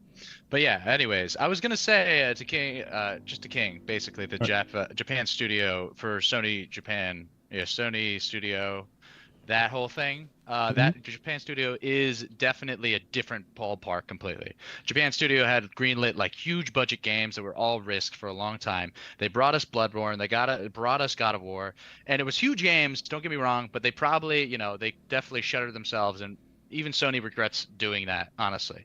But Tango Gameworks is nowhere near the size of that, like not even close. Nothing close. So it's hard to compare those two. And I'm saying, like, from a business perspective, this is where I'm going to come into this conversation again. So from a business perspective, I do not agree with these shutterings or the fact, I mean, it probably helped them get money, right? Like they're probably doing it to, cut costs after spending $70 billion to buy ABK, right? It's probably something to do with that, but probably more so to do with like diverting funds. Like they said they were doing it to like Elder Scrolls 6 and something Fallout related, right? So they're closing studios inside Bethesda to trim that fat so that most of their budget can go to like Obsidian and just Bethesda itself. Most likely, probably. I hope but regardless of the reasons why, we don't know yet. We have to know if it's internally, if the Tango Gameworks was screwed. Because Arcane Austin, everybody, it's just like Redfall, and everybody was already gone from the Prey team. People were gone. So they just didn't have faith. But Tango Gameworks is special because, well, like you said, there might have been some things that their other games may have not done well. But they released Hi-Fi Rush last year. If they shutter Tango in a few years, okay, maybe. If they released a dud, but that was last year. And we're in a time and place where they also literally said after the shuttering, they were like, we need smaller games that give us prestige in that town hall. Right. That's something they said. And maybe Yeah, I agree. Which is just ridiculous. I mean, Hi-Fi Rush isn't a tiny game. It's definitely like in the AA or single A level because its budget was, bigger than like me and Manny's, right? No more than okay. I work at a bar and I would do part-time at my school as well. And we can live, but Hi-Fi Rush is big. But in comparison to like the other projects, Diablo 4, it's pennies. It's pennies compared to that. So the issue is that they don't announce what they're doing, like right now, or like why Tango Gameworks is closed. They are destroying their chance to get another indie developer. Like no studio will ever let them purchase them because even if they make a good game, it doesn't guarantee their safety. Like the developers that you hire will be out of a job, be out of work, and be for not even like, I mean, maybe margin go up, but like if your game is good, you should at least be safe. But I mean, I don't know. And then also the morale inside the other companies, like Double Fine too is another. Oh, don't talk about my Double Fine. Don't you do that? That's my. I have a Schaefer. Hey, King. I have a pushback question. Yeah, let me go after you after that question. Yeah. Go ahead. My pushback question is: what happens if Marathon doesn't sell? For Bungie? Yeah. You talking about Bungie's Marathon? Yeah, no, because see, what I've noticed and I've saw in the whole media, people that's anti-consolidation, so that they're definitely opposed to Microsoft. Anti the deal of ABK. They want to be proven right so bad that see, I told you they cut it, they got them. This is what happens when you get too much. They got to cut stuff. They shouldn't have got ABK, and Bethesda would have been fine. ZeniMax would have been great. You have those people, and then you got the general hate. That's where I come in with the console war crap. That's over there. Okay, yeah, identify yourself. Unlogical people is over here talking that crap. Passionate group. Yeah, but I just noticed there's not the same carryover energy. And I'm just trying to figure it out because, again, it's internal. And when you start to look at everybody here, like who's produced this week or what do you have? Okay, I did Hi-Fi Rush. Okay, what was the stuff that you did before then? What was the numbers on that? Oh, well, this was the numbers that I did on that. So, okay, now you got to go by your whole record now. You can't just go by that one day you got an A. You don't get to graduate if you only got an A in one of your semesters. Your whole you have to be good from beginning to end to get to the next grade. They were good from a review, critically acclaimed, but I understand your point. I mean, revenue. Yeah. Why do we keep skipping over Ghostwire Tokyo? Yeah, Ghostwire Tokyo. Be careful. That's my baby. Come on now. That's my baby. Listen, Cog, you put me on the Ghostwire Tokyo. Bruh. I beat that was the second game I beat last year after Hi-Fi Rush. Yeah, but I'm just playing devil's advocate. Ghostwire Tokyo had a bag dropped on its doorstep, though. So they had the exclusive bag at first for was a PlayStation 4, right? Yeah. This is before the acquisition, right? They had that, right? Because it was that and Deathloop was part of the exclusive package that Sony had. Correct. So then it drops. From my understanding, it wasn't a commercial success in Japan. It wasn't a commercial success on PlayStation. Then they get acquired, and it releases again finally on Xbox and the Game Pass and so on and so forth. But to your point, Everboy, I'm gonna let you continue. Yes, that as much as I love it, and it pains me to even say it, like it was not a commercial success. Correct. I would even say though, I don't really even think the success or the not success of the games even matters in this situation. The why break it down. They were closed. I think because Jason Schreier, shout out to Jason, when he speaks, people listen because he's usually correct. Yep, inside reporting. Basically said Bethesda had to consolidate. Now, for what reasons they had to do that, we don't know. We can only look at the emails and the other things. But he basically said that they chose to shut down the studios that were pitching, and not the studios that were already working on games. So it could be a situation of just wrong time, wrong place, where they just that doesn't help their game. Case. I'm not saying it does. I'm just saying if this had happened 2 years ago, they would probably be safe because the game was about to come out. Or if it had to happen 2 years from now or 3 years from now, then they're probably neck deep in their game and it doesn't happen. I'm just saying, like, of what Jason said, that they chose to close the studios that were pitching, and not the studio like id, who's working on Doom. But then again, they say you wouldn't shut id down because Doom is a master, huge franchise that makes a lot of money. So there's always that aspect to look at. There's a lot of just like things here because we don't know as fans or even at the business, like that's high level discussion stuff. It just really sits wrong. In my eyes, because it's like I mentioned, like this was supposed to be the poster child of what Phil and the teams were supposed to do. Yeah, that was your philosophy. And you're supposed to protect and nurture the studios and have them basically become the best versions of themselves with the money that you would provide. That was the whole reasons for the acquisition, at least the public-facing reasons. I mean, we would know the real reasons. And it just kind of seems like, okay, well, if you're willing to do this to this team, and then say the next day we need smaller games with prestige and awards when you just shut one of them down. That seems extremely contradictory. Like their quotes. It's also an out of context quote. It is out of context. True. We haven't heard. We didn't hear the full statement. The audio, but then it's like King mentioned Ninja Theory. It's like, well, okay, so Ninja Theory's here. Is Hellblade 2 going to be enough? Because they're then going to be done with that game, and they're like, okay, what's our next game? We're 4 years away. Is South of Midnight, whenever that comes out, are they going to look at Compulsion and being like, hey, we're Microsoft of 2024. We don't need you anymore. Maybe Microsoft of 2018 did, but now we got Bethesda and ABK. We don't need little old Compulsion. We don't need Double Fine and those things. That would be depressing. That's the concern. I'm saying that's the concern. I'm not saying that's going to happen, but that's definitely what people are thinking is like, wait a minute, like, if Tango and that game isn't safe, then is Hellblade 2 and Ninja Theory safe? Is South of Midnight and Compulsion safe? Nobody's safe in business. I know nobody's safe in business. I'll definitely go on. I'm sorry. Go ahead. We gotta get I'll let you go in a second. Everborn, my bad. I just wanted to say. Also, too, somebody said Capono 5150 said MS didn't pay for Ghostwire, Sony did, and that's very true. They didn't pay. We don't know that they paid the full budget for that game. A 1 year exclusive. doesn't necessarily mean, Yeah, but we don't know. But we don't have anyways, that. we have no idea. But there's a fair point that Sony probably paid for a portion of the budget, so we don't know if that's the thing. But the regardless conversation of whether Hi-Fi Rush is a blockbuster game is not a question. These are smaller games, and the reason they exist was not to generate revenue. It was to generate exclusivity, like basically the draw. Because for me, as a Sony pony, I was interested in Hi-Fi Rush because I was like, I can't play that. I was like, okay, this is interesting. I was like, this is a cool game. It's like it was like the first time I ever felt like, because I feel like, I come from the privilege of the Sony the prestige, the prestige of them. Yes, and you gotta do your head like this, like this. Exactly. Yes. It's not what makes Sony money, not at all. It's what makes me interested in the console. Like I'll come and I'll play whatever, but I get to play Hi-Fi Rush. That's interesting. It became not an exclusive. Like I could buy it right now, and I haven't. So that's another thing too. That's another thing to say. Support it. Salute. So do you just support console exclusives, or do you support the exclusives on PCs as well?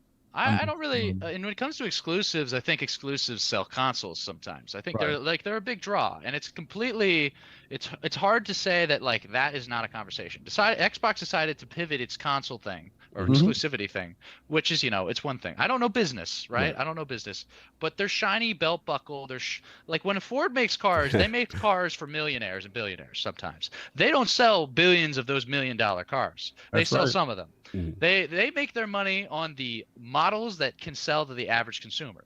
And that's the same for companies that sell video games. They have products that they have, like Call of Duty, that sell to everybody. But they got to have other products for other people, because otherwise they are losing portions. And not to interrupt you, but to your point, where that brings value to the service, where you have this, if you have a subscription service, you got to have this kind of variety, right? This plethora of different type of games and genres to try to get more different demographics to get into this service, as opposed to just kind of similar samey type games. Is that kind of what you're alluding as well to? A game like Hi-Fi Rush having that kind of flavor and exactly. They're spicy. I mean, don't get me wrong. Like for sure, the business model to make more money is to just focus on smaller titles. If you're a game maker and you're trying to make a bunch of money, you should make only one game. You should just be Fortnite. Like that's the only way to do it. I actually want to interject here too. All right, let's go, man. I've been waiting. Now that he was on his case, like I've been just reading recently. Waiting, that, and I got 4 service games.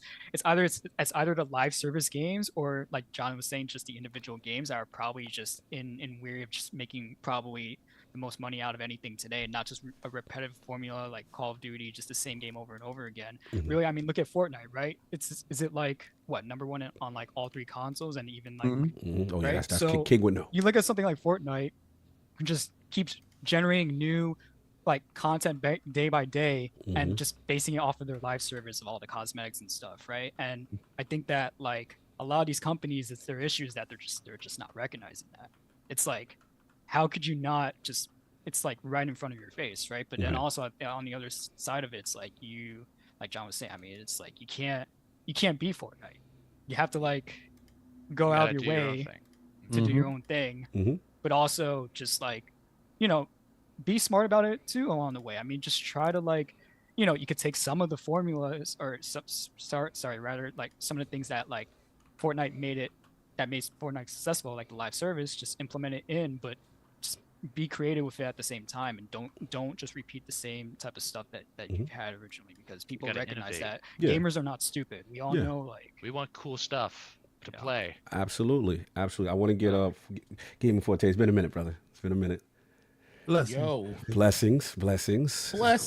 Happy Mother's Day to all those women out there. Yes, got a chance to spend it with mine today. So salute. Yeah, man, it's top level thoughts, man. What's going on here? Man, so ever since this happened, it just made it so nothing. It's like the excitement is gone. It's like, even when they announced the showcase, I was like, oh, okay. And then you start thinking about all of the things they could showcase there, which is a lot of stuff. But then you start thinking about all the other things that kind of led up to where we are now in the announcements and third party business meeting, putting games in other places. And great, it's all business plans and stuff. But then you add this to the top of that, and it's like, wow, what are we really doing? But then when you sit back and you think about it, it's like, you know, this is something that everybody knew was, well, not everybody. Some people thought that companies like Microsoft were impervious to stuff like this. And the reason they are the most richest company in the world is because they make hard decisions like this that people probably do not like. And it's going to have to do something. They have to do something about it. I feel like when it comes to Xbox, like a lot of people were coming after Phil about all this stuff. And I think I still to this day tell people that Phil, I think it's super genuine to all the things he said throughout the whole generation and all last generation about the direction he wanted to see Xbox go in, about creativity and stuff and fostering that. But that is completely in odds with what Microsoft wants to do now. So that's the key thing here. Those are the things that people got to realize. It's like you don't see Phil go up there and talk about all of these things that he talks about and just completely sweep that away. A lot of people look at that. It's like, oh, he lied about this. He lied about that. I'm like, well, I don't think none of this stuff was really lies about anything. This is the stuff that he talked about because he's a gamer and and that's what he loves. And he thinks about that platform with his heart more. He explains it to us with his heart more than it is with a business sense. That's why a lot of people like him for what he does. But now, especially like when Rand just said about companies coming up to pitching other titles and stuff. Now, Microsoft just spent $70 billion. The Eye of Sauron is on top of you now. It's like, the Eye of Satcher. The Eye of Satcher. Yeah, we do it. Sauron. Oh, Lord. Looking, Amy Hood is looking at these books real hard now. And it's like, Tim Stewart and them. Yep. Gang on gang? Stakeholder gang? People were poo-pooing Tim Stewart when he came out. He was talking about all this stuff, and I'm like, "Yo, listen, man. The suits and the money, the people that count the money, they looking at all this stuff. That's now. What You King said. heavier now. The feds in the building. Hey, Forte, what's happening? First of all, Salute. First of all, good to have y'all both for the podcast. I got a Sonic sitting here waiting for you, bro. Forte don't even call me no more. You know. Yeah, Forte, you do a big thing. Well, listen, Rand, I don't want to bug you, man, because it's like, why I don't want to talk to one of my good friends about, you know, things Xbox when Xbox sucks. It just, I mean, you don't want to bring the mood down. You don't want to bring the energy down. Me and Cognito talk like every day. We have therapy every day. It's okay. It's okay. How do you think I get through this stuff without Red down door? You can call me after the Bears smoke your ass. Hey, no football, no big, because the Bears is feeling themselves right now. He feeling himself, and I know you Lions. I know. Get ready. He's coming. That's all right. The Bears gonna come in third place because the Vikings are gonna come in second. Oh, damn. Right, Continue. I don't even know what this sports talks means. Yeah, let's get back on focus. No, okay, so when you finish, Forte, I'll jump in. No, go ahead. Jump in. Okay, so again, as I said before, a lot of the reasoning behind this stuff is probably way less interesting than we're making it. That's fair. And the other thing is, if you are in that seat, if you've had to make those decisions now, King, I know you've had to make these decisions. So you talking about this from a business perspective. That doesn't mean you don't care about it. I've had to make these decisions. When you own a business, these are things that you have to do. So that's that one thing. But I would ask everyone that has issues in trying to understand that, if you're in Bethesda and you need to cut the budget by X%, where those cuts come from? Because none of it is going to be easy. Right, you gotta get rid of something. I think to your point, Everborn, I think, let's be real. If the announcement went down this week and the three were Alpha Dog, Roundhouse, or even Arcane Austin, I think the perception would have been different. Absolutely. Listen, you know what? Let me take it to another level. Let's go. If the whole multi-platform approach didn't include Hi-Fi Rush, the whole community wouldn't have folded like that. Factual. It's something special about that studio, no doubt about it. The only thing that I'm ultimately getting at is, I think, as a part of the nature of online discourse, we take singular moments and crystallize those as though that they are indicative of everything else. And I don't know that makes a lot of sense. So, for example, last week, EA closed down Ridgeline Studios. Good point. And no one says, and they were working on a Battlefield campaign. No one says, do they not care about Battlefield anymore?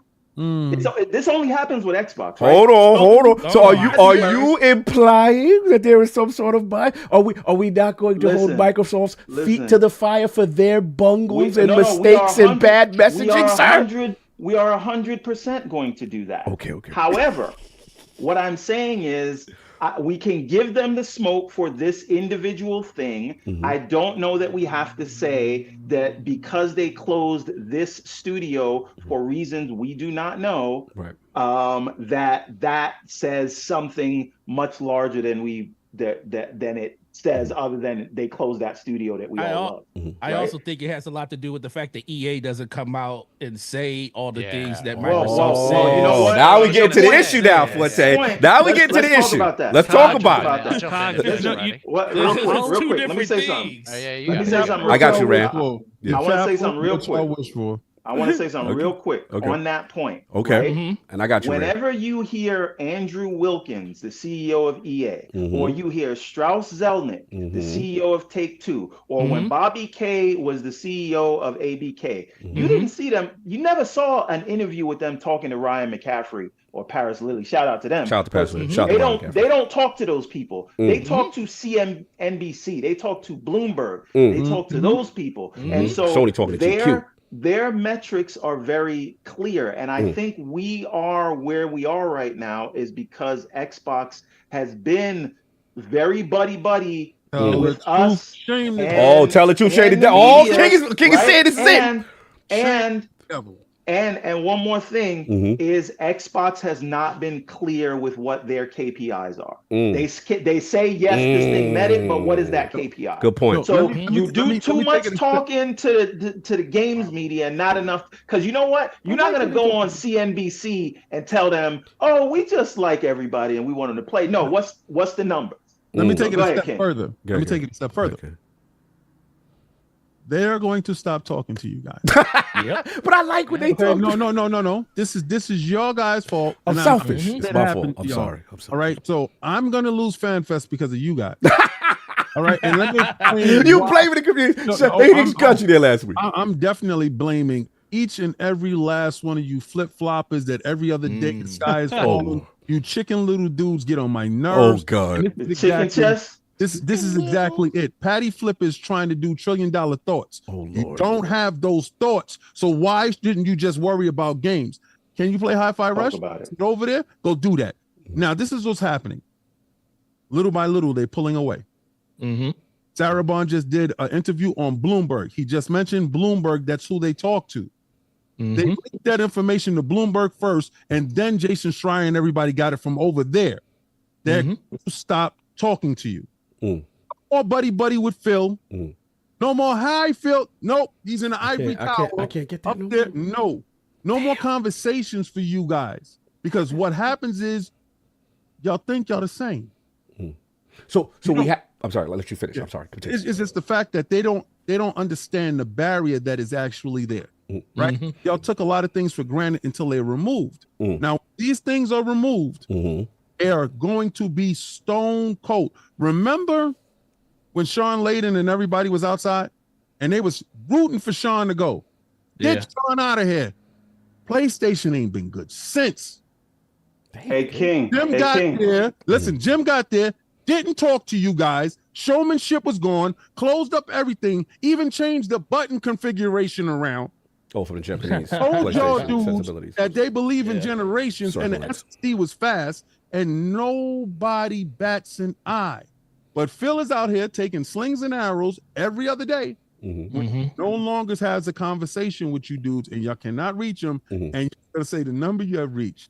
Don't do that. Don't do that. Don't do that. Don't do that. A step further. King, let me take it a step further. How many times have we heard in the discourse, in the community, from the games media, that Xbox has management issues and they need people to come in there that are going to hold people to the fire? And now those people are in the room and they are making the hard decisions that we claimed that we wanted. And I will take it another step further. How many times have people said about Xbox, they are where they are because they don't have the big heavy hitter releases like Sony? Now, when they tell you we are going to focus on those big heavy hitters, we're like, whoa, hold on.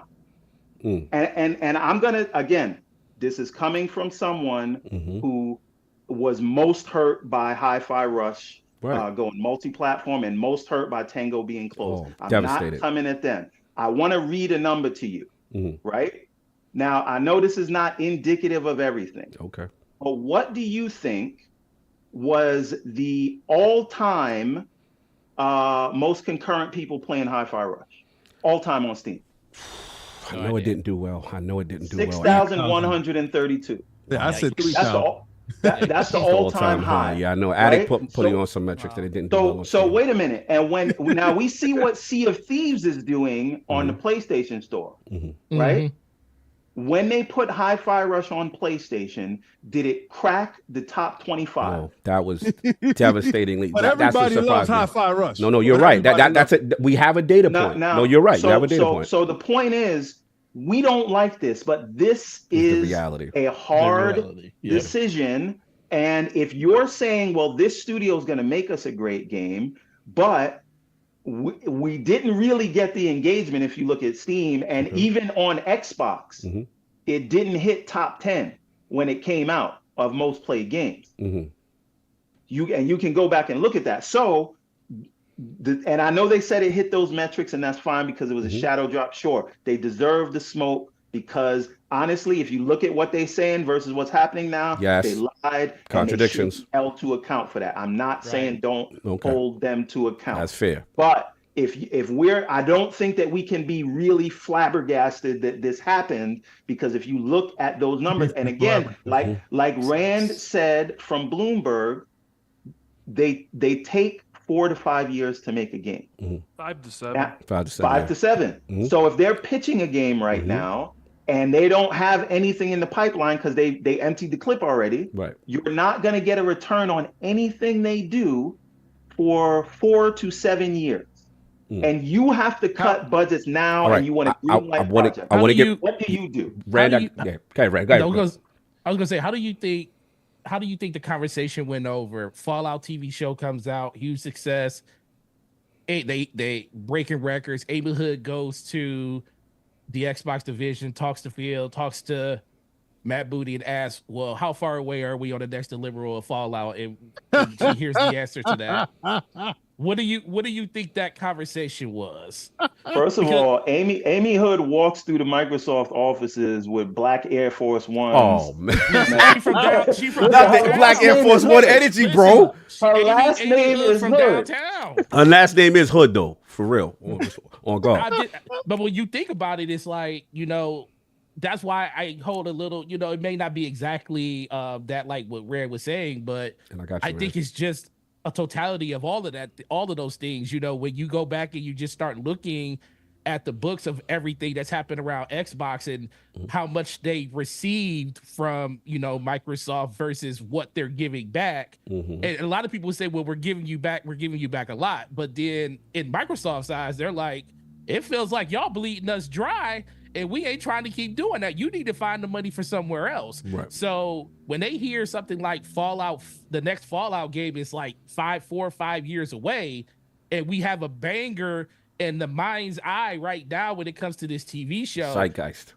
It's crazy, but it's like also like this. It seems like Microsoft, or Xbox, I should say, is always going from 100 to 0 and 0 to 100. It's like it's like they turn on a dime real quick. It's like nothing is subtle with the company. Everything is very in your face, very aggressive. When they make major moves, it hits airwaves. It's nothing that is subtle about anything that they do.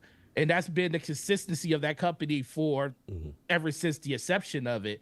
I just think at this point right now, everything is highly scrutinized. Like King said, they outside when it comes to like, hanging out, telling people about the direction that we're heading in and everything. You're not going to really hear about what's happening until we have something to really show you and talk about. Fair. And right now it's going to be 0 Dark 30 for a while on all of this other stuff. And and then it's only 6 weeks till showcase. They'll be chatty patty then. But guess what the conversation around the showcase is? It's gonna be the morale is low, bro. But see, here's the problem with that. This is the problem that I have with that and the community. They can't be upset. Hellblade is about to drop. Okay, fair. 2 weeks. Right? So wait, how many Showcase. times? But how many times have they tweeted out that Hellblade? Who doesn't know about Hellblade? Excuse There me. have been people. Who does not know about Hellblade? No, Hold hold on. on. Wait a minute. Who in the community right now? Because the way their advertising works. Okay. Go ahead. Because What it's Microsoft, going to be who different. does Microsoft want I to can sell say, to? I'll say this. I feel like people might know it exists, but they don't know it's dropping in 2 weeks. That's for sure. Exactly. Marketing. I heard this morning. I think that's what I heard it. The God of War Ragnarok marketing did not start until 1 month before that game came out. I saw that sting on the way to the subway. He was in New York. Was it a ready to go with that. They did A great month job before for it came out, we all asked like, "What's going on?" We thought it was going to get delayed again. Okay, but that's and what besides the did- point. I don't want to and do what it. did Microsoft Let's do? not do Just whataboutism. throw a That's what I tweet don't want out to do. Let's not do of that. an old That- JPEG from 1972. Oh, played out in Forte. 2 weeks. That is wild. But they are putting ads in movie theaters, but none of us go to the movies no Who more, so goes we to don't the see them. movies? I do. But anyway, my point is this. Let's get focused. And then we I gotta can open up. move on. Yeah.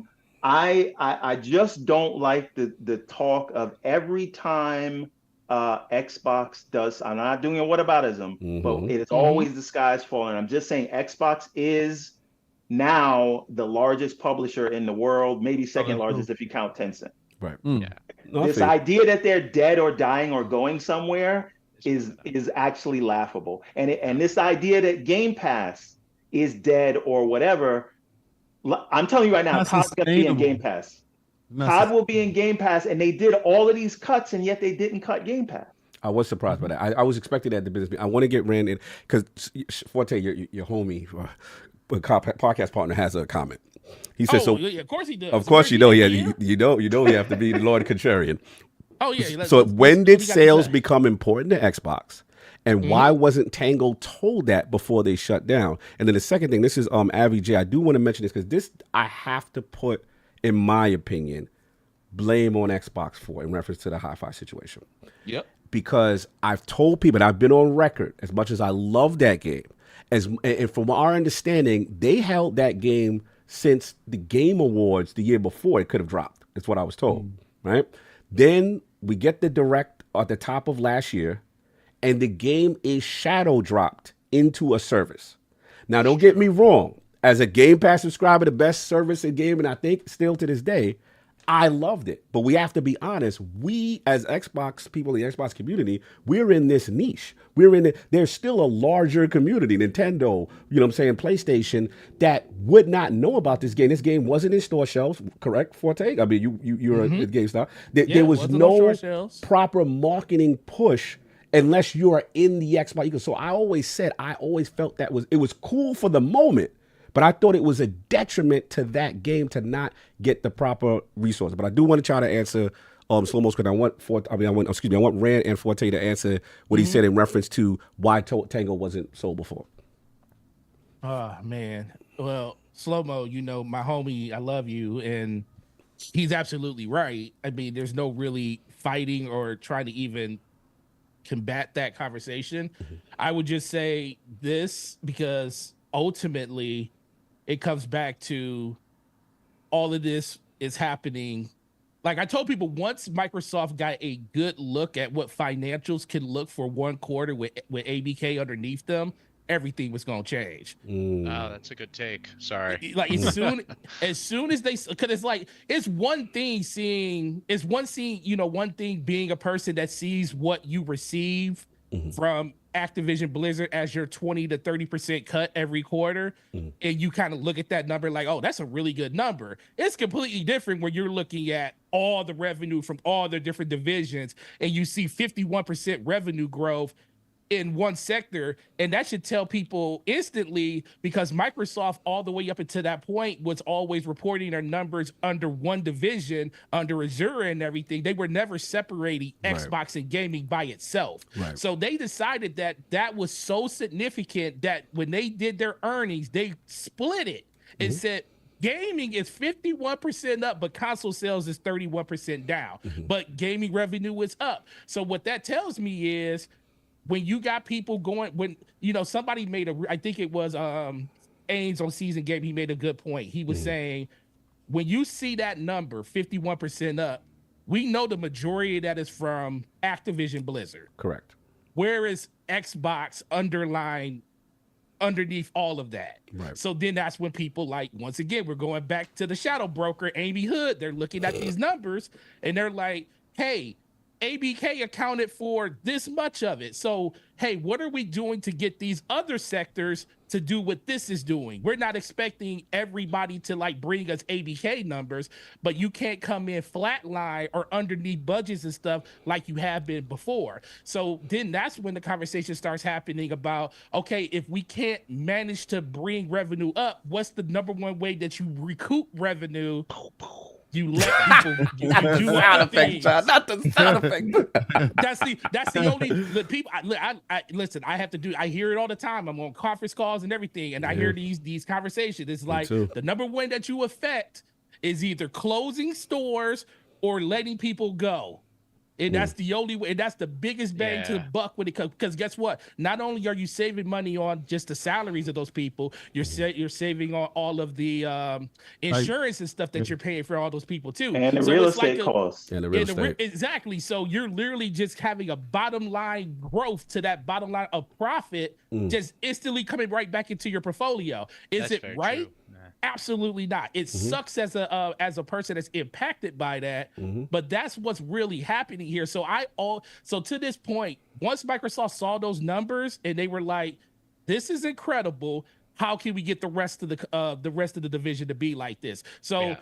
Win, lose, or draw, that was the best thing that could have happened to Xbox, or I should say for Microsoft, because it gives them a huge foothold in gaming. But for the brand of Xbox, it probably was the worst thing to happen because it changed the whole dynamic of what Phil Spencer and Sarah Bond and Matt Booty were trying to accomplish, because now their vision is completely at conflict with what Microsoft proper has at conflict. And that's the biggest thing you're seeing. You know right what now. I equate This this is to? crazy. He just spat. Forte. Yeah, he's Forte spam. Okay. Well, I said the same thing. Nobody wanted to listen. Oh, you did. Oh, okay. All right, corporate king. All right, corporate king. I said the same exact thing. It's Great just like minds this. think alike, King. You know. For real. I didn't Actually, great minds think different. But go ahead. But, Salute. Well, that too. I equate it to, it's like your little kids, they're outside, they have a lemonade stand, and then you're watching them, and then one day they come in, they sit at the table, and they throw a stack of money on top of the table. What you do with that? Where you get that from? Oh, the lemonade stand. I sold 24 pitchers of lemonade this week, and I reinvested in others. You made it profitable. So the little lemonade stand that you got in front of the house, because I own the house. The vultures is out. So how much you made? Well, I made 10 grand this week, and my projections is to make another 10 grand next week. This is when the parents take over. Yeah. This is when the Or parents at the very least start charging rent. Well, that's you can cover your food for the week. You can start buying your. This is when they start itemizing you. Start going down the list of the things you have done and haven't done, and where you're not profitable at, and the stuff that you owe. This is where Xbox owes comes up, right? And they're trying to make stuff profitable. I'm not saying that it was supposed to happen to just them, but if you know what Rand is saying, they were pitching a project. If it was a year before, they probably would still be there. There's a lot of underlining things that go on in business, and people said that they turn on a dime. $1 trillion company. No, I get that. Move off of metrics. $3 trillion company that moves off of metrics. They don't move off of emotion. You had the Xbox people that was the common people, like Phil, as much as they're millionaires or whatever, they were with the common people. They would gaming sensibilities, right? They wanted this stuff to stay homegrown. When you reach a certain threshold, you are no longer homegrown. If you become Microsoft Gaming, I told that's coming next. I already told y'all. Game Pass is not going to say Xbox Game Pass. If you want to put Game Pass everywhere, it's going to have to say Microsoft Game Pass. It's not going to say Xbox Game Pass. All right, that's going to change. I've tried to explain to you guys when it happened, when they made it to the table. As much as I wanted success for them, I said this is the death of them. Because this is the death of them in the sense that that dude that you know now, he hit the lotto. He's not staying in the hood no more. He got different address. It's over. HFStudios ain't talking to me no more. Ain't gonna have the same. They blew up. They got the bag. They don't come on ILP no more. I remember when They I was don't got young. nothing in common no I more. know. I remember when I changed their tune, let them cook. They got the bag, man. Cliffy B us. Hey, King, in Jamaica, they got a term for that. It's called getting rich and switch. But the thing is, I don't think Phil. And listen, I'm not gonna say Sarah Bond. Let's get it. I'm not gonna say Matt. I'm gonna talk about the guy that worked his way up the company to become the CEO. Dominus. I'm talking about Phil Dominus Maximus Spencer, first of his name. First of his name. I don't think he ever wanted to let anybody go, cut anything, and change anything. He's a true gamer. You can go look up his gamer score at night when they want to play Destiny. Hey, yo, King, I'm at work, so I can't jump in the chats. But I know this man is gaming. He's in a raid someplace. I know Mikey Barra and these dudes, these guys that have their heart in gaming, these individuals talk like us, walk like us, and they are us. Corporate are not us. And they're fighting an uphill battle in a company that now they have visibility. It's a wrap. All right. And when I'm telling you it's a wrap, I'm talking about it's a wrap for how they were operating before. Right. Now they're going to move on a different scale. They're the largest third-party distributor in the world. It's over. And you guys want to talk about exclusives, and your exclusive is done. Your exclusive is Game Pass. So get inside Game Pass and then hold that down and then fight that fight.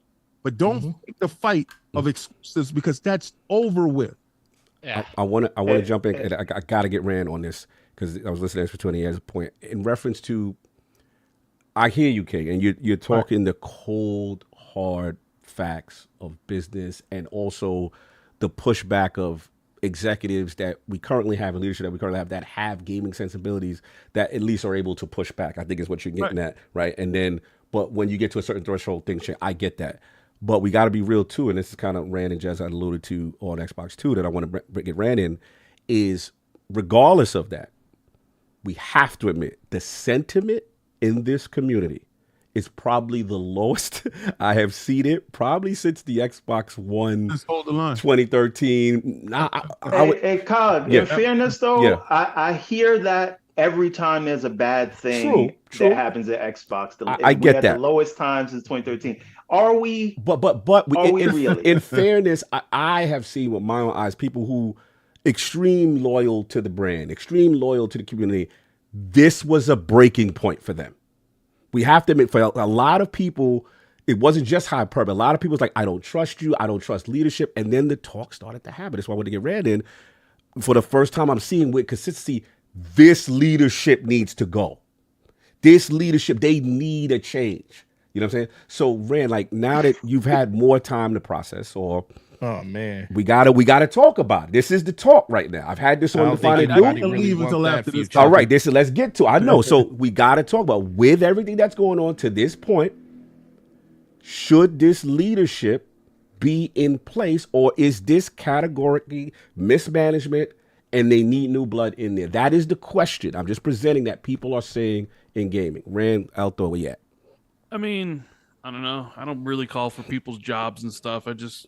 I look at what you're doing, and if you don't really doing a good job, I'm side-eyeing you. Like the idea of like we need to reallocate resources for this, but so we can't do this. It's kind of like to me, you're Microsoft, right? It's kind of like essentially ordering a hot fudge sundae, but going light on the whipped cream because you're trying to watch your calories, right? I feel attacked, but go ahead. No, it's just like it's like you tell me you can't do both, and maybe you can't do both, but there's Lappin said during this whole show about things, and it's like the whole idea of they should talk less, which is something I've been repeatedly saying on Xbox 2. Like, that's not doing you any favors anymore. And honestly, like when you say something, it presents this like, okay, this is the truth of what it is. And then we all know business realities change, but those quotes are going to come back and bite you in the ass because things are always changing. And so you probably sort of need to move like PlayStation and Nintendo and only speak when you have something to say. And honestly, Xbox needs to be more, you know what? We just need to shut up and let our games start speaking for us. How about some consistent quality games? There's been a lot of promises, and it's always constant, like, things are coming, things are going to get better. It's like, okay, maybe it's just time to just shut up and just let Hellblade talk and Avowed talk. Facts. And all these games that they have working on talk. Right. It's, enough. And it, like, to King's point about, like, we talked to the Bloombergs and the CNBCs. It's like, yeah, you should do that. But guess what? When you come to talk to Bloomberg, you best be prepared, because Sarah Bond definitely was not prepared. I wouldn't go in on that interview. If you looked at my video, I'm just saying, like, if you're going to talk about, if you're going to talk to them, you have to be prepared to talk to them. And they threw her the softballest of easiest questions, and she wasn't ready. So, well, I think she was ready, but I just think she didn't give you the answer that you wanted to hear. You know what, King? Let me disagree with you. I think that was more like listen. It's not about. Sorry, Brian. It's not about answering the questions. If it's a question you can't answer, you got to learn how to tap dance. Right. No, I get that. Right? But to Rand's that's defense, where Jim Dance got his name from. I feel that. And we know that. Sometimes you're just given that corporate answer that you have to stay. You stay by life. So I get that for her on that. But what I will say to Rand, and I've had this discussion, my only issue, because I love the Queen. I took bullets for the Queen. I took a picture of the Queen. They hated me. You know what I'm saying? But my thing is, now when you're the president of Xbox or the head of Xbox, like, this is going to come with the territory. Now, my only issue, Everborn, I just wanted the human element.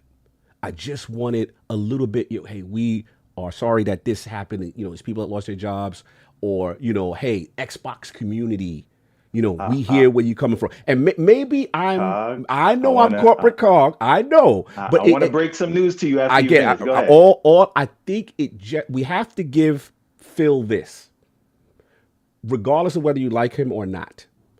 When the situation happened with Redfall, or any major situation, when the lights are at its brightest and the pressure at its strongest, he always is a man of his word and will give you at least the empathetic answer from a human element first, in conjunction with some of the corporate speak. And I get that. And that's because it's her first time. I get it. That's all I was hoping for a little bit with that, because people are the fever pitch right now. The pitchforks are so high right now. And I'm not saying it's fair to her to have to come out there and come with that corporate answer that may have been what the directive was. But all I was hoping for next time, just a little bit more of the human element. Continue. All right. So, but here's the problem. Yeah. What you don't expect, and I know why you don't, but I'm just trying to I get it. Put me on this. What you don't expect is a human answer from EA or Take-Two or any of these big publishers, right? Phil, because that's what you got. That's the precedent he said. Yeah. Examples of when he would come out and take things on the chin, pause. All of that was before Xbox, as a division within Microsoft, had the ability to move the stock price. And now that it does, they have to be way more careful about what they say, and that sucks to us, right? But guess what? None of the other major publishers come out and do that. So we have to start getting used to the idea that their games are just going to have to do the talking for them. Because guess what? You know how many people hated Activision, especially before this acquisition got announced? Oh, for sure. And then Call of Duty still sold anyway? For sure. Right? All these people hate these major publishers. And then, listen, that's not, you might hate EA with all of your soul. But guess what? For what they did to Mass Effect, right? And BioWare. But you know what? But that didn't stop one person from playing Apex Legends. So Twitter, we know it's an echo chamber. We know that it doesn't represent the world. This is the thing that we're gonna get used to, because I hear people saying, "Oh, remove the management, get rid of them." Those same people are saying management is not in control. You get rid of Phil, and you think it's bad now. Of communication and things like That's that. What I was gonna say. Guess what's gonna happen when you don't have Phil and these other people here? You're gonna get straight cold equations. That's right? what they're gonna get from me. Right. You got And you better stop. Don't stop watching any of these podcasts, but start turning on CNBC in the morning if you want to learn what Xbox is doing, because that's where this is going to go. And this is the cost of what a lot of people ask for, unfortunately, not to let them off the hook. Right.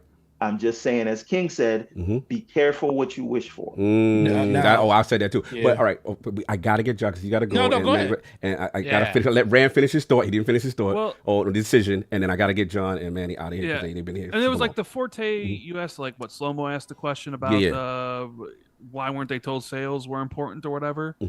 I think sales of Hi-Fi Rush had nothing to do with this, honestly. I think it's just wrong case, wrong time, and it was budget reallocation. And honestly, I also sort of think and wonder, this kind of goes to what Everborn was saying a little bit about, like, you know, okay, well, you're going to go pitch a game and you're going to spend the next 5 years doing stuff. You look at Xbox, a lot of their studios help support other studios. Like the Coalition hasn't shipped a game since 2019. But they're over there helping Undead Labs. They're helping the Xbox studios learn Unreal. Even with King's point about Ninja Theory, and maybe they're next in the chopping block. But Ninja Theory also has more value in, like, hey, we're going to help the tech stack and some of these other things where you don't necessarily full team has to be working on a game, but they could also be helping in other ways. You look at even on the Bethesda side. It was a long time in between Machine Games releases of Wolfenstein 2 and the Indiana Jones. And if you look in the credits, they were in Starfield. Like, a lot of these teams do cross work. So it could be a situation where Tango is included because they're on the other side of the world. The time zones don't line up. So, like, they're not used to also, like, hey, while you're incubating Hi-Fi Rush 2, we're going to have some of your studio help out on other projects within the thing, so there can be value for us that we're going to be getting in some of those things. And then as far as, like, the multi-platform push that King was talking about like the budget, and here's what we're doing, you know, we're Microsoft now or whatever. I think some of that has to come from where all this really kind of began. And it's when you look at when ABK was gestated and thought about, right? It was November of 2021, December of 2021, and January of 2022. Let's go back to that time. Wow. That's what was happening in November of 2021. Pandemic. Xbox consoles were selling through the roof. Good point. Game Pass was thriving and exploding. The pandemic had all these publishers being like, oh, everyone's going to play games forever. Yep. And they had just bought Bethesda. They're seeing all this growth. They're probably thinking to themselves, what's next for Xbox? And then the unthinkable happens. Pushes. ABK is available? And ABK check marks everything for Xbox. PC with Bethesda. Call of Duty for Game Pass. Mobile with King. Okay, we're going to do this because look at what's going on right now. Everything's turning up, you know, like roses, right? It's like these trends are going to keep on continuing. So we're going to go spend that money because, oh my God, just imagine we get ABK. We're going to sell more consoles. Game Pass is going to go even bigger because of all this sort of stuff, right? Our projections, like, oh, where were you going to be at and whatever. And then the reality happens, right? Pandemic goes away. People stop buying and playing games. It all goes down. Suddenly, Xbox hardware stops selling. That starts declining. Game Pass remains stagnant. And ABK takes a hell of a lot longer to complete and to integrate, and it actually sort of costs money. So you're in this situation where it's like what you thought was going to happen in 2021 and what you projected it was going to be later on, you're like thinking like, okay, well, we're going to be at 45 million consoles or 40, and we're going to have Game Pass going to be 50 million, and maybe we can absorb some of these things and we won't have to do and put these games on other platforms. And then you get to the reality of the situation where you close ABK, and guess what? You're nowhere close to where you thought you would be. And it's like, well, you know what? We need a ROI. We need to make this stuff back. We need Amy Hood and them are looking at the books and be like, you missed everything here. I think that's more of a result of missing all of your projections and being down on everything. So it's like, what are we going to do in the meantime? And you're in this situation where it's like, well, okay, we could do these sort of things, but we also need to make money in the short. Like, there's a whole bunch of the business realities of everything. And it is just, I don't know. It's just always, it sort of seems that Xbox is kind of stepping on rakes in front of them. right? It's the rake is clearly visible. They step on it, smacks them in the face. And the fans are like, "Oh my god, what the hell? Another one? Can we, get it?" That's what it's sometimes. Hey, Rand. Imagine after everything you just said, and they gave you the $70 billion based on that projections, and then you went back to them and like, yeah, I need a couple of billion this quarter just to kind of keep the lights on. What do you think, Amy? What do you think? Sure, I'm sure they would say that, but then again, at the same time, nobody really wants to go to bat for a corporation because Microsoft is the richest company in the world. Right. So you say, so you mean to tell me that you can't do Fallout and have Hi-Fi Rush and Tango there and all that sort of stuff, right? They don't. Rich people don't keep being rich by giving away their money. I know, King. I know. That doesn't but I'm happen. just saying, people get emotional. People see this stuff and they question. The things that they've been told in the past from Phil and leadership about certain aspects of things, and they just don't believe that they can be trusted anymore. And that's just an emotional response. The unfortunate thing to that, like you said, you went back to 2001. Because I know Cod needs to move it. I gotta get them. The unfortunate thing, like you said, going back to 2001 is Microsoft as a company was shared, like you said, Xbox has finally probably got to the point where they can move the share price. That share price was $212 in 2001 in January. And what today? 413. It's 423 right now. Okay, last time I checked, it was like 413. Yeah, it's 420 right now. So the biggest thing you got to look at is think about you being Xbox and you just had your one of your biggest revenue quarters ever in history. But you're still a small subset of what Microsoft as a whole does. is. Yeah. So when Microsoft looks at it, it's completely different. Like if you paying like complete do the reversal for PlayStation and Sony. PlayStation is a huge part of their P&L when it comes to Sony. They see that number. PlayStation is like way up there. It's like one of the top parts of it. And then you got Microsoft and they're looking at Xbox and they're like, yeah, you brought in the most money you've ever done, but you're still this much of our, you're like 5, maybe 2-3% of our overall, good point. Offerings of what we do. So they're still looking at Microsoft like, hey, what can we do to make this better? Because you're still not enough to make us what you should be versus what we invested in you already. Yeah, they probably wish they would have spent that $70 billion on AI and not AI. Real quick, I got it. Hold on one second. I gotta interrupt. I gotta interrupt for a second. I'm sorry. Because I gotta respect the Lords of HFStudios. They have rocked with us damn near 4 or 5 years. I gotta get them out on time.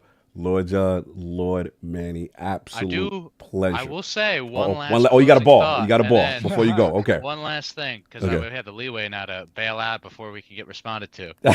You gonna jump? You gonna throw the grenade and then you go run? All right. Exactly. No, let's go. This is what you call farting in the elevator. Let's go. You gonna let us? Okay, we got that. But basically, yeah, I would say I think the thing is just that this Microsoft in general, their pitch was to go indie, and then now it seems that they're pivoting or maybe changing the definition of what they think a small game is, right?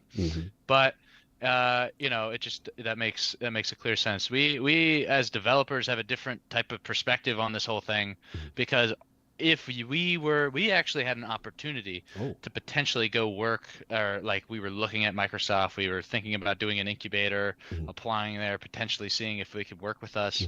And like, we're still always going to be interested in getting on the platform, right? Like that would not be, we're never going to not be like, we'll still do that. But like as a partner in something, it's something that calls like into question because like, as an indie, if your whole life is supported by a company like Microsoft and your money comes after you get through and put the project out, if like you can't know you're going to be supported and your family is going to be taken care of at the end of the day for the thing that they told you they would take care of you for, it's just a little bit, worrisome. So on an outside perspective, I could see how like that's really just terrifying.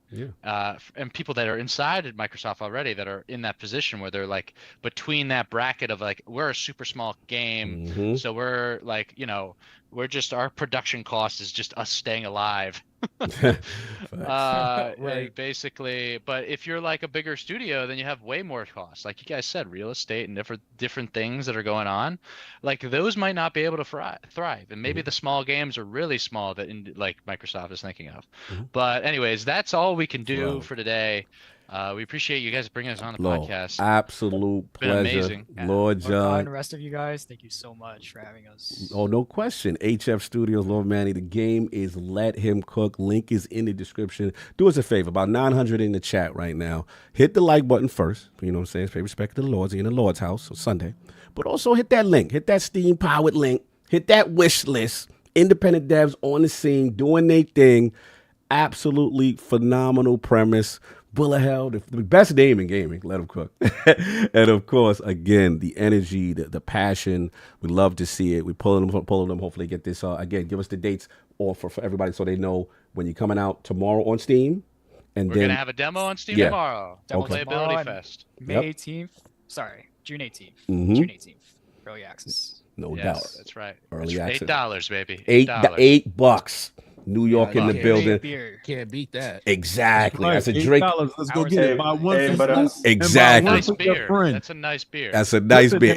and buy one for your mother because it's Mother's Day. So Exactly. you Let buy him one cook. for Oh, your yeah. friend, and you buy one for your moms because your moms like to cook. Let them cook. Let them cook. Let my boys cook. You already know the link is One in the less description. trip to Starbucks. Exactly. Go get that. And again, we'll play the trailer at the end again for those who missed it. But again, absolute pleasure. Fellas, I will see you guys at DreamHack. We already know we do. And Yeah. again, much love, man. An absolute Excited, pleasure. HFStudios. Enjoy your Sunday, peeps. Love the smoke, John. Yeah, no, with the game, King, you did. I respect some of the takes you did, but some of the other takes. Yeah, I understand. You couldn't defend, y'all closing stuff and y'all pointing fingers at us. I understand. Yeah, no, I'm running out. Have a blessed day. Sean Later's gone and Jim left too. All right. Enjoy the Man, enjoy, man. No doubt. So let's wrap up this topic because we go. Roki gonna tear stuff up over there. So we're finishing down the line. So I get from Rand, it was a yay or a nay on leadership, sir? We getting the final tallies rolling around. Rand, what did we go with? I mean, I don't If like. I unfollow you today.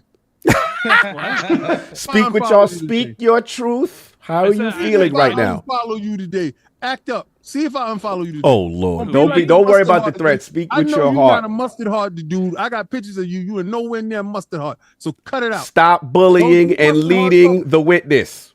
Kidding? You're gonna throw me in the trash, bro? If I ain't throw Tim in the trash, you know damn well I ain't throwing him. I'm No just doubt. saying I don't know the reasons for why this is done, and it makes me sort of I'm not happy with it whatsoever. And No doubt. but at the same time, like I'm still excited for Hellblade 2 and the showcase and all the games that are going to be shown. Like, I don't know, like some of the quotes from some of these things don't sit right with me. It's like, I feel you. okay, it sort of feels like Microsoft, like Bethesda joining Microsoft didn't help in any way. Like I sort of feel like Bethesda was like, oh, we're about to fall over for managing all these studios. It's like, well, then Microsoft and the leadership should have helped them become the best versions of themselves. And it sort of seems like because of ABK or because of budgetary reasons, like that wasn't the case. So now that they have to focus, to me, it's like, if it is Fallout related, it's like you mean you couldn't do both? I don't know. There's just things I don't like about that whole aspect of it. And Have you lost trust, Rand? Have you lost trust? Lost trust? Yeah. I mean, if this was a standalone thing where the industry is thriving and Xbox is the only one laying off people and shuttering studios, then yeah, because I think that would point to a huge problem. But the industry, this seems to be par for the course for the industry, where everybody's laying off people. Take-Two is shuttering studios. Sony's shuttering studios. It seems to be an unfortunate situation that of overhiring and COVID and projections of where they thought they would be at, and we'd get these new gamers, and now we're not. I mean, I'm just gonna like. Gun to your head. You gotta make a decision. Yep. I mean, I don't like it at all. Like, I think it's the wrong decision. I think they'll regret it down the road. But it's not my money, right? It's not, it's not my decision. I wouldn't have done it.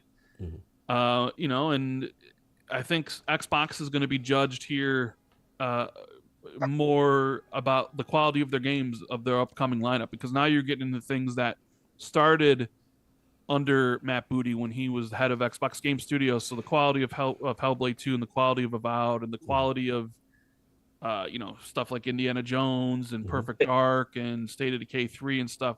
I think people are going to be more focused on that aspect, because I sort of feel like that is, even though what happened is I think I even said it on the podcast, unforgivable, and I still sort of feel that way. I just really feel I feel a certain way about Tango getting shut down, and I also feel that what Xbox has been lacking is like the high quality games that release at a steady cadence, and I think that's what I'm going to judge Phil and Matt Booty and Sarah on. Are those games? That's all. Because at the end of the day, that's what I care about. Okay. I just care about the games. Okay. And if those games don't deliver, right, then I'm gonna have a real severe problem. Yes, I think. I'm sorry, I'll let you. But that's just me, because it's all about the games for me. So this, you could say this is business, and it probably is, and there's probably things that we don't understand about it because we're not in those boardrooms and all those sort of things. It's just super unfortunate. Yeah. And I wish it didn't happen. I wish it didn't happen. I wish we were in a different timeline for this one, and we could all be enjoying a Hi-Fi Rush 2 for years from now, alongside of a Dishonored 3. You say that is not coming. From who? I mean, who? They own the IP. Everybody keeps Microsoft saying, owns a lot of IP, King. This is don't true. see the light of day. This is true. May or may not happen. Right.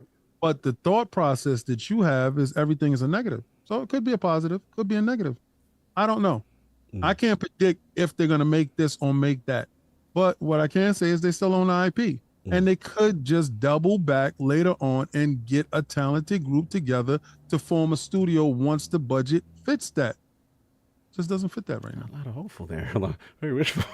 It's just, listen, nobody ever has to question my loyalty. All right. So I'm not calling for anybody over there to get fired. Okay. To be honest with you, I'm just going to sit there and watch exactly what happens. Nobody goes out and spends $100 billion and don't trim the fat off of stuff that was dying anyway. You just don't go buy, meat and just, all right, I'm going to serve it just like this. You got to check and see if the fat is good. Right. You got to take off some of the fat. You got to serve good food. Now, I'm not saying that Tango was bad. They serve good food. Just a circumstance. And then everybody wants to fall on tweets and words that was said in a particular time. What was real that day is not real today. Yesterday's price is not today's price. That's just it. So we don't hold them accountable for anything they say? These dudes, listen, we are the only people holding anybody accountable for anything. Honestly. I'm looking all across the boards. Nobody, y'all are still talking about, will they have a secret show? These guys came out and said, we have a show in June. We're doing this, that. They're too forward facing. They need to leave you dudes alone. So I swear, I hope today there's an edict that goes out and says nothing for you guys ever again. Damn. Drop something, because they're the biggest now. They don't need you. When they drop stuff, go get it. Find me at the store. See me at the mall. That's it. No more conversation, because when they did give conversation to you, you don't give them the benefit of the doubt. And I know you're going to say they step on rakes all the time. People are going to say they don't deserve the benefit of the doubt because the quality of the games and the cadence hasn't been there. This is true. This is true. Redfall, where they got it from? I mean, let's start naming games and stuff that was going on. When 343 was mismanaged, made cuts, I was the one sitting there. Yeah, screaming for Bonnie. Not saying that this situation was right, but I'm like, I understand. I'm keeping the same exact energy with somebody that I know and did not want to go anywhere. I remember that. But y'all can't say that y'all want them to be better and keep dead weight. They have to fix it up. And I'm not saying that this particular situation is dead weight, but there's something there we don't know nothing about. We don't have full context. Everybody's talking about is doom and gloom, and Aaron said that this did that. If it was so dope, how come none of y'all played it? And I'm gonna start going after each and every last one of you guys that are running around here talking about doom and gloom and Tango, and I'm gonna start pulling up your gamer score. And if your game, if you didn't finish that game and platinum it and do everything that you needed to do with it and have every trophy or whatever with it, I don't want to hear nothing from you because I didn't finish it, so I'm not sitting here fighting. Just saying. Moving along, I think we know what King stands, so we got that. Forte, with everything that's going on, you know, obviously the climate in the community definitely low. You know, frustration high. Obviously, there's other things to look forward to, but you know, where are you at with the talk is current leadership? There needs to be a change, or you know, what's that expression? The definition of saying he's doing the same things, expecting different results. Some people are at that point with this. Some people said this was the last straw. What say Gaming Forte? Oh man. All right, so we got to remember that Xbox wouldn't, it's twofold. Xbox wouldn't be where it is without the leadership it has in place already. Xbox probably would be non-existent or something completely different now. I think the biggest thing you kind of got to look at, there might be parts of the leadership staff that kind of needs to change, and you know, we'll leave those conversations for the streets because you know some people probably deserve to be around more than others. But I'm like Rand, I'm never gonna call for people's jobs. I just call for people to be better at their jobs, especially when it comes to, you know, overseeing and managing multi-billion-dollar corporations and stuff, because it's not an easy thing. Right. I would say we kind of got to keep looking at the fact that it's all about the mismanagement of funds, budgetary things that kind of happen is the reason we're in the situation we're in. Like Rand said, I hold them more ultimately in place for the games that they release. You know, misses on Halo when it comes to like the way it was shown the first time. Talking about what happened with Redfall and not knowing exactly what's going on with the game until after it comes out. You know, all of these things that kind of happened that was kind of self-inflicted wounds and stuff. That kind of stuff is the stuff that irritates you more than anything. But I also go back to the fact that, you know, we did go through a pandemic. We did have a lot of stuff where a lot of the overall ability for the communication between these teams were kind of fractured. Yeah, it's easy to just hold Zoom calls and try to get everybody on the same page. But how many of those people are actually really bought in? You really can't have a bought in culture when everybody's not in the same place. You know, it's hard to get everybody on the same line when everybody's, you know, scatterbrained in different places and stuff. But that's what these people get paid millions and millions of dollars and stuff for. So I definitely can see why people feel like this should happen. I would just caution people to say, what's the alternative? If they do something like this, who's the person that's going to come in and fix it? Because right now you have non-gamers making gaming decisions, and that's the thing that a lot of people aren't liking. You know, Microsoft proper doesn't understand the value in the gamers' eyes of a Tango Gameworks, because they're looking at Tango like, okay, what have you done for us lately? Basically, spreadsheet. You know, column C. You know, Phil Spencer and everybody understands that we want to have studio presence in other regions. You know, we want to have a foothold in Japan. But then when Microsoft looks at the numbers real deeply, they're like, why do we care about what happens in Japan? And that's like one of our lowest offering points, and we're not making any money over there. We're spending more money than we are actually making out of that region. Now, that's what they're looking at and they're seeing, because guess what? They're just looking at them as a data point on a sheet, on a P&L. That's a real fine line number that is being surpassed by what they're actually bringing in. So I don't hold them at fault for that. I probably hold Phil Spencer and them at fault for the way they communicate things over and over in consistency. It seems like Rand just said, they always find a way to step on the rake that's literally been standing there in front of them. It's like a runner running into the hurdle when they know they're supposed to jump over it, but they keep falling for some reason, like they didn't train for this their whole entire life. So I don't think this is going to be the moment that you're going to see Microsoft make holistic changes when it comes to the leadership, because if they were going to do that, I don't think Sarah Bond would have been the one up there on Bloomberg making that declaration of what's going on with Xbox at this point. Some people didn't like the way that she came out and she said some things, but I think she gave the most corporate answer she could possibly give, because Phil Spencer, guess what? He won't be there. You know, when you see the quote unquote new Xbox, sort of like King said, or a lot of people says Microsoft gaming in the future, because that's going to be the platform when it comes to third party and publishing on other places and stuff like that. Phil Spencer is not going to be the person that's going to be at the head of this 5-10 years from now. Everybody thinks Sarah Bond is going to be that person, or it may be somebody else. So that was her place to shine and show that she has the leadership to be able to do it. If they were going to make a move like that, I think you would have seen somebody else giving that information, or like a lot of companies do, they just wait until they have they have their next earnings call, and then they address that stuff then with their shareholders, instead of going out on Bloomberg and trying to get ahead of it. So I think the leadership is going to be kind of set to what it is right now.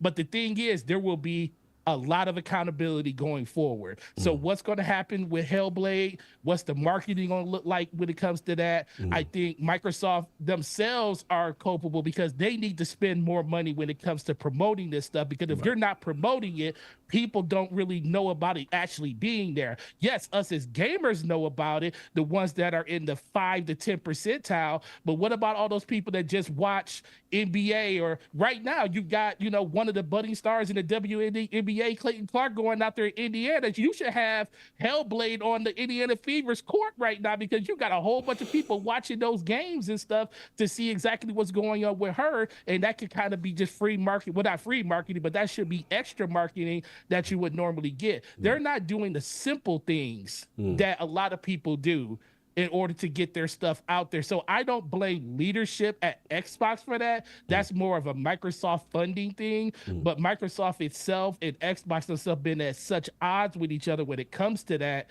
I feel like if they were to make a change, it wouldn't be for the best right now. But if we continue down the road that we're at, then you're going to see holistic changes. And I think once they find out if they have the people in place, that's going to be when you'll see it happen. But it won't be anytime soon over the next year, year and a half, 2 years. All right. Forte vote yes. Okay. I mean, no, to keep them. Everborn Saga. We already know what the streets are saying. I need it on the record. Where is Everborn Saga at? Should the current leadership be gone? On the record, you stay the course, right? What we don't have right now is we don't have the data points to show us what happens after Showcase, what happens after they deliver like 8 games in the next 6 months and then onwards into 2025. We don't know, we don't have the data points to show what ABK content does. And what do you call it? The fact of the matter is the truth is much more boring than the salacious stuff, and they had to make cuts in order to, for all we know, so that they could support COD being in Game Pass. That sucks, right?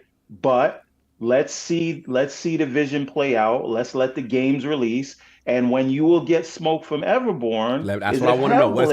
What it's going to be. If Hellblade comes out and is not good, if the Showcase talks about next 12 months and they don't deliver, if Avowed comes out and those things don't hit, that's when we will come back and have that. I do not have business discussions when I don't have all the information. Not going to make me make proclamations about this must mean that. Everybody got to go. The streets are set. Everybody's I'm not fired. looking at the Excel sheets, right? Everybody's an accountant, but the stocks ain't adding up. They say Game Pass not sustainable. They saying this is. They said you was cheering on an acquisition, and this is what you get, everybody. That's what they said. Yes, I was cheering on the acquisition. Now what? What they gonna say? So the thing is this. There is a lot of navel gazing, and there's a lot of victory laps being taken right now about, oh, see, this means Game Pass isn't sustainable, or oh, see, this means that Xbox is dead and they don't make no money or anything. No, it means that they made cuts. And they made cuts that we didn't like. You can leave it at that. You can focus on the thing that they did without making a proclamation of the future. But to answer your question, and I do have to go because Mom do talk. Mama love, yes. But if stop pretending to be a financial analyst and let the games come out like Rand said, because Rand gamer. Rand stole my thought. If the games don't hit, then you have the smoke. But you don't have this information and you don't know. Let all this stuff happen. And you don't just change leadership because of this. Now, people have some issues with Peaches or like right? But Matt Booty's games are actually about to come out because we're gonna learn. Matt Booty, Avowed is under Matt Booty. Facts. Flight 24 is under Matt Booty. Clockwork Revolution, Perfect Dark, Fable. Fable. Who was Redfall under? That was under. That was Bethesda before him. Yeah, that game. Oh, who was it? That was Bethesda before. Was that Pecan? Arcane. You talking about Arcane Arsenal? Okay. Yeah, So, but Phil took the bullet for that one, King. Yeah, but he took the bullet, but somebody took the pink slip. I'm just saying. Took the bullet, but somebody picked it. Phil came out and took the bullet. Right. Said it was on them. That's what leaders do. I know. Well, I'm gonna take this See you later. I will. Last thing I'll say is my whole point in that whole ramble that I just did. Right now, they just closed ABK. The studios that they acquired in 2018, we're just getting the games from them now. Right. And you can put the 2-year COVID thing in there, but that's still 6-7 years, right? Or 5-6 years. The point is, that's how long it took to integrate those individual studios. Bethesda is not fully integrated. That is correct. And ABK needs to be integrated. So let's see the full machine hit the full clip with all the releases, including COD and Game Pass and all those other things. And then let's make that decision about who we think needs to go and don't need to go. And let's make that information once we got more data points. That's it. That's what I'll say. I want to say everyone, and I want you to leave with this and think about this on your way out. Accountability is the main thing we're talking about here, and where Xbox and the leadership at Xbox is. But the one thing I'll leave you with is accountability doesn't start with Xbox. It doesn't start with Phil Spencer and Sarah Bond and Matt Booty. It also got to stop at Microsoft itself, because Microsoft itself didn't have their hands on the wheel.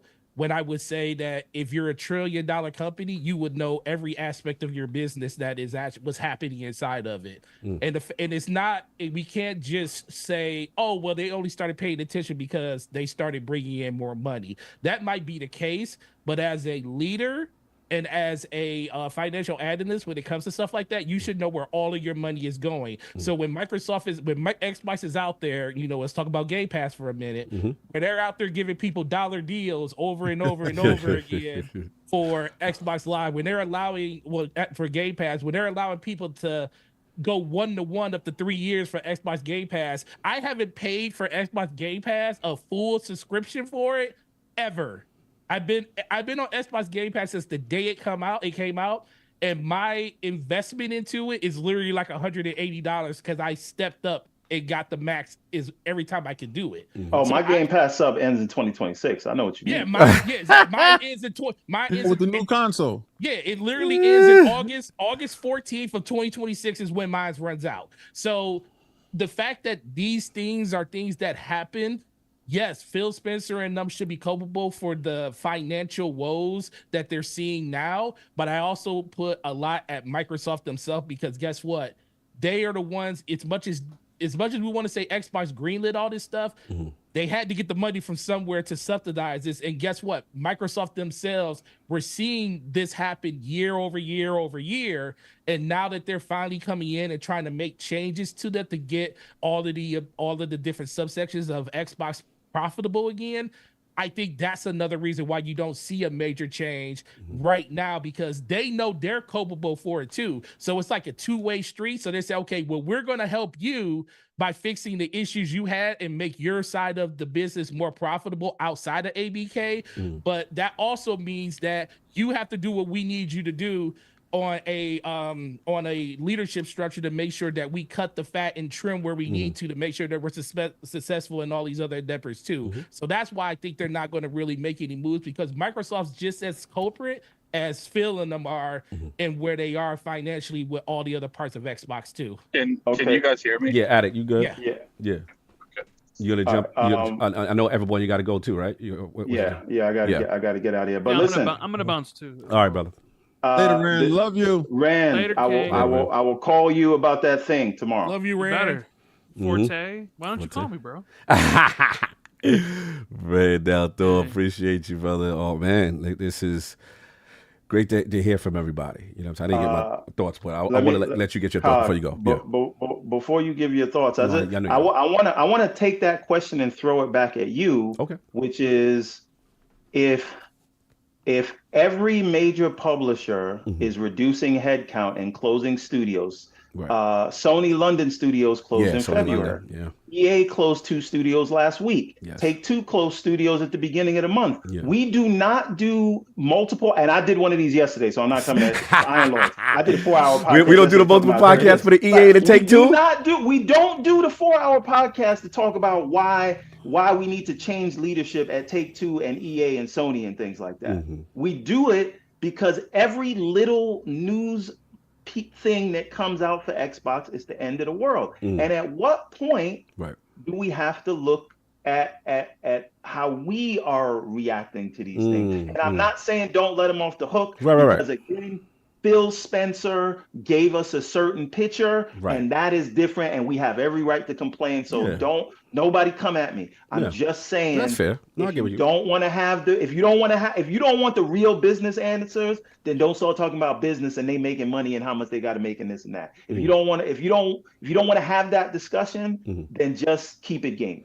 Yo, I get, bro. I get close your studio and you don't like it, and I don't like it either, and that's it. No, I get where you're coming from. And I always try to preach nuance, right? There's always nuance to everything. Everything is not, the world to me is always gray. It's not just black and white. And a lot of times also we need context. We need more information on stuff. But look, I just want to get real quickly, because everybody said almost every point I was going to say anyway. So I'm just going to summarize in just that, look, the way I look at it, I'm always going to look at things from the human element first, because I'm pro-developer. You know, John Johannes, we had on this platform. You know, John Johannes, I felt was this up-and-coming bright star at Tango. He pitched a game that was really against studio culture, that was completely different, that had a musical vibe to it. And you saw the pure passion, you know, from that developer. And it was heartbreaking to see his tweet go out and know that he would not be afforded an opportunity to create another game. And a sequel to what, let's be honest, Xbox fans, you know, that was one of all. That was the crown jewel in a sea of kind of bad things, you know, that we hadn't had in a while. A mascot at that, right? Chai, 808, the whole thing. It was a movement. Now, clearly, to King's point, it unfortunately did not sell. You know, it did not move the needle maybe internally, financially, the way they may have thought. And we were surprised. We have to admit, the reason why it hits with Tango so much is not only did we surprised by this, we were surprised in the business meeting that High Five Rush was included as part of the 4. Because we were like, wait a minute, because we could kind of rationalize, you know, Sea of Thieves, live serve. We kind of rationalize Grounded, right? You know, Pentiment, okay, it didn't do as well. It's this very unique, bespoke story, probably didn't do well. Okay, we kind of rationalize. So I think in the same token, we kind of rationalize that. We kind of rationalize the studio closures with the others, like I said, right? We like, okay, we get it. You know, maybe Alpha Dog, Mobile, they got King now. That's potential redundancy, right? You know, you look at Arcane Austin, We Love You, The Legend, Harvey Smith, Prey, you know, all that, Dishonored. But I've been on record to say with a game like Redfall, studios have been closed for sometimes even less. So the fact that we thought they were going to be afforded a chance hurt, but we can kind of understand it. But again, I'm speaking from emotional and a pure gamer standpoint. The Tango thing cut deep, because that was one. And it was like, man, you also acquired a studio, a Japanese studio by proxy. Like it was just in there for free off the acquisition when you've been trying to make inroads in Japan, right? You're trying to cut through. But we see the work that they doing with Sarah Bond and the improvement on the platform. We like, okay, and then Tango's a cook, and obviously the sad reality of seeing them in the studio with executives, and then a couple months later it's gone. So look, that's the human element. Cog, why is it that every time an executive takes a picture with a team, a couple weeks later, that team up out of there? If I'm working with one of these studios, don't take no pictures with me. I'm good. Woo! I feel you, brother. I feel you. Now look, it's go ahead. You can I said I think the biggest thing. Can you guys hear me fine? Yeah, I can hear you. I'm still driving. Yeah. Like, I had to be part of No, it. I know. I know. But like at the end of the day, the issue isn't even really the studios closing. Mm-hmm. The issue in terms of Microsoft is something we've been screaming years is messaging. You can't say one thing and then contradict your statements. You can't a year ago say this studio's good. We're gonna let them cook and then let and give them peak slips a year later. Right. Like you can't say we're doing Game Pass because we're able to take more risk. We're able to nurture more smaller studios and then let 3 or 4 studios out. You can't go in a town meeting and say we need more, smaller games that give us rewards, and then the day before you got rid of Tango that literally gave you probably the most rewards that you've had in years. Yeah, you saw the developer put up the rewards in his Twitter. It was pretty sad to see. Mm-hmm. That's the issue. The issue is, and that's just the Microsoft issue. The issue in general is, how are we going to get new talent in this industry if you keep laying off studios over and over again? This is an industry issue, not a Microsoft, not a PlayStation. I agree. How are we going to nurture people and get better people? Imagine people I brought this up. Imagine people in school right now. Yeah. And they're like, oh, what do I want to go in? And then they're sitting there, they're seeing all these layoffs and all these studio closures. Right. Oh, I'm going into cloud computing. Hey, we ain't doing with that. Like, it's just like, look, and I don't think people look at that enough. I think people want a console war, bring up PlayStation, bring up EA. I don't remember all the stuff that brought up. It's like, at the end of the day, like, this is an issue that is going to be felt for probably a decade. Because the people right now that are in school, potentially getting into gaming, a lot of them are not getting out. And look at all these people that are laying off. Do you think all of them are coming back to the gaming industry? No, not at all. Yeah, the volatility in the industry is rough. I know 3 developers right now. One of them went to Netflix for something, for TV related, and 2 of them went to Amazon for something completely non-gaming related. Right. Like, probably this is double their salaries too, and making more money and probably more stability. This is a serious issue because if it's about games, we can't just look over the people that make the games. Right. And to jump in, the fear is, we have to be honest. The fear is also when the messaging, and again, I'm not just attacking Xbox. I'm just talking about the industry, like Attic is talking about, which is that the message then seems that, okay, then you can only make these bigger games. You won't be rewarded for this creativity. And then we are just worried about, obviously, that formulaic nature of things, right? You know what I'm saying? Where it's just like the big blockbuster game and then that's it. And I think that's what hurts the community a little bit, in the sense that, damn, the reason why, I'm gonna just be real, I'm just speak for myself. The reason why I love Xbox and the Xbox is my preferred platform is I like the diversity in the lineup. Don't get me, I am #just1 to the death, but Sony, no disrespect, I can't keep doing that every single time for a big release. It becomes formulaic to me. That's just my preference. I like turn-based. I like fighting. Not saying that they don't have those games, but I'm talking about from a first-party standpoint, there seems to be... The way they talk, they ain't going to have those games in the future. Right. So certain things I like to see. Like, I love that they... have an ID at Xbox. Huh? Say that again? Did they just do an ID at Xbox? Yeah. No, I'm not saying they're not. That's why I said I love... about you. I'm just saying. Oh, okay. Yeah, of course. I just like the diversity in the platform. I think that's cool to be able to have, these different games and a Hi-Fi Rush and a Towerborn and all these other things, and in conjunction next to the big hitter, the Gears, what I'm saying, the Indiana Jones, the Hellblade. Like, that to me is what's dope about Xbox. And they got this amazing service. So the fear is that things become, now that you just focus on the big, not saying it's going to happen, I don't want to fear, but the concern is that now maybe if you are a Compulsion, if you are a Ninja Theory, and you don't hit the big game out of the park situation, are you in jeopardy? And that would sadden me. Todd, can I say one thing please. before I get out there? Yes, please, please. I think that comes back to the sort of binary thinking of the. This is not to you. This is just about the whole conflict. It's sort of a binary thinking that we do in the online discourse, and so it's the same reason why we'll say, well, Xbox isn't number one. That must mean that they're failing. Correct. Right. Correct. That's not really the case. Correct. And so yes, they closed some studios at Bethesda.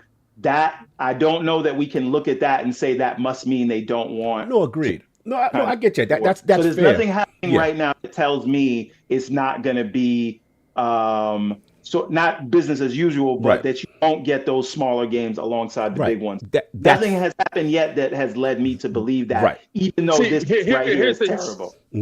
Here's the thing about that stuff. They've been fighting for years to have a foothold in Japan, and they get one. And I know people right now, I've talked to people that know influencers, know companies over there. They're looking at this. Like, if people sitting here don't think, oh, no, Japan, they're very loyal, strictly when it comes to their culture, and don't think that shutting down Tango so rapidly, so fast isn't going to affect their relationships in that I'll part tell of the you world. right. The one thing I'll give you credit on that, and then I really do gotta go. When this happened, what hit me even more than the fact that Tango was closing, I thought, because I'm selfish, it's just going to affect the Sega. That affects. There's reverberations. Listen, I really do got to go. Happy Mother's Day, brother. Normally, yes, thank you so much. But listen, normally I would not have to go, but I know, brother. You know what today is. I know what it is. So, go handle your business.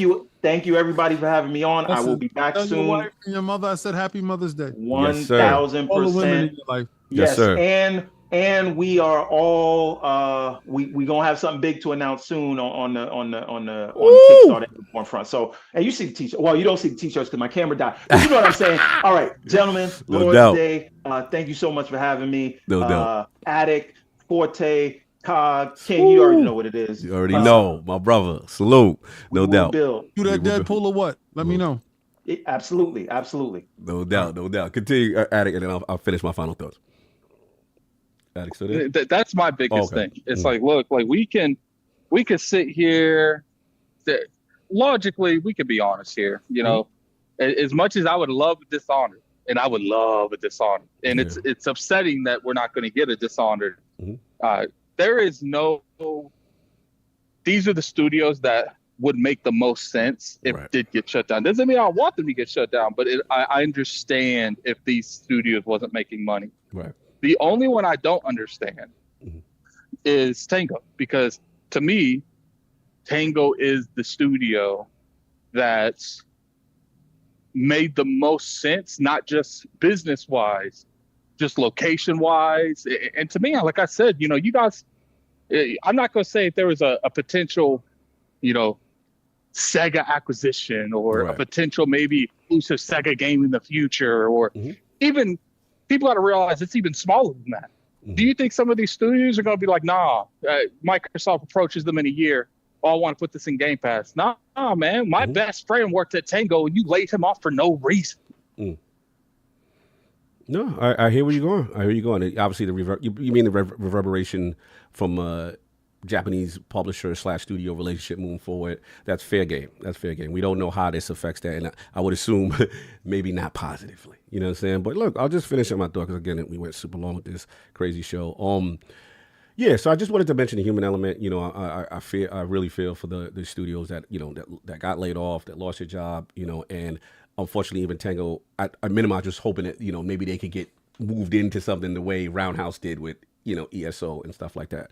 But, you know, the last point is I have to give King this, you know what I'm saying, in the sense of, you know, as much as gamers don't want to hear this, and I don't like hearing this, you know, unfortunately, stakeholders, you are just a spreadsheet to them. And when you get acquired and when they're making this type of money, these are the things that are looked at. And one of the theories, I'm not saying I have all the data, but one of the theories is that, we've heard Todd Howard on record state that when people have been lambasting them for how come it takes so long to get a Fallout game, an Elder Scrolls game, and all these things, one of the thought process that he finally said that I was shocked to him to say in a recent interview was that, hey, we're doing things now. This is right before this, to take, to address the cadence and things of that nature. We would be willing to also work with other studios and stuff like that. So there's a thought process that, hey, they go to management to ask for more money to do something. They are told, hey, that's it. You're not getting anything. And then ZeniMax themselves is now tasked with who they're going to cut. So Microsoft is ultimately responsible, but we have to say the decision directly was ZeniMax looked at themselves and said, Tango is not it, which is interesting to me. Right? Tango is the one we're willing to jettison. That is interesting to me, right? That's the cold, hard facts of it. So, the last and short of it, as far as, a lot of people, I'm not going to sugarcoat it like Addict said. For some people, this is going to be the final straw for them. This is going to be, I can't stand Xbox. I'm done. They shut a studio down. And if that's the case, I feel you. Like, there's nothing I'm going to say to you to make you say, yo, stay in the joint. I get that. I can only speak for myself. You know what I'm saying? And for me, I'm with Forte. My fear of this championing, this leadership got to go, not saying they're perfect, not saying it wasn't mismanagement, not saying there's conflicting messaging.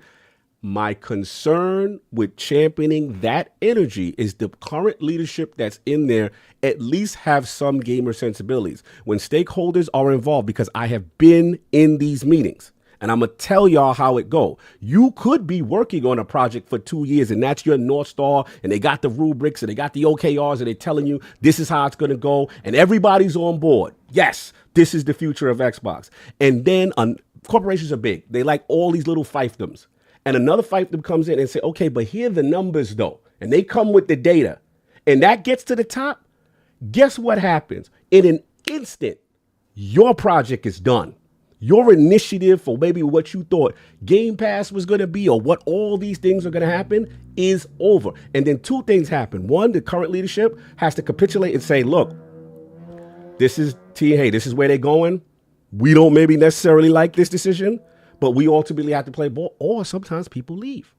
I've seen it with my own eyes. I've been in these rooms. I've been in these meetings. I'm corporate cards for a reason. I'm just telling y'all. I know y'all don't want to hear this, but that's the reality. So now my concern is when the people with gaming sensibilities are gone, like Forte said, who are we bringing in? Because now, most likely, that group that's coming in is going to be completely controlled or be swayed and don't understand the purities of a gaming of a Hi-Fi Rush or anything of that nature. That's my concern. I'm not saying that I'm against if they made a change, but just be careful with calling for people's jobs when what the alternative is. That's my only thing. And the last thing I say, people say, why you just loyal? Listen, like Rand said, I am here for games. That's what I'm here for. I was here when they had 5 studios. That's what they had. They was pushing. They was in the war with everybody with 5 studios, right? Since 2018, I saw the vision and I saw the studio access. Okay, cool. Now my thing is what's going on in the platform now. I don't know about y'all, but my backlog is crazy. I don't know about y'all, but I got stuff to play. Hellblade is coming out in 2 weeks. Indiana Jones, Towerborn, Avowed. Call of Duty in the platform. I see games and I'm playing games since last year, right? When the rubber hits the road for me with them, when I say, you say, Carl, well, what is it going to take? You just loyal. No, when I don't see games or when I get Redfall consistently, right? Because then it shows me, okay, this is the class of 2018 under y'all watch. These are the games under the studio banner, and these games ain't good. Oh, you going to get the smoke from COG. Because I waited, and now they're not good, right? But that's why I tell people, let it play out as far as the games. Don't let anyone tell you how you should feel about your platform if you're still enjoying your platform. And that's where I'm at. You know what I'm saying? I'm still enjoying my platform. I said this before. Right. No one can make me hate my wife. I've had friends that We had information. We brought it to them. We like, yo, your girl is cheating, this, that, and the third. His pictures, his text message, this, that, and the third. Right. And they proceeded to fight the person that brought the stuff to them. Listen, there's no one that can turn you away from something that you love. If you love it, everybody has their criteria. I'm just telling you mine. I got games. Ever since I've been on this platform, Japanese games have missed the platform. Big titles. I'm getting my Tekkens. I'm getting my dog. I'm getting everything. I get my baseball game that I never, you know what I'm saying, that would never come to the joint. Everything it seems that would miss in the platform and before, I'm getting. So I see Capcom's Tale of the Goddess. I see all these things that Persona and all this stuff that would never make the platform before. I see the improvement. So for me, again, until the games go away, then no doubt to the fire, they get all the smoke. But until that, I'm not there with it. But go ahead, I'm sorry. Look, if people feel like their jobs need replaced, at this point, I don't blame. But at the same time, we're talking maybe 6 months, if that, to see the we haven't really seen any of those 2018 games. We've seen some Bethesda games. It's like, we got to at least see Hellblade before we start talking about replacing people. Well, my thing is, we got even last year. You know what I'm saying? I know this is controversial, but I like Starfield. Like, I really like Starfield. You know what I'm saying? So again, but everyone's different, and I get that. That's all I'm saying. And you know, look. All I would say is the last thing, I know we're going super long, is for the games like the Hi-Fi Rush and stuff like that, that is super sad.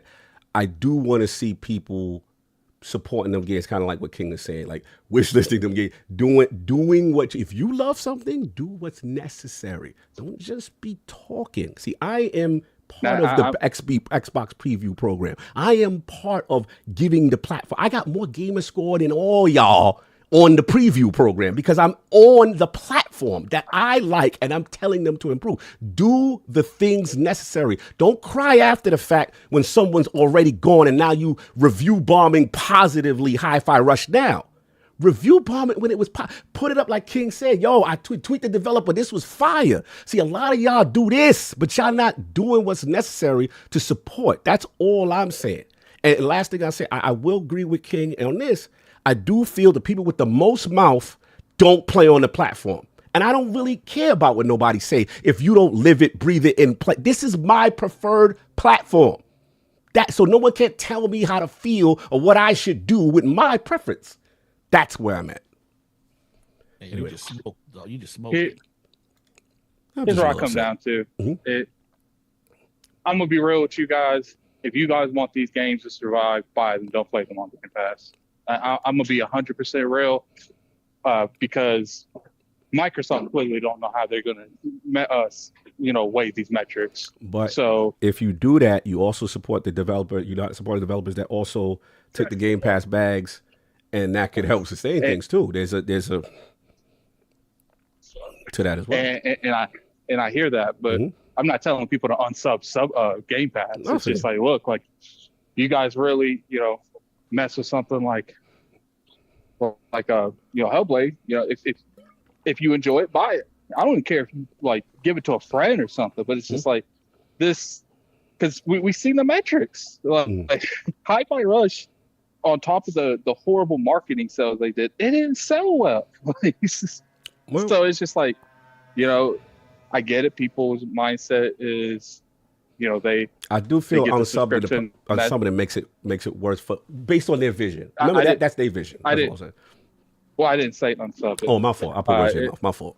No, I was saying, if you enjoy a game, you want to go the extra mile and you want them to make a Hellblade 3.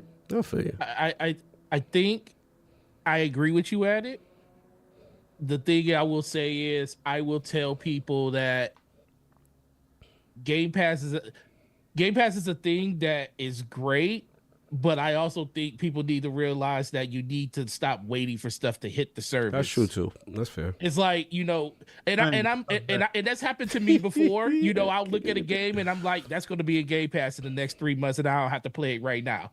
That's fine. If it's a game you're interested in, buy the game, even if you think it's going to show up somewhere later, because you're going to get that enjoyment no matter what, unless you're one of those people that's going to keep up with your backlog. But the one thing I will definitely say that needs to change is we got to know what's what when it comes to what's the overall point of where Xbox wants to be, or where Microsoft wants Xbox to be. Where's the division heading? Do we care about monthly active users being off platform, or do we care about the actual platform succeeding? Because the one thing they need to stop doing, I understand that we want games everywhere. We understand that Satya Nadella says we want, every screen's an Xbox. But if we're going to say that sales matter, how games do on the platform matters, we have to stop telling people to stop buying consoles. And that's part of their horrible messaging. They'll tell you one thing and they'll say, we only care about engagement. Then they'll complain about like sales on Hi-Fi Rush. It's like, which one is it? Is it one of the other? Which one is it? Yeah. So we need to stop telling people, like, listen, like, hey, it's a complete, I understand, like, the console is not the number one thing that you're pushing, but it's a completely different thing where you're telling people actively over the last 7 years, no console required. You don't have to have a console. So we talk about 31% down in sales in consoles, but revenue was up, but then we're closing studios because those studios aren't selling games on the platform. How down was PlayStation in sales? Oh, they were down ridiculous. 28%? Down 28%. Okay. But guess what, King? Sony ain't screaming out here about why PlayStation isn't doing well though. They're not. They don't talk. And this is the land that we're going to. I listen to all this rhetoric, all this mustard hard talk. Listen to all stuff. What I'm gonna say is, if you can't afford the game, you got Game Pass, don't buy it. Go play it in Game Pass, because they're gonna look at your metrics. They're gonna look at everybody that's inside Game Pass, and if it's success inside Game Pass. Right? If you guys are always talking about y'all want day and date to stay the same thing inside Game Pass, well, you better get these games, download them, and play them when they come out in Game Pass day and date, because that will look like a failed metric if you do not play it and you're inside Game Pass. I don't care. I download everything. If I check it, I'll check it. I just make sure that I'm in the algorithm with them. Yeah. It's disingenuous to tell somebody if they don't have the $50 for the service that you do have. They do provide a service for individuals that don't have the money to run out and do stuff. So if you can't go out and buy the game and you do have Game Pass, which is $17.99 a month for the ultimate, then you get down and you go play your Hellblade 2. No money down, just go do your thing. But if you could go buy it. You're still supporting the developers. I don't like the rhetoric that people are talking about. Oh, if you don't buy the game and you play it inside Game Pass, you're not supporting the developers. The developers got the bag. That's why they're in Game Pass. I feel that. Look, we went long. This is one for the ages. Oh man, we had to wrap up. This is normal. Bro, I was supposed to be out at 4 o'clock, but I was never leaving you alone. Oh, I appreciate y'all, man. It's all good. All I need is someone can just do some super chats for me. I know. 14. I may ask an executive decision for me. Oh, Lord. I may need a fellow podcaster to podcast a decision. I've been text like a million times. Go. So no, what? When we close the show and then you start reading super chats. Yeah, but I'm not, and I still gotta pay the bills. One more bill too. All right. So there's a bunch here super chats from Sinister. That's the last one I got. So I'm gonna go back here. Shout out to Sin. $2 super chat. Happy Mother's Day to all the Lord's Realms mothers. Shout out to him. Then we got you do super chats. Yeah, that's what I'm trying to tell you. Yeah, you got to go, bro. All right. There. Love you. Love you, bro. To everybody, to the Realm, to LetHimCook team. Woo!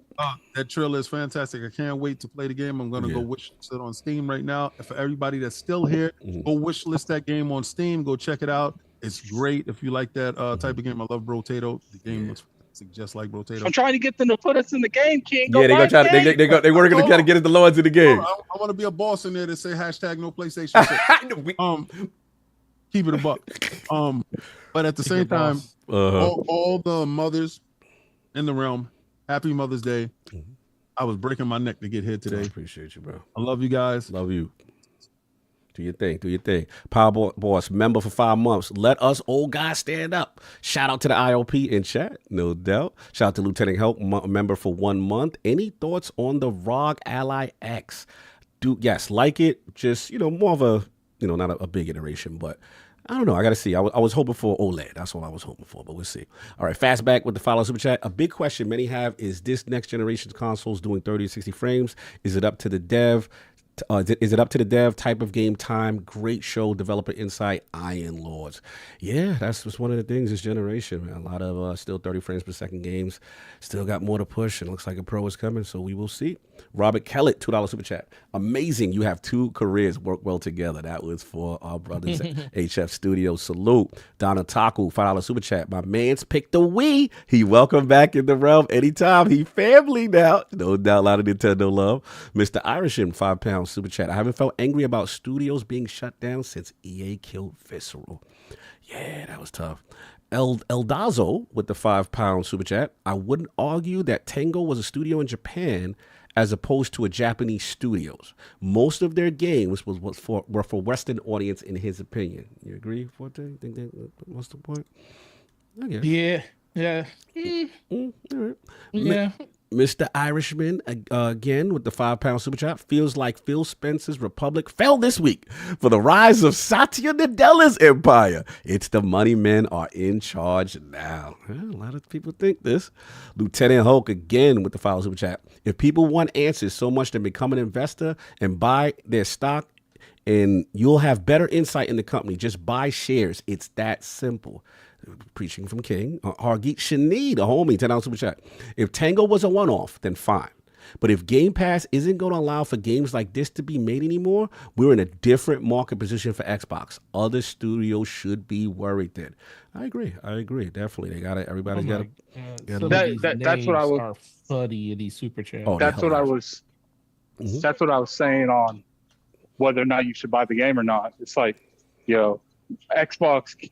They can tell us metrics all day long with their measuring. It doesn't seem like that's what's happening in real life. So I'm just like, if you truly want to support a studio, just buy their game. Yeah, but also the vision of the company is Game Pass, so maybe not supporting that doesn't help either. I don't believe anything they say. I feel that. Blaze Strider, £10 super chat. Thanks God. Thank God for King. The man talks sense. Xbox shouldn't tell any of you oversensitive gamers anything. By the way, love the show. Damn. Real quick. Yeah. The biggest reason that I don't like the Game Pass thing is because they're debating on whether or not to put Call of Duty in there. So it's like it was debunked, but I get what you're saying. I get what you're saying, but we'll see. We'll see what happens. Dr. Strangelove, $5 super chat. Instead of taking pay cut and not laying off their employees, these selfish, cowardly execs rather lay people off in order to keep people rich. Disgusting. He's passionate. Slow-mo back slap, $10 super chat. DPS 1/2. They don't owe us answers. They do owe their studios answers, as they acquired them with creative freedom as the priority, respecting their culture and not worrying about keeping the lights on. I would agree with that. They definitely owe those teams that. Mr. Irishman, £10 super chat again. Booty needs to go. He has repeatedly shown he's a terrible studio manager. Under him, multiple games have gone through development hell. Halo Infinite, Perfect Dark, Everwild, State of D3 for a start. I will say that it looks like Jeff Grubb, I don't know if you saw, kind of walk back the statement on Perfect Dark today. So yeah, he did. Yeah, I did see that. Somebody sent that to me, so we see. But look, fair enough. He didn't necessarily walk the statement back. He said development is a very fickle thing, and you never know where a studio really is when you hear things. Because he said at first that he heard it was in bad shape, and then he said he heard from other people, no, it's actually really good shape. So yeah, it is a fickle thing. It's a big corporation, many different opinions. So we shall see. Mr. Irishman, £5 super chat again, and now he's got promoted to be in charge of 3 publishers. Anyone else would have been shown the door. Booty out. Not a lot of fan right here. All right. Pixelbit G, $5 super chat. Let's pretend Bethesda and ABK sold, but didn't need money, and that Bethesda totally wasn't putting out garbage with Fallout 76 and Youngblood. I agree with this. I think that people forget how much before acquisition Bethesda was spiraling, and they were in serious trouble. I agree with that. People forget that. And another thing I don't think people give Microsoft credit for. Yeah. They shut studios down that would have been shut down years ago. Yeah, and we may not even have got a high-fire rush if that was the case too. But Brett Bingham, $5 super chat. Next, Ninja Theory isn't next. Xbox just bought them a new mocap studio and are the forefront of graphics with the Coalition. Stop it. I think that was for King. But hey, you never know. I mean, to Alex's point, what can you trust right now? People They tech own Tango. all that tech. Yeah, they own the tech. They can put anybody in. They can put anybody in there. They act like they can't hire a tip company to go there and move all that stuff. Yeah, Tango had a tweet not that long ago talking about they're gonna be around for many more years after Happy Birthday. We saw what happened. Hey, Sarah Bond was like, "Happy birthday to many more." Yeah. Michael Mooney, £10 super chat. If Fallout wasn't a priority, then why didn't they greenlit ZeniMax to create a Fallout Online like they did to fill the Elder Scrolls gap after Skyrim? I don't know, brother. Good question. Robert Kellett, homie, $10 super chat. So what I'm hearing, I got all this for King, is no matter what we do, the smaller Xbox teams are done. How can we support them if they don't care about passionate teams? It kills Game Pass vision. That's a good question. I mean, there's one thing between leadership caring, there's another thing between stakeholders caring and money. So I think the biggest thing with biggest thing with that, I just think ultimately comes back to if the books weren't being looked at as hard as they are right now, I think they're still here. It's just the fact that this all kind of hit at one time, and somebody had to fall on that sword, and that's kind of what happened in this scenario. Because if Phil had his way, like they said earlier, I don't think anybody gets let go or any studio gets closed because that's their vision. You know, they talk, you know, the fact that people get on Matt Booty about that whole conversation around talking about them wanting games like Hi-Fi Rush in the town hall meeting. Yeah. I think it's just a simple fact that just was very untimely when it came up to how that conversation came off versus what they did. Because I think that was literally what the vision of them as leaders of Xbox was until Microsoft said it isn't anymore. Yeah, things can change. It's unfortunate.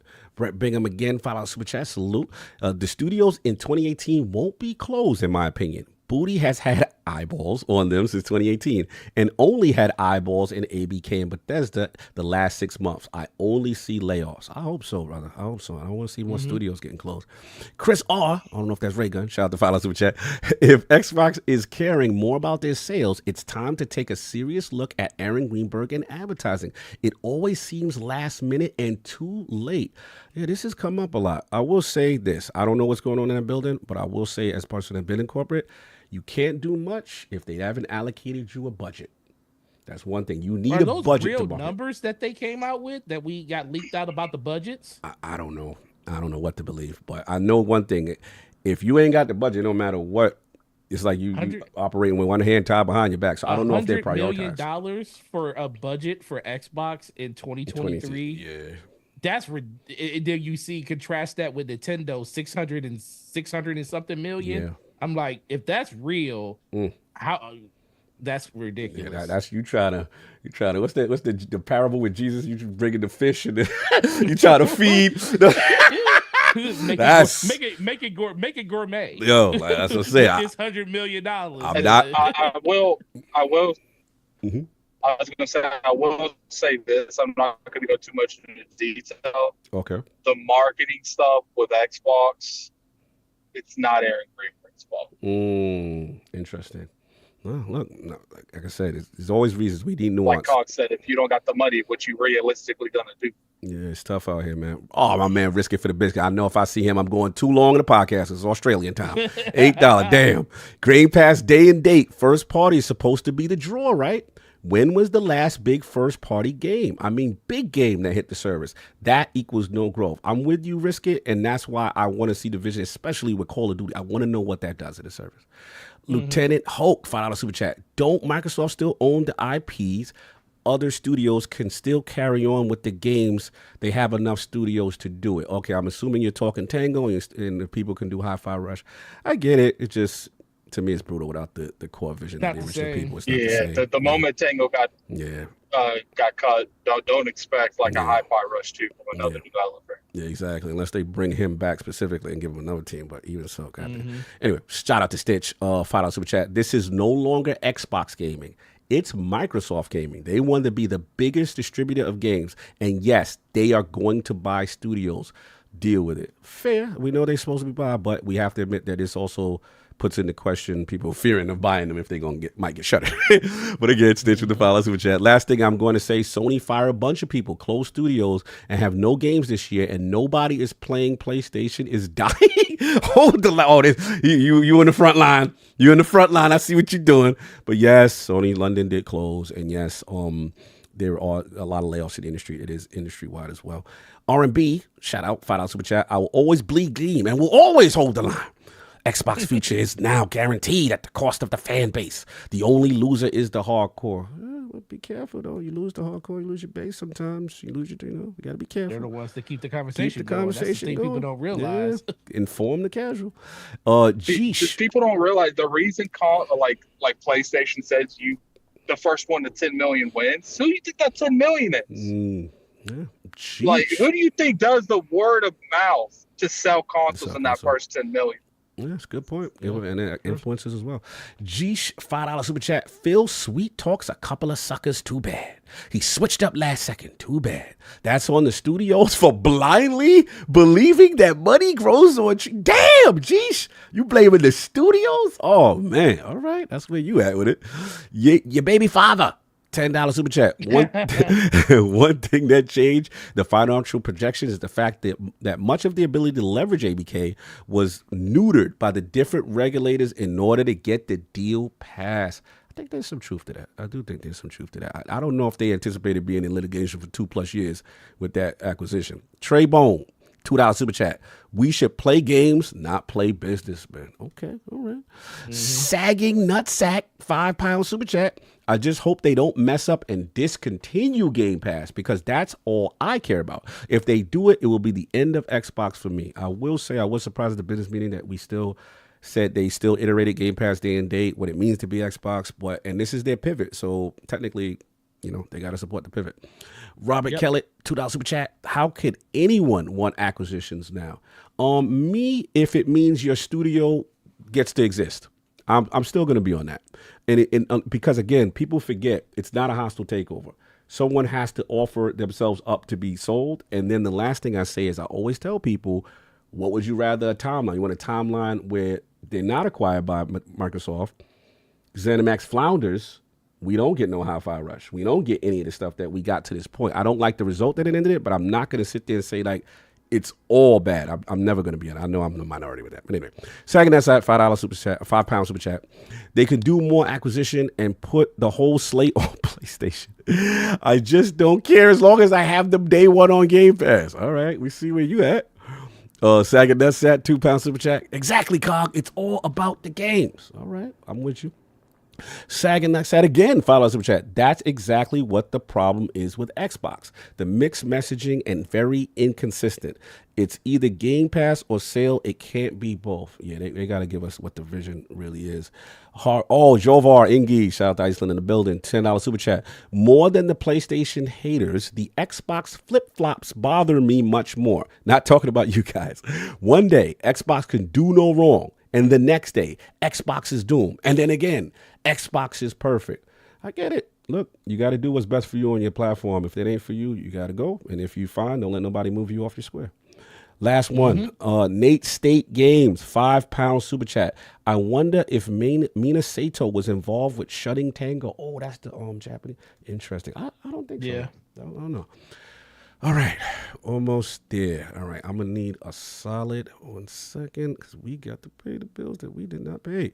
Give me 1 second, y'all. Appreciate y'all in the chat holding us down. Another marathon of a day. And I'm going to just ask you kindly to mute your mics for a second because we got to pay the bills. So...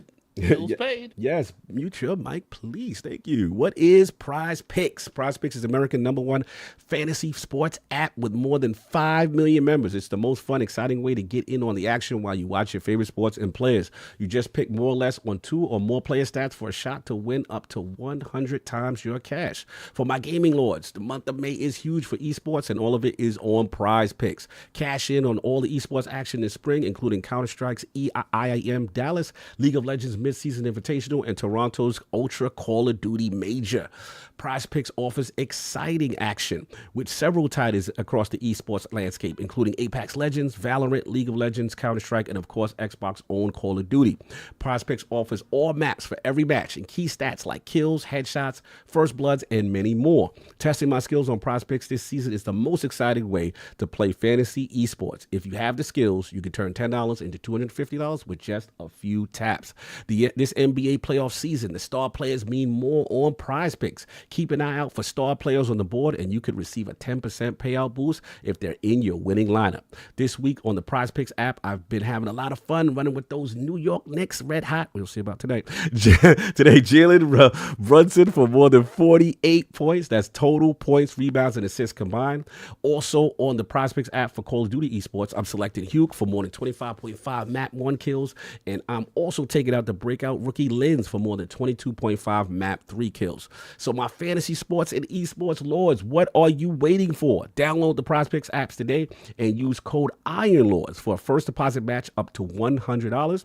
Again, download the PrizePicks app today and use code IronLords for a first deposit match up to $100. PrizePicks, pick more, pick less. It's that easy. Salute the PrizePick on the episode today, showing love. And again, the link is in the description. You already know what it is. We're going to combine. Forte holding me down. I appreciate. Oh, is that the PrizePick app? Forte, hold on. Okay. Oh, he on it. He official. PrizePicks, my man is outside. Okay.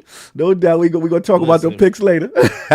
we've been messing with PrizePicks for a minute now. Ooh, salute. DPS podcast approved. You already I had know. to pay the bills when y'all got that sponsorship. I appreciate y'all. Much love. You already know. So we're gonna do a little combination thing. Actually, we're gonna have to drop Hades because unfortunately, I'm sorry, Lords. That was Addict's topic, and I didn't get a chance to play Hades unless you did, because I didn't get a chance to play Hades. Did you play Hades 2 or Forte or no? No, I didn't get a chance to play it. Okay. Slow Mo, definitely, he got a chance to play it, and we talked about it on DPS a little bit. He said that thing's hard, bro. Yeah. He is like, yo, he was one of those people that ran through Hades 2 like water through a person. Or Hades 1. Now this one, he said it's hard, bro. It's way better. A lot of the quality of life changes overall they fixed. So the overall grind isn't as hard, but I mean it's severe, but the game itself is kind of up there when it comes to difficulty. How long have you played I have not. so far? Yeah, bro, I'm not. That's why I was going to skip the time, because I was like, bro, I haven't played. It was Addict's time. I wanted to ask him a whole bunch of questions, but it's Mother's Day and everybody's going. So apologies, Realm, on this one, but we'll make the Ragnarök joint the final topic for today. And I appreciate you, Forte, for holding me down. Yeah. Salute. All right, no doubt. So this is some news that dropped, man. Shout out to Insider Gaming. You know what I'm saying? I believe that's Tom Henderson and them. God of War Ragnarok PC announcement coming soon, it's claimed, and according to a new report by Deal Labs, kind of reliable leaker claimed that God of War Ragnarok is getting a PC announcement soon. The report estimates that the PC version will be announced sometime in May 2024, which is loosely translated. It could be arriving at a new PlayStation showcase, which is also possibly coming this month. And he said Deal Labs also mentions that it could not confirm a release date for God of War Ragnarok's PC version, though it points out the original 2022's launch date. So obviously, you see more stuff come over. We saw about Ghost of Tsushima, and then obviously with the PlayStation overlay and all that stuff. So your thoughts on God of War Ragnarok PC, coming to PC, and then also the potential PlayStation showcase? The showcase is much needed. We know nothing about the future of PlayStation right now. All we know is they have nothing from their main first-party studios when it comes to their big tentpole franchises coming this year.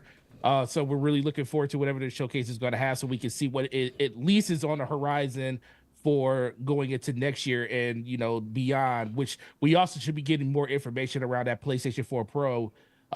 That is slated supposedly for the end of this year. So that's probably the biggest thing around PlayStation. But when it comes to Ragnarok, I ain't gonna lie, Cog, if you checked out DPS last week, me and Slow-Mo literally had a 15-minute conversation about me upgrade. Like there was literally a 15-minute moment where we were looking at graphics cards, and I almost upgraded to a 4090 live on. Oh, we about to get that 4090. So, listen, we were sitting there. We were talking about the GPU launch of the 5090 leaks and stuff that came out.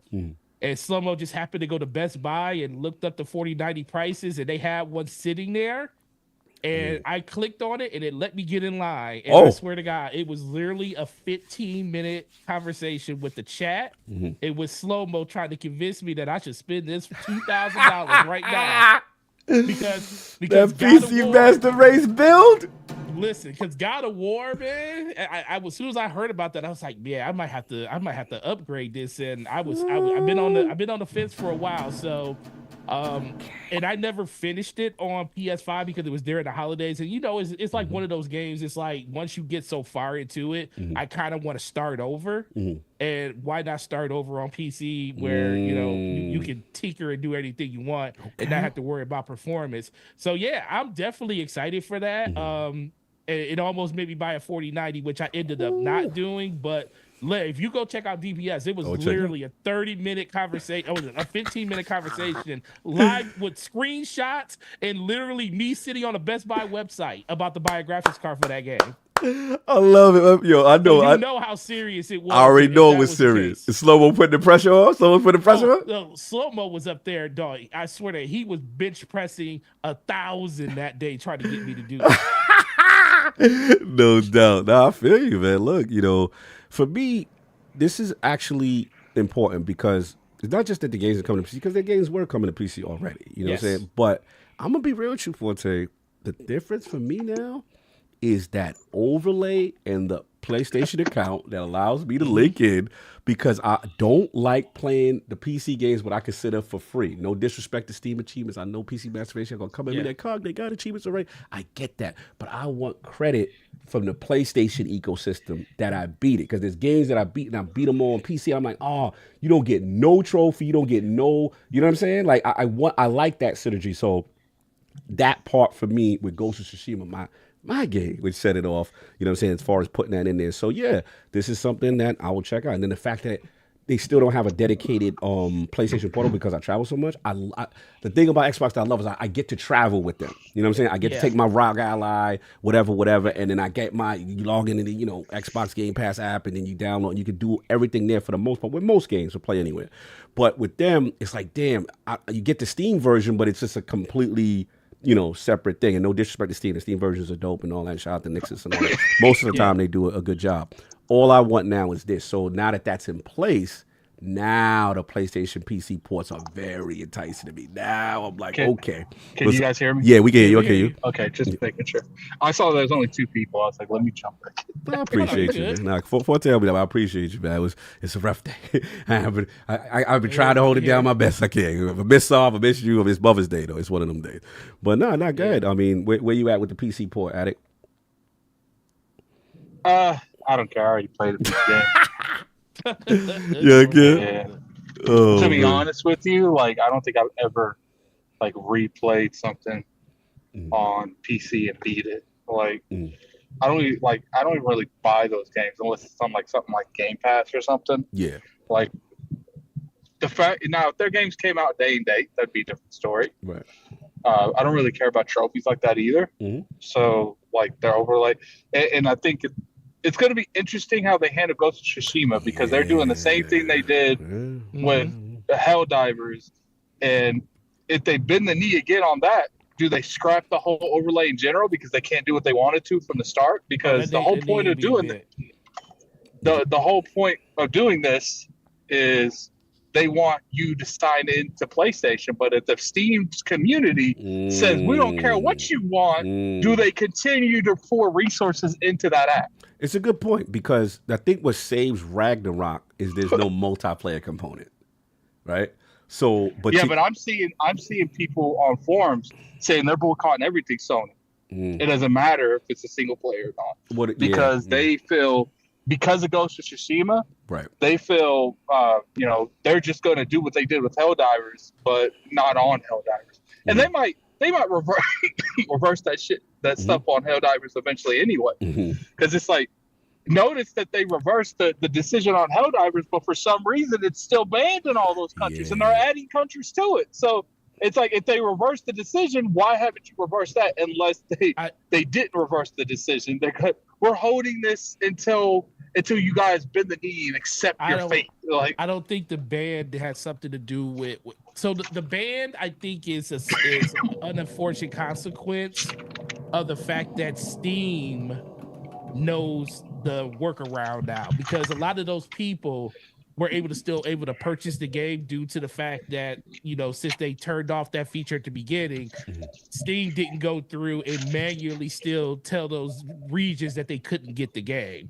Now Steam is effectively basically doing what they're supposed to do when it comes to like restricting access to those games, even knowing Sony there was an article saying that that's Sony telling Steam. That's not Steam doing it. No. That's what I'm saying. Sony gave Steam a list of regions and countries that doesn't have support for PlayStation Plus or PlayStation Online and stuff. Steam didn't so when it first came out, they were supposed to like manually still make sure that was in place when they decided to not go forward at launch with the whole online thing, because the server infrastructure was so bad at the first day, so they kind of discontinued that. But when Steam turned it on, all that stuff got turned on at the same time. Now, Steam is basically doing what Sony wanted them to do at the very beginning, but the problem was when Steam didn't do that at the beginning, it opened up a wormhole where everybody was still able to buy the game, and that's the problem.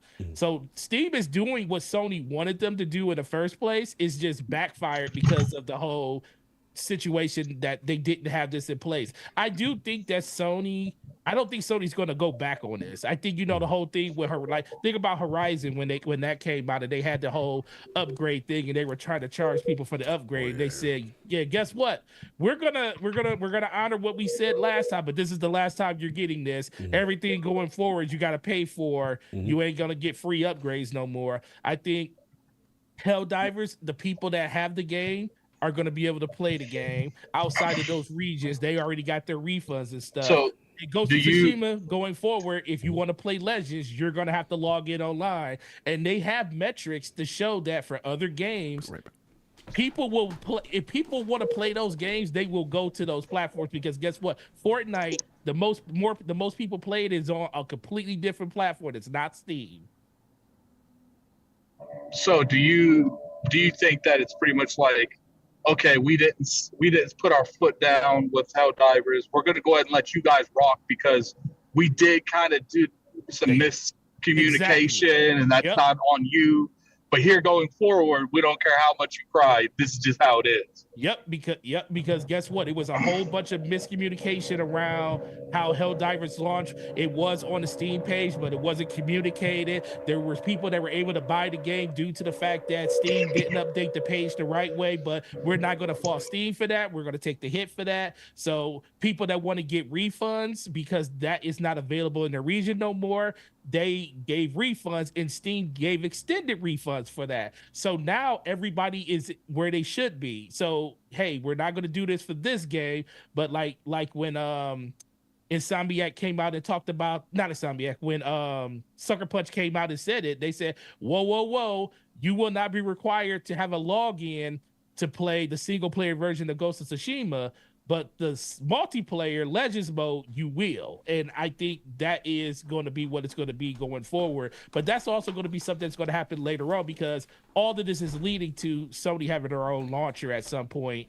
And that's the main reason, because ultimately monthly active users is what they're tracking. And they want to see all of those things under one umbrella instead of it being scattered like it is right now.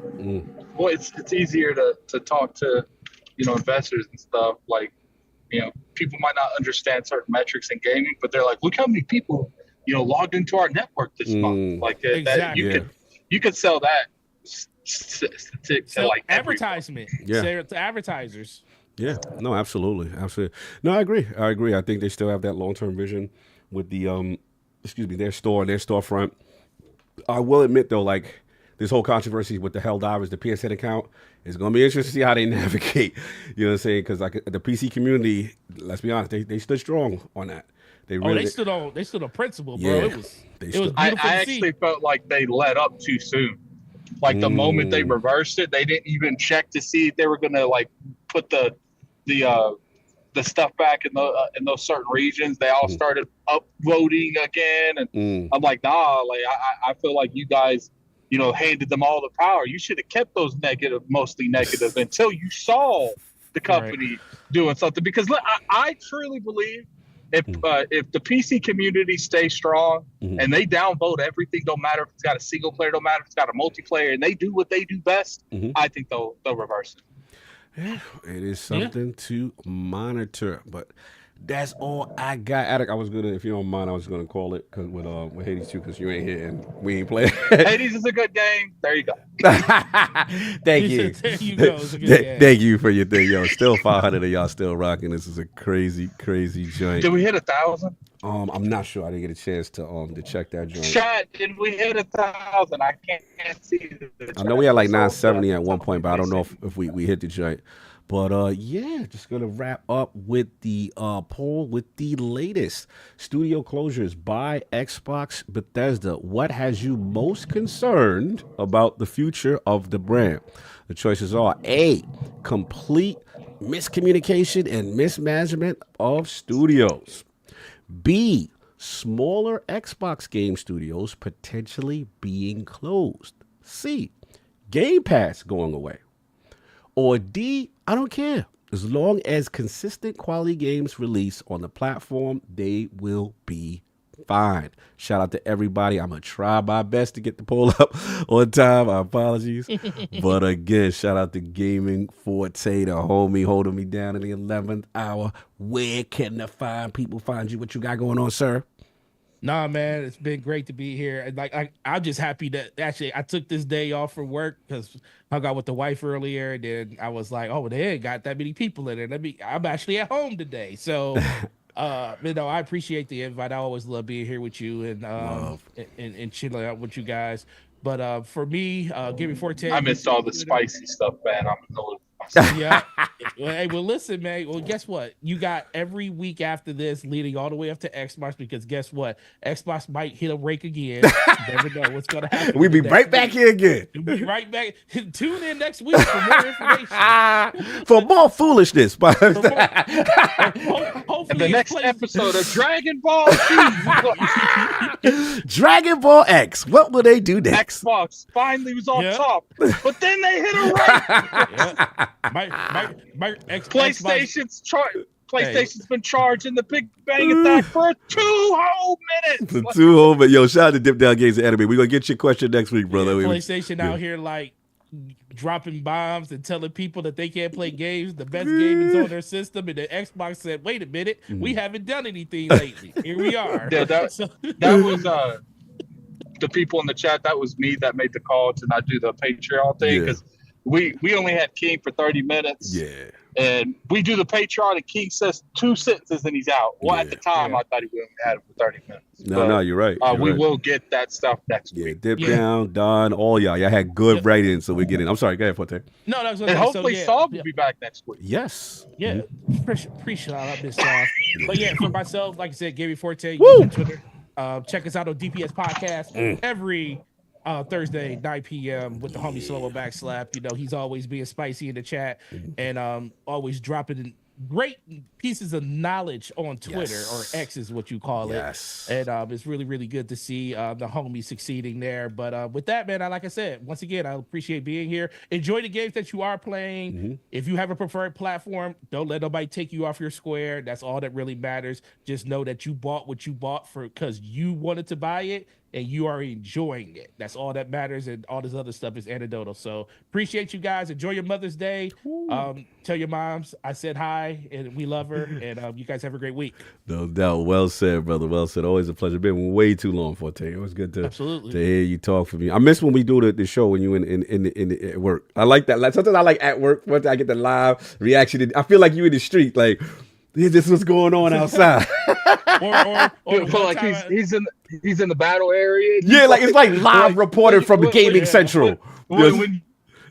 Yeah, I still remember when I was sitting at work one day and I had, what was it, PlayStation behind me, and King was like, "Oh, get that off your screen! Don't stand next to that." He made you move to the Xbox section of the GameStop. I was dying. Yo, King is out of pocket with that. Yo, salute. That and so again, funny, bro. Lord Addict, appreciate you diving back in to save your brother.